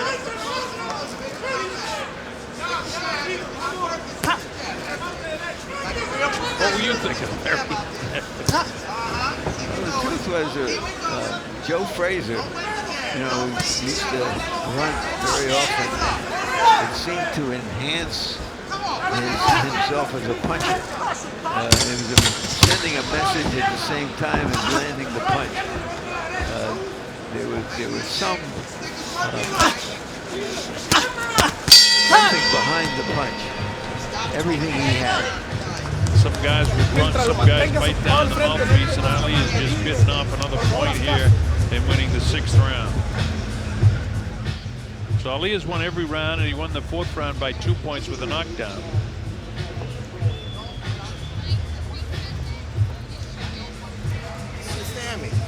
Keep your left hand up. This is Corral's corner. Selena. Robert Valenzuela, Jose Corral, and Franco Gabaldon. The gap on him. He wants room to punch because he's got those little long arms. Don't give him that opportunity. Okay? Don't give him the opportunity. Stay closer. Shorten up the hook. Double it, pop, pop, and then go to the body. I guarantee you, we in the business. Okay? Come on. Let's go. Here we go. Round 7, baby. Ray Rozier with his instructions to Saddam Ali as we move to the 7th round here at AT&T Stadium, and we remind you to get goldenboypayperview.com, and you can watch it. The call of Larry and I on any device that you may have. goldenboypayperview.com around the world. You have the opportunity to see the big fights tonight. Watch your head. Once again, Corral starts the round in an aggressive mode. Ali is ready. Don't push his head. Don't push it down.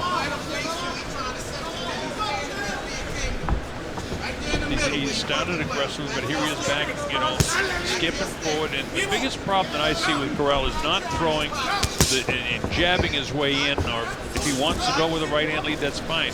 But you got to throw something when you enter the kill zone. He's not doing that, so Ali is easy for him to beat him with the punches. As Rozier, of course, in Ali's corner wants Ali to get in tighter anyway, and Corral making it real easy for him when the gap closes, he's not throwing.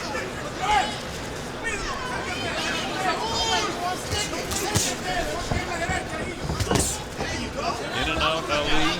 Nice slick movement there.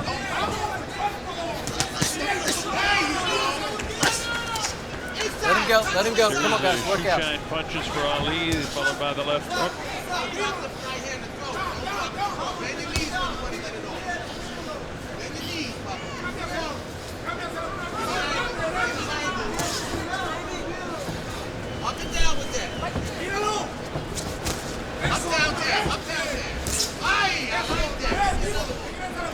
15 seconds to go here in the 7th, and it's been all Saddam Ali.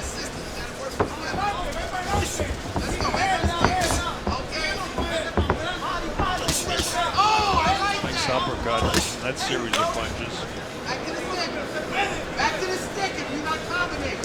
That's it. I go real protect here. Let's go, give me some.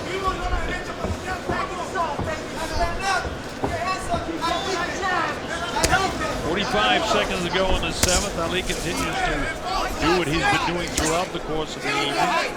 Score punches, get up first with the jab or the right hand. Take a little risk now by dropping his hands down. He's full of confidence. Corral needs to throw a series of right hands to get that hand back up, and he does. Followed by a hook. And he gets a little spurt going, and he lands the right hand. Oh, he did exactly what I wanted him to do. See the left hand come down, he landed 2 solid right hands. But don't stop when you're in the kill zone. Either throw or get out of there. Last 10 seconds of the 7th round. And Ali will make an exclamation point as we count down to the bell, ending the 7th round.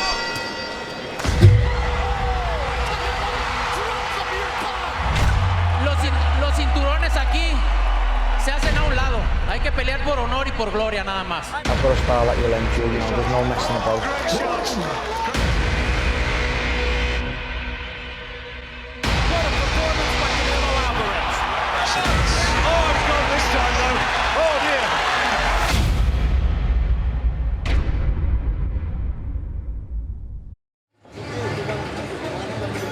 GoldenBoyPayPerView.com. You can hear Larry and I for the WBO Junior Middleweight title fight, Canelo Alvarez and Liam Smith. And so late in the fight, you see Ali sort of defending his lead, and Crowd just hoping to land something to give him any kind of shot, but not being awfully successful. Even his right hand there, that replay showed it clearly. He kind of turned it over and landed in an awkward position where Ali snaps his punches off better. Nobody's shaken in the last couple of rounds, last 3 rounds. Corral was down in the 4th round, and Ali put a lot of pressure on him, but the tough Mexican-style fighter from Agua Prieta in Mexico, able to just, and he didn't try to hang on, but he was able to survive the 4th round, which we give him a lot of credit for. It's hard to do when you've been flushly knocked down like he was. This is the 8th round at AT&T Stadium in Dallas, Texas. This is the big one where the Cowboys play.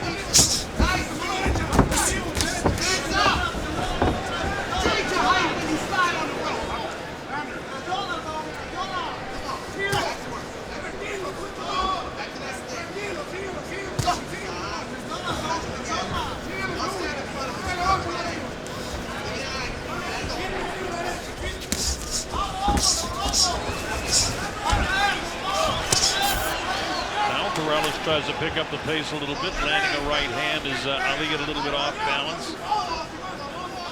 Ali coming off that World Championship fight where he lost a decision to Jesse Vargas for the WBO title in March in Washington, D.C., and this is his first fight since then. Corral won a Pega Box, which is the WBC lesser title, stopping Francisco Medel in Agua Prieta in Mexico back in July. Well, then Vargas has gone on to fight with Manny Pacquiao. And here is Ali on the undercard trying to reconstruct his career. But when you lose a fight, that's what you have to do. And this guy's a professional boxer. He's got to jumpstart his career. And, you know, looking at it on paper, it didn't come in light. I mean, Corral, unknown because he's fought all his fights in Mexico, but 21 victories for Mexican fighter. It's not like they... Whoa, he caught him! He caught Ali. I think he caught him on balance. Yeah. I don't think he hurt him, but it was his best moment of the fight. That's true. But the point that you made is very true and absolutely correct that he was off balance. Can't let your guard down. Which is on him, but it's just to point out that he really wasn't hurt badly. Come on, let go. We're in the 8th round 15 seconds ago, and that little flurry that Corral had isn't going to be enough to give him the 8th round. Well, this is Mexican Independence Day, and there might be a little charity in the judges. We'll find out, Larry.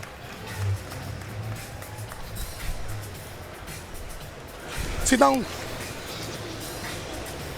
Vamos, la pusiste en malas condiciones, ¿eh? Te diste cuenta. Cuando suceda eso, trata de asegurar, golpearlo. Dame vaselina. If you keep swinging hard, you may hit something, and you may hit it out of the ballpark. Or in this case, somewhere inside the ballpark that works. That's okay. Stay closer. Stay closer to it. All right? Everything from the chin. Stay accurate, okay? Stay accurate. Keep that left hand up. Let's go, baby. Good advice for anybody to stay accurate. Here we go to round number 9 here in Dallas, Texas. Colonel Bob Sheridan along with Larry Merchant. Don't forget, GoldenBoyPayPerView.com.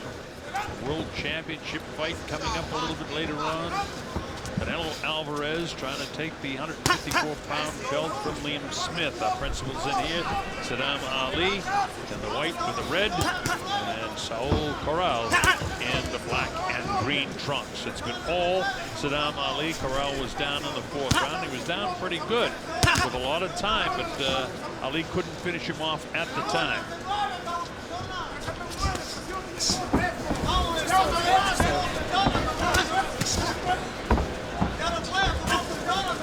Let him go, let him go. Break, break, step back. We go. I want to remind you folks that have been listening throughout the course of the evening when I'm talking about GoldenBoyPayPerView.com. When you put it in to order, you put in PPV. So let's make that clear, GoldenBoyPPV.com. And that way you can get us for the big pay-per-view on your devices at home. Make that clear, PPV.com. I can say it throughout the course of the evening pay-per-view. It's Golden Boy PPV. Round 9, halfway through it, and again it's Ali. Just continues to outpoint Corral. Corral tries to pick up the pace. Wow, with the right hand that time is Corral. It goes right past the sails of Ali.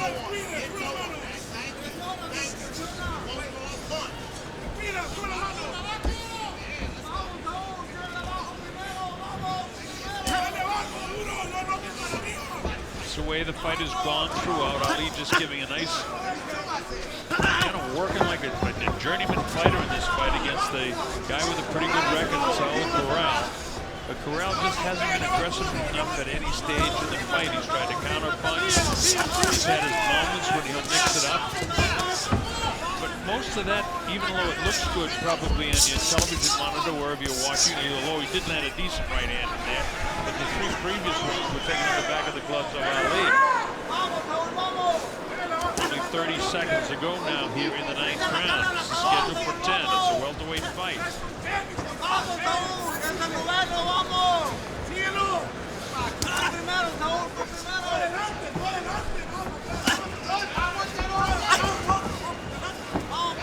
Ali not quite as accurate with that right hand as he was earlier in the fight, but that's fatigue factor setting in.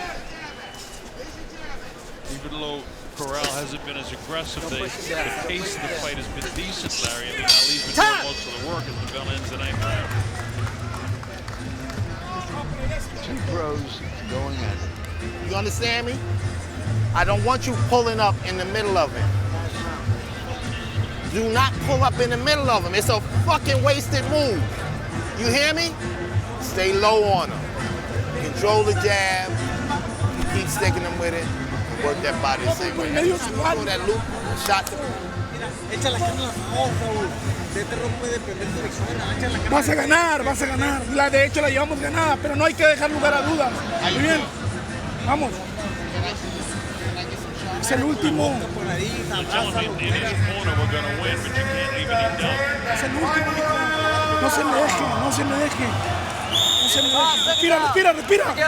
Everybody out, let's go. He's telling his fighter Let's that he has a real chance. I've got to score 90-80 with Corral being down in the 4th round. Ali out front by 10 points with a round to go. So in reality, Saul Corral, his only hope for victory is to knock out Saddam Ali if my scoring is anywhere near accurate. And I presume it is because they haven't been particularly hard rounds to score.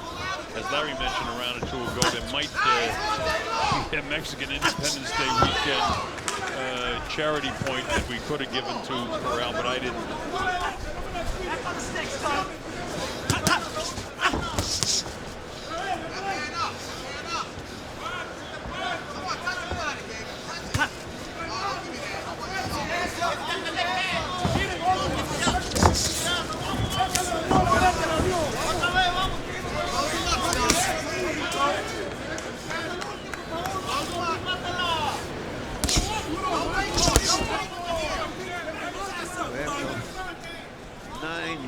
longish rounds. Corral is still trying to make something happen. Well, we both said it earlier. It's a great compliment to describe anyone as a Mexican fighter because the other adjectives that go with it is tough, grit, courage, no quit. Cojones. If you speak Spanish.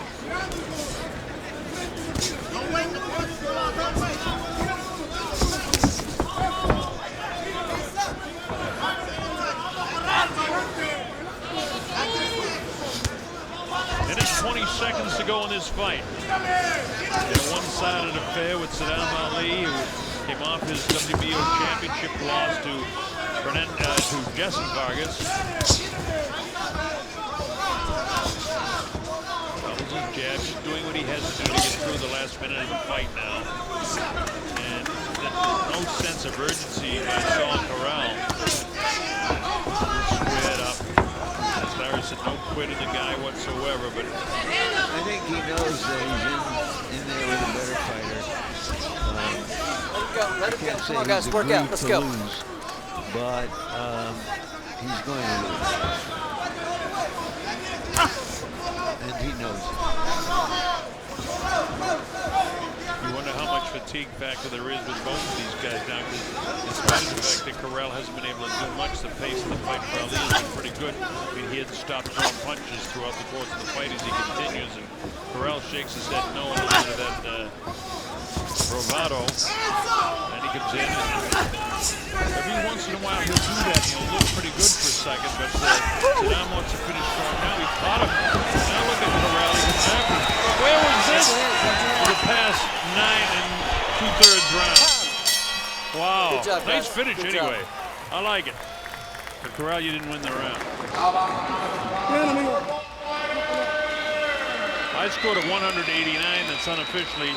I expect the judges will be around there to close to it, but it should be a unanimous decision victory for this man, Saddam Ali. That man there is Saul Corral. His Saddam Ali.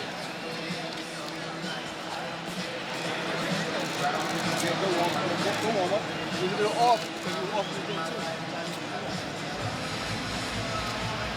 gotta stop playing with your height. You understand me? You get caught doing it. You gotta practice good things. You could have that. Yeah, but you know what? You just gotta sit on it. Dan, you got your